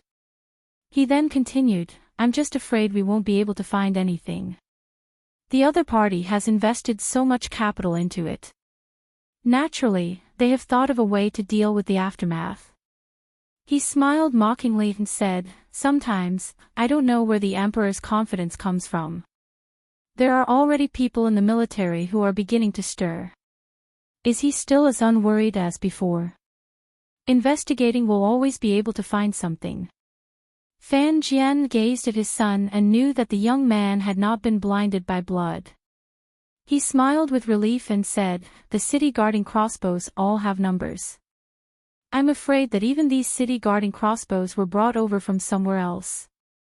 It would not be good to investigate the wrong person." "You're right." A strange smile rose to the corners of Fan Jian's lips. In the emperor's anger, the case was investigated very quickly. We received news in the afternoon. There were 5 city-guarding crossbows in the valley. They had just left the factory of the palace treasury's 3rd workshop. They should have been sent in the direction of Dingzhou. For some reason, they were delivered a bit later than the delivery time and just happened to appear on your way back to the capital. Dingzhou. Fan Xian furrowed his brows. The Yi family wants to be the scapegoat again. Can the emperor harden his heart? Of course, the emperor knows that this matter is strange, Fan Jian said. However, what if the Yi family purposely did this? So, we need other evidence, Fan Xian asked quietly. Does the living witness I sent to the Bureau of Military Affairs have value? Yes. Fan Jian smiled strangely again. Your move is still the same as the one you used against the second prince back then. Send the witness to the other party's yamen. Fan Jian's expression was slightly calm. It is only one method. It is best not to use it twice. At least this time, the Bureau of Military Affairs did not fall for your trick. Oh. Fan Xian furrowed his brows. How did they handle it? Fan Jian smiled slightly and said, they worshipped the living witness like they worshipped an ancestor. They were terrified that he would die from excessive blood loss and not be able to answer the emperor's questions. Immediately after, they used the excuse that the matter had to be investigated by the Overwatch Council and that the military needed to avoid arousing suspicion and sent the person to the Overwatch Council. Fan Xian was slightly startled. Fan Jian continued to smile. But, you threw the person to the Bureau of Military Affairs. Naturally, the Overwatch Council would not accept it and had someone drag him back to the Bureau. The rough people of the Bureau of Military Affairs have truly learned to be shameless this time. They actually dragged this person back to the Bureau of Military Affairs. The Minister of Revenue, who had always been solemn, smiled and shook his head. This afternoon, the 2 houses will compete over the survivor. You give him to me, I give him to you. It's like this person is a hot potato. No one wants to take him. Although Fan Xian's mood was heavy after the ambush, hearing his father's words, he still couldn't resist smiling. It was as if he could see this afternoon on the Tianhe Road, in the center of the Qin court's power, the 2 yamens were like pork being dragged back and forth. That good soldier had probably never in his life thought he would receive such treatment. How was it handled in the end? In the end, the palace gave the order and the Overwatch Council was taken into the prison. Fan Xian sighed. Who would have thought that after sleeping for an afternoon, so many things would happen in Jingdou? Fan Jian looked at his son calmly. A moment later, he slowly said, you were ambushed by the army. This is the biggest thing after that night of bloodshed in Jingdou. Furthermore, you came back alive. Who knows how many people will no longer be able to sit peacefully in their manners. This night, who knows how many people will not be able to sleep. Fan Xian was silent. Are you really going to do it? I won't do it myself, Fan Xian said quietly. But, I will make them feel pain, pain that reaches into their bones. Fan Jian nodded and said, handle it yourself. Just, don't offend the entire military. I know what I'm doing. Fan Jian stood and left his bedroom. In the end, he said, you must live. That night, there were countless people sitting in secluded rooms. Their minds were restless and they were silent. The news of Fan Xian's assassination had long spread throughout Jingdou. Today's routine court conference had come to an abrupt end because of this sudden incident. According to the private discussions of the officials who had left the court, after the emperor heard the news, he appeared relatively calm. He immediately ordered the commander of the imperial army, the great prince, to go out of the palace to patrol. He also ordered the scholars Shu and Hu to comfort the emperor on behalf of the emperor. According to eunuch Yao in the palace, after the emperor returned to the royal study, he crushed an official porcelain teacup in his hand and was silent for a long time. Everyone knew that the emperor had sunk into a rage, but not everyone was afraid. The people who had been in charge of the Valley incident or had secretly helped the Valley incident all had sinister intentions and were making plans uneasily in their own manners. Since these people dared to kill outside Jingdo, they had made preparations to welcome the emperor's anger and the Overwatch Council's revenge. However, they had not thought that after using such a powerful force and carrying out such thorough preparations, Fan Xian would not die. He didn't die. In the Eastern Palace, the Crown Prince said through gritted teeth. With one hand, he grabbed the embroidered cloth on the couch beside him and twisted the soft cloth into countless ugly flowers. The Empress's eyebrows were slightly furrowed. Coldly and nobly, she sat opposite him. In a cold voice, she said, "Pay attention to your identity and words. Fan Xian is an official of the court. If he doesn't die, as the heir apparent, you should be happy. How can you be so disappointed?" The Crown Prince laughed coldly. "This is the Eastern Palace. Besides, everyone knows that between me and Fan Xian, only one can survive. I'm afraid everyone is guessing that the Valley incident was arranged by me. Since that is the case, why should I pretend to be so benevolent?" The Empress looked at him calmly. A moment later, she said, "Don't worry, the Emperor will not suspect you because we never had this kind of power." The Crown Prince was speechless. Only now did he realize that among the powers in court, his power was the weakest. For one, it was because of the second prince's struggles these years. For another, it was because he had lost the powerful support of the eldest princess. Another reason was Fan Xian's existence. He smiled bitterly. Who would have thought that it would instead become a good thing? Mother is right, I have no way of moving an army to kill. Only. A glimmer of jealousy flashed through the Crown Prince's eyes. If only Fan Xian had died. What of Fan Xian? Fighting the Ming family property lawsuit in Jiangnan, yet you have to use the fact that the eldest legitimate son does not have a natural right to inheritance. Do you think I don't know what you are thinking? The Empress Dowager doesn't know. The Empress Dowager was already beginning to get angry. The Crown Prince smiled coldly. He was very grateful to that unknown power.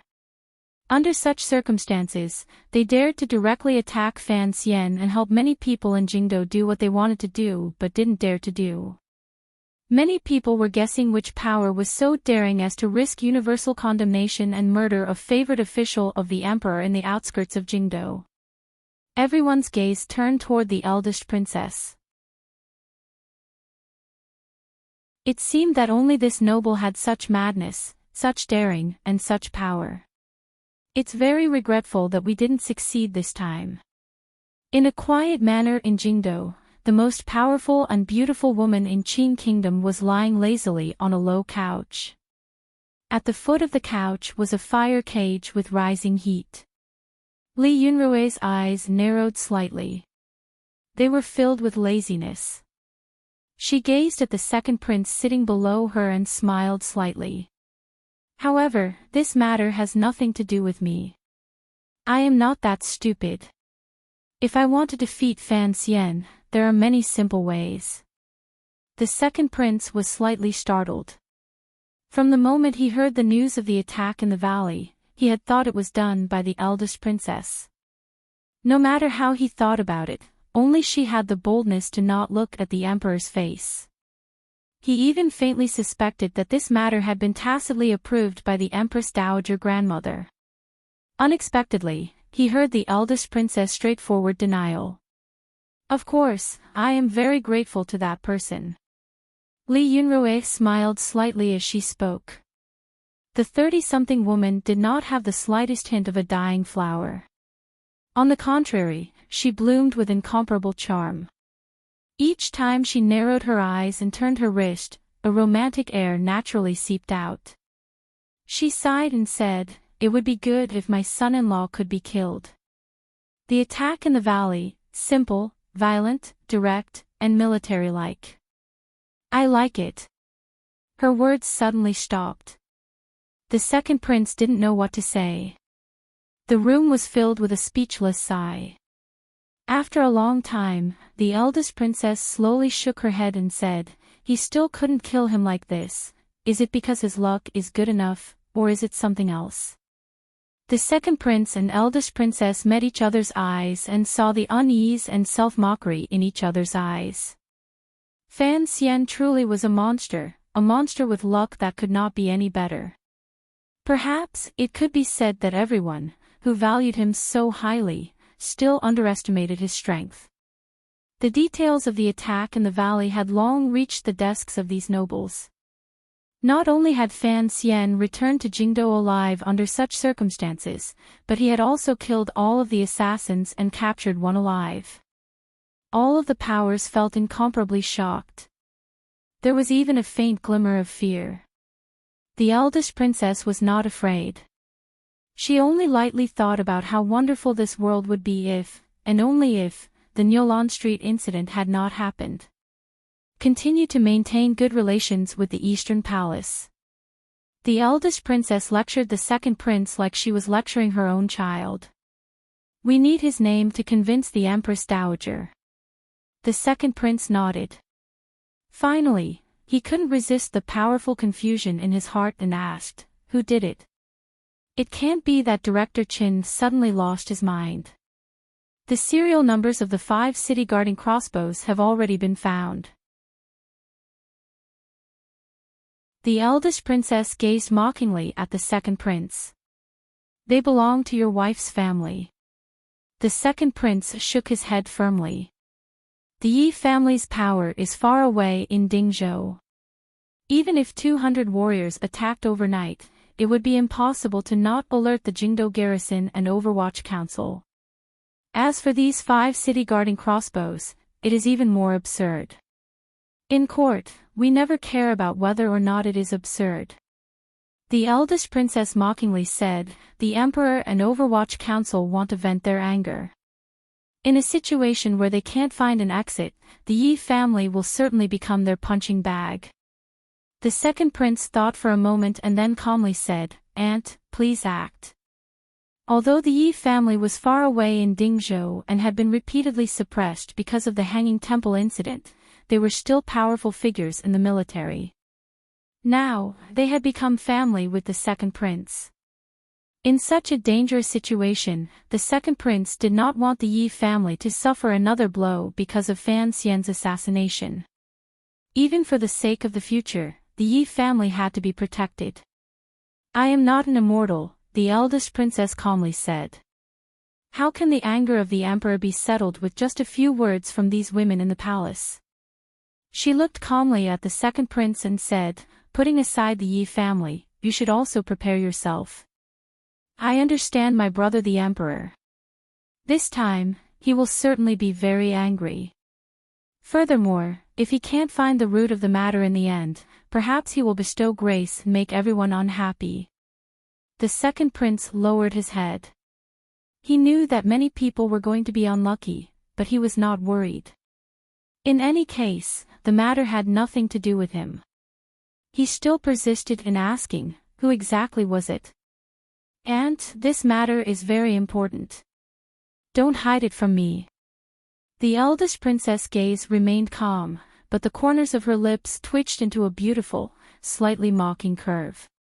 "Everyone knows that Fan Xian and I don't get along because I want to protect you, while Fan Xian has already made it clear in Jiangnan that he wants to protect the third prince." The eldest princess smiled slightly. "But you and I both know that the matter in the valley was not done by us. This matter is very clear. Why don't you deal with the third prince and only want to kill Fan Xian? This means that the assassination this time has nothing to do with that chair. It only has to do with Fan Xian himself. Other than that chair, the only thing that has to do with Fan Xian that is enough to cause a certain major figure in the military to take action is that woman from back then. Why would that major figure in the military want to kill Fan Xian because of that woman? It must be because he knows that if Fan Xian actually ascended in the future, or if he helped the third prince ascend, once he knew certain things, he would certainly have their family finish for that woman. It looks like that major figure in the military must have something to do with that woman's death. There was no need to delve deep into the matter. The eldest princess only slowly spoke each sentence as if she was talking about daily life. She was incomparably close to the original truth of the matter. But the night Jingdo bled with blood. The second prince furrowed his brows. Didn't everyone who participated in the Yi family matter die? The eldest princess smiled sweetly. A moment later, she said, "Is the Empress Dowager and the Empress dead?" A glimmer of fanaticism suddenly appeared between her brows. Furthermore, if I haven't gone crazy, since that major figure in the military was able to live so gloriously until now, I'm afraid that the death of that woman back then was not so simple. Oh, I admire him more and more than when I was young. The second prince's lips were dry. He knew who his aunt admired. In the depths of his heart, he was incomparably shocked by his aunt's deduction. If the truth of the matter was really like this, then it could only be said that his aunt's heart was too sensitive and frightening. However, he could not be certain of this. A moment later, he furrowed his brows and said, "But I heard that on Fan Xian's way back to the capital, the son of the governor once shot an arrow." The eldest princess smiled lightly. "You also know that although that major figure in the military hides in his manor every day, his hands are stretched out outside. Yan Xiaoyi's son has always been hidden under his hands. This time, it looks like this major figure is also afraid that the emperor will actually find out about him and forcefully wants to drag us down with him." The second prince sighed and said, "It looks like everyone wants Fan Xian to die. I really don't know how father will handle this." "I have to thank your father," the eldest princess said with a slight smile. "He has turned Fan Xian into a lonely official. At the same time, he has unconsciously pushed everyone to our side.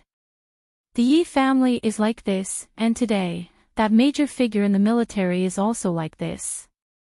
My God, one thing after another has been taken by him and given to my good son-in-law, and one by one, he has given me even better things in return.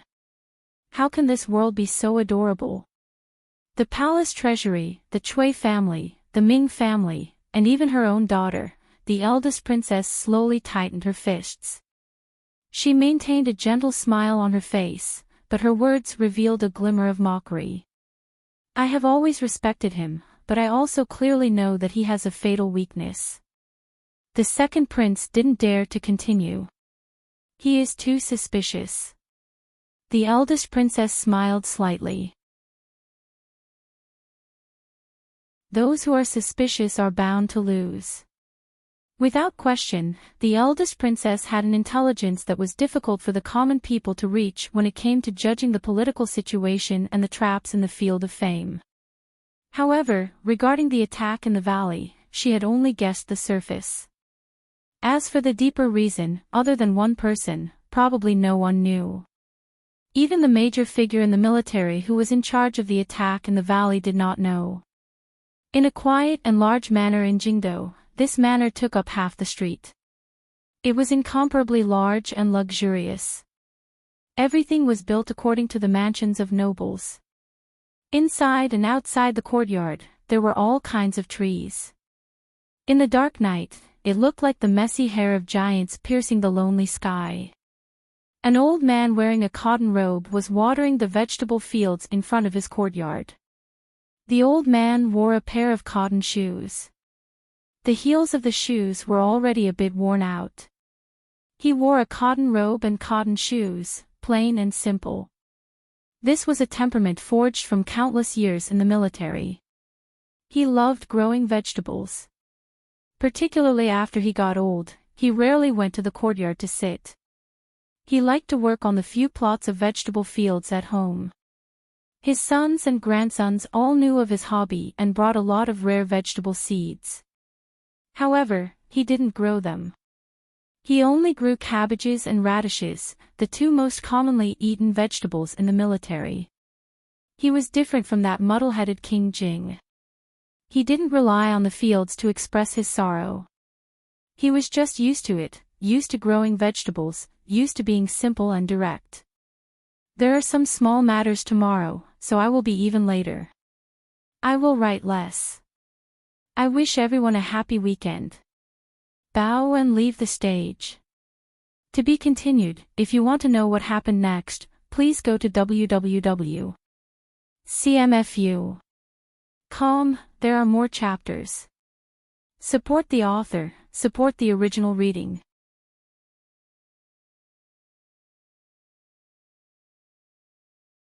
Chapter 447. The old man placed the wooden spoon in his hand on a rock beside the vegetable patch and then slowly sat down with his hands on his waist. He appeared to be struggling. It had just snowed, and the weather was cold. The vegetable patch was full of snow and mud. How could vegetable leaves grow, and how could they need to be watered? However, tonight, he unconsciously picked up the wooden spoon again and used clear water to water the ground. It was as if he wanted to wash away something. The old man was very old. After Xiaoan and Zhuang Mohan died, he became the only person in the world who was fortunate enough to personally witness the founding of the Qin kingdom. After 50 years, the deep wrinkles on his face and the increasingly conspicuous yellow spots were telling of his history and the history of the country. 3 emperors. More than that. How many emperors had he served? The old man couldn't quite wrap his head around it. However, when the previous emperor ascended the throne, he had, without question, chosen the correct path. That was why he had obtained an irreplaceable position in the military for his family. The current emperor was, without question, the one he admired the most out of all the emperors he had served. 3 northern expeditions, southern expeditions, and western expeditions. Although he had always held the fort in Jingdo with the authority of an important military official, stabilizing the emperor's rear, the sons and nephews in the military had followed the emperor. Some had slept in foreign countries, and some had returned home in glory. The Qin kingdom was fought out on horseback using guns, knives, and crossbows. The old man had also dealt with these weapons his entire life. He had killed countless people and destroyed countless tribes around the Qin kingdom. Millions of people had died in front of him, and his expression had not changed.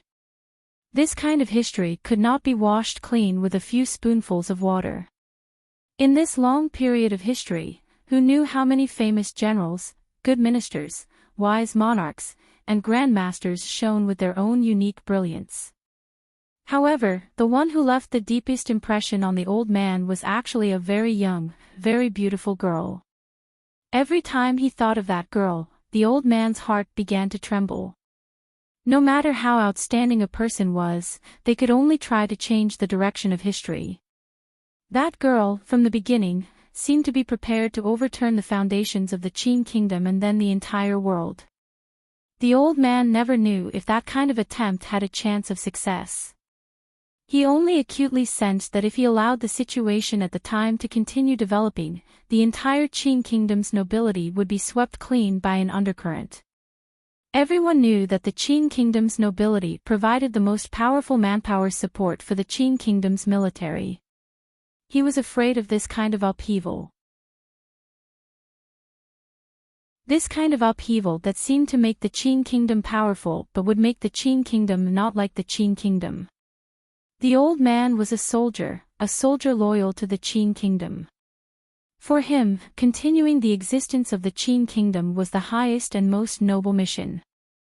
Thus, he participated in a secret and had kept this secret until today.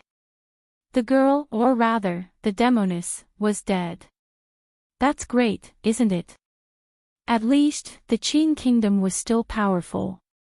Furthermore, this Qin kingdom was still the Qin kingdom of the past. Nothing had changed. Using one person's death to exchange for the peace of the entire country, the old man had never regretted that decision. The old man sat silently on the rock and looked at the dirty water in the vegetable field. He did not speak for a long time. He had already heard about what had happened in front of the Bureau of Military Affairs this afternoon. 200 heads, the emperor had treated him well. He had been the head of the Bureau of Military Affairs for 30 years. This was an honor that had never been seen in the history books. But this top figure in the military still saw himself as an ordinary member of the military just like he did many years ago. He saw the young men in the military as his own brothers, and as he grew older, he saw them as his own descendants. Although his face was cold, his heart was kind. Thus, the old man's prestige in the military was not something a normal person could compare to. The 200 good men in the military were the old man's most trusted private army. They had long been placed in Shao Mountain for secret training. Originally, they were to be used in the future attack on northern Qi. Now, he had no choice but to send them out early and use them in the plot to kill the court's imperial envoy. The old man never paid much attention to the political matters of the court. This time, he had to pay attention. Regardless of whether it was for the continuation of his family or for the future of the Qin kingdom, he had to kill that young man. Yet, he did not kill him. The old man coughed. He didn't know if it was because the coldness of the rock under his buttocks had seeped into his jacket or because a chill had risen in his heart. 200 people. The old man's face grew older and there was a faint trace of sorrow. They were all his children and should have been the beautiful future of the Qin kingdom. Yet, they had died like this. Furthermore, there was no peace after death. Their names would never be left behind. Instead, they would be recorded in the history books and be cursed by people. They would become the first rebel army in the Qin kingdom in decades. The old man's heart ached and chilled. The emperor was too heartless and chilling to let that young man stay in Jingdo. Furthermore, he was weighted every day. Looking at the trend, there would never be a day when it would stop. Even if that young man could not move while the emperor was alive, what about in the future? After he and the emperor both died, would that young man not bring up old scores? He had participated in the shocking murder case of Yi Qingmei. Did he expect her son not to bring up old scores? Ever since that young man from Danzhou had been summoned to Jingdo by the emperor a few years ago, an additional chill had appeared in the old man's heart. Other than Chen Pingping and Fan Jian, no one had thought that the old man had long known of Fan Xian's past. However, the old man was silent, even more silent than before. Thus, in the past few years, the Qin family's silence in court had become somewhat strange. Because that young man was the emperor's flesh and blood, the old man could not do anything ahead of time. He was only watching to see how the emperor would arrange this young man. At the beginning, the old man was at ease because that young man seemed to be just a wastrel. He spent all day with Crown Prince Jing in the brothel, fighting over a woman's affections and boxing in the dark. He did not show anything special. Then, the old man became slightly worried because that young man was going to marry Princess Qin and prepare to take over the palace treasury. Furthermore, he wrote 300 poems in one night in the palace and became famous. However, he immediately relaxed because how could a mere palace treasury be in the eyes of a military leader? No matter how powerful one's wealth was, it was no match for knives and spears. No matter how stunning the poems were, they could not stand up to the galloping of horses. However, gradually, the development of the matter made the old man, who had been watching coldly from the side, wary. Only now did he know that the emperor had secretly given this young man the commissioner token of the Overwatch Council. As the most powerful figure in the military, the old man had cooperated with the Overwatch Council countless times over the years. Of course, he was most aware of the terrifying power of Chen Pingping and the Overwatch Council. Thus, He felt a glimmer of unease and chose to declare his position for the first time, to speak to the emperor and have Fan Xian go on a diplomatic mission to northern Qi.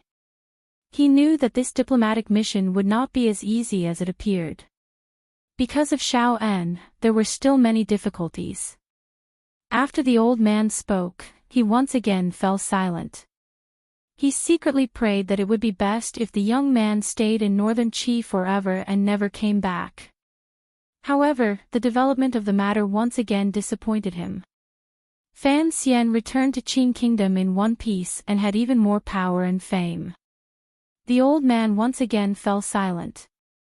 He calmly and steadily watched the young man. He watched him happily fight with the second prince in Jingdou.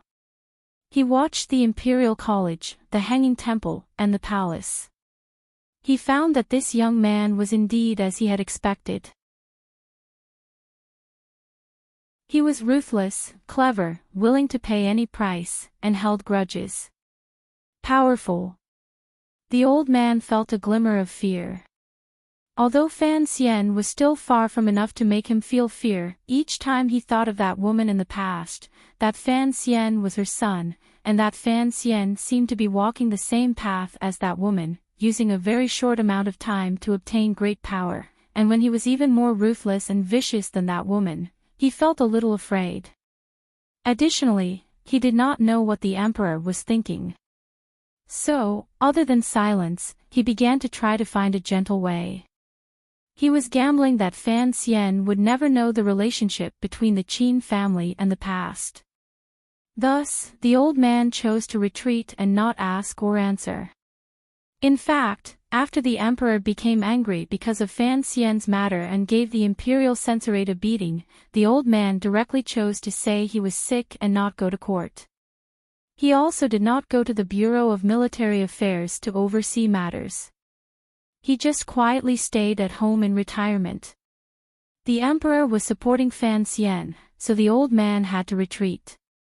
He kept retreating to the end to prevent the old matter from being dug up. The old man knew the emperor had this kind of ruthlessness. This was not him being angry with the emperor. Rather, he was expressing to the emperor that he knew his place.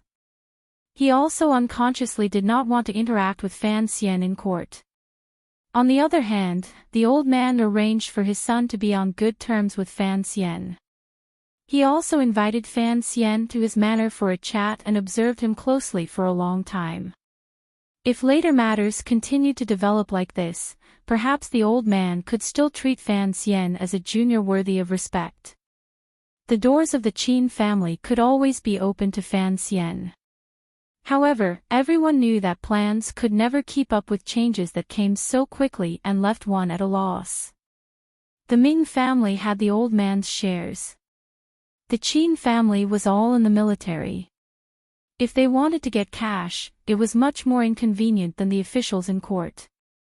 Thus, many years ago, when the eldest princess sent someone to respectfully bring 10% of the shares to the Qin manor, the old man nodded his head reservedly.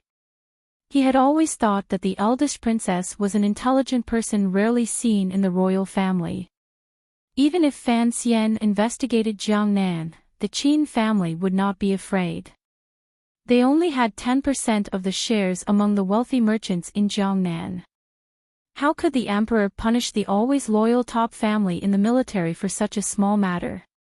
Yet, there was the matter on the East Sea Island.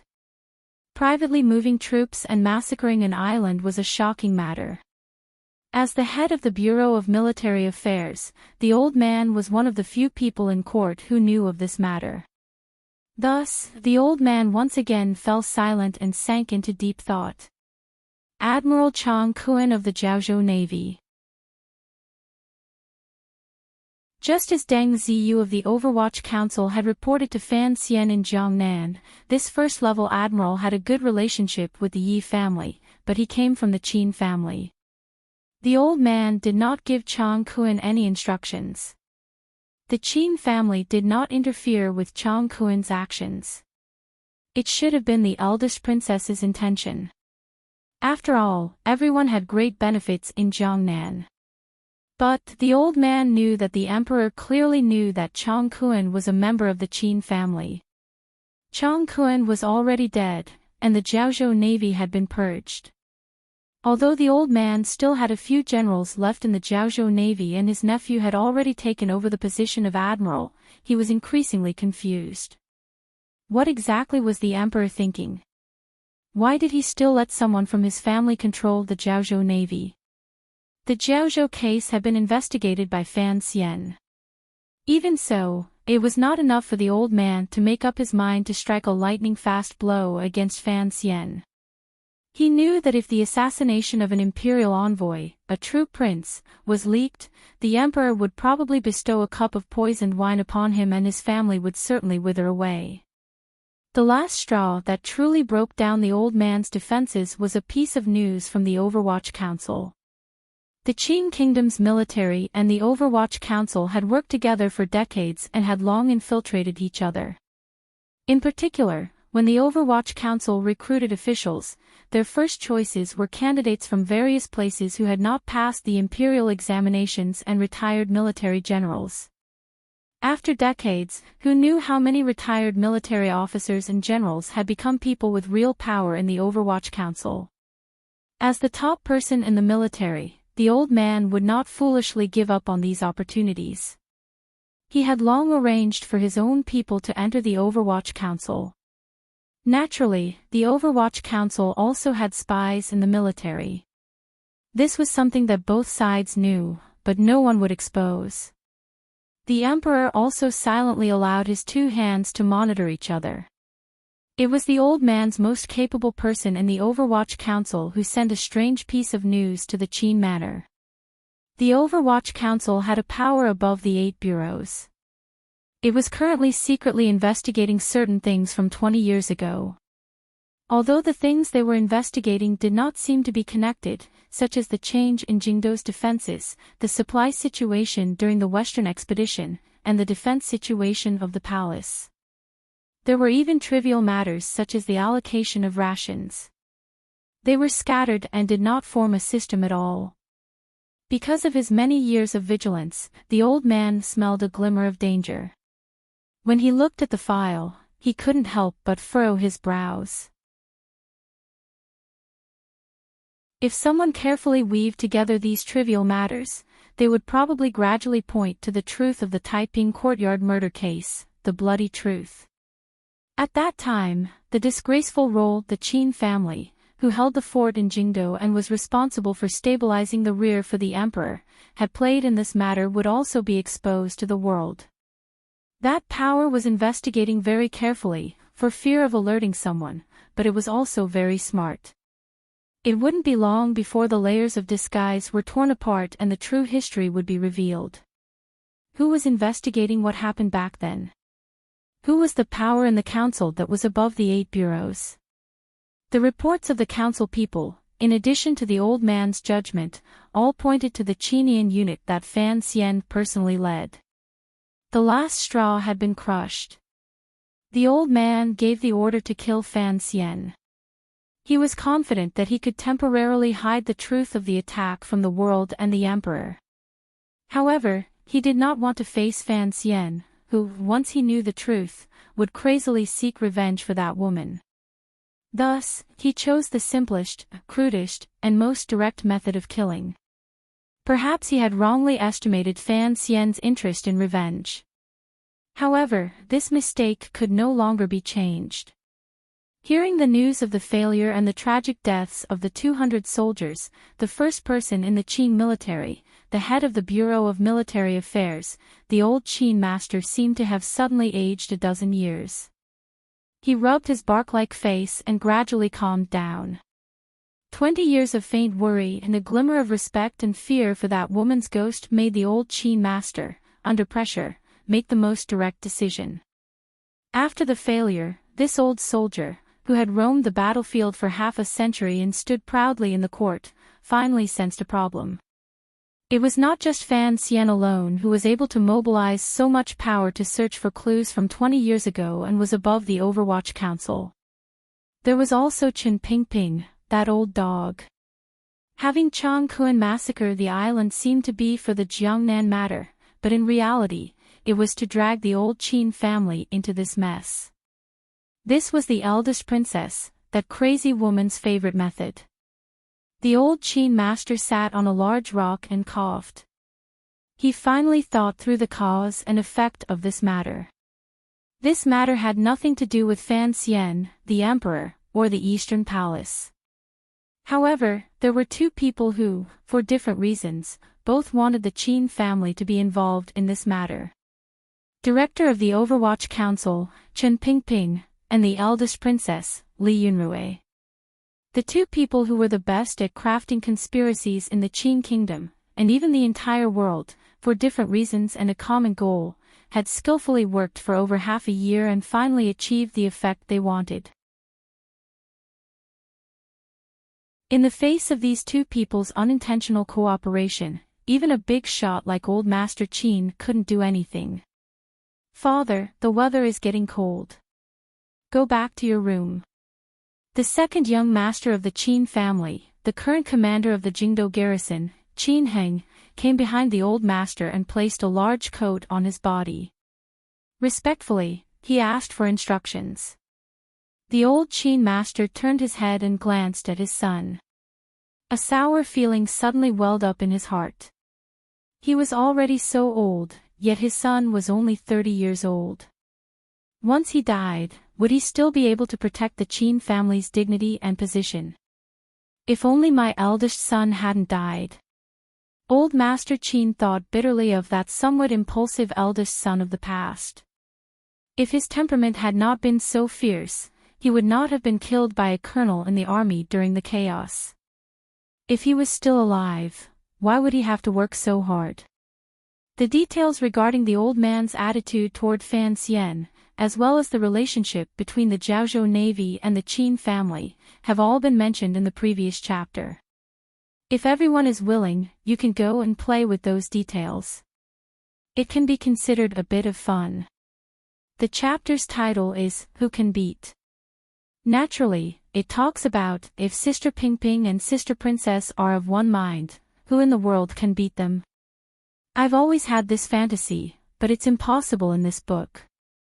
Finally, I pull for monthly votes. Because the previous monthly votes were very effective, I am very moved. Thus, I took action to summon the monthly votes everyone still holds in their hands and summon them very seriously. To be continued. If you want to know what happens next, please log on to www.cmfu.com. More chapters. Support the author. Support original reading. You're tuning into the LoveLore Library YouTube channel. We're so grateful for your support, and don't forget to subscribe to join us on this incredible journey through captivating stories. Your generosity through donations truly makes a world of difference, as it's the primary source of revenue that allows me to expand and enhance this channel for you. Thank you from the bottom of my heart for being a part of this adventure.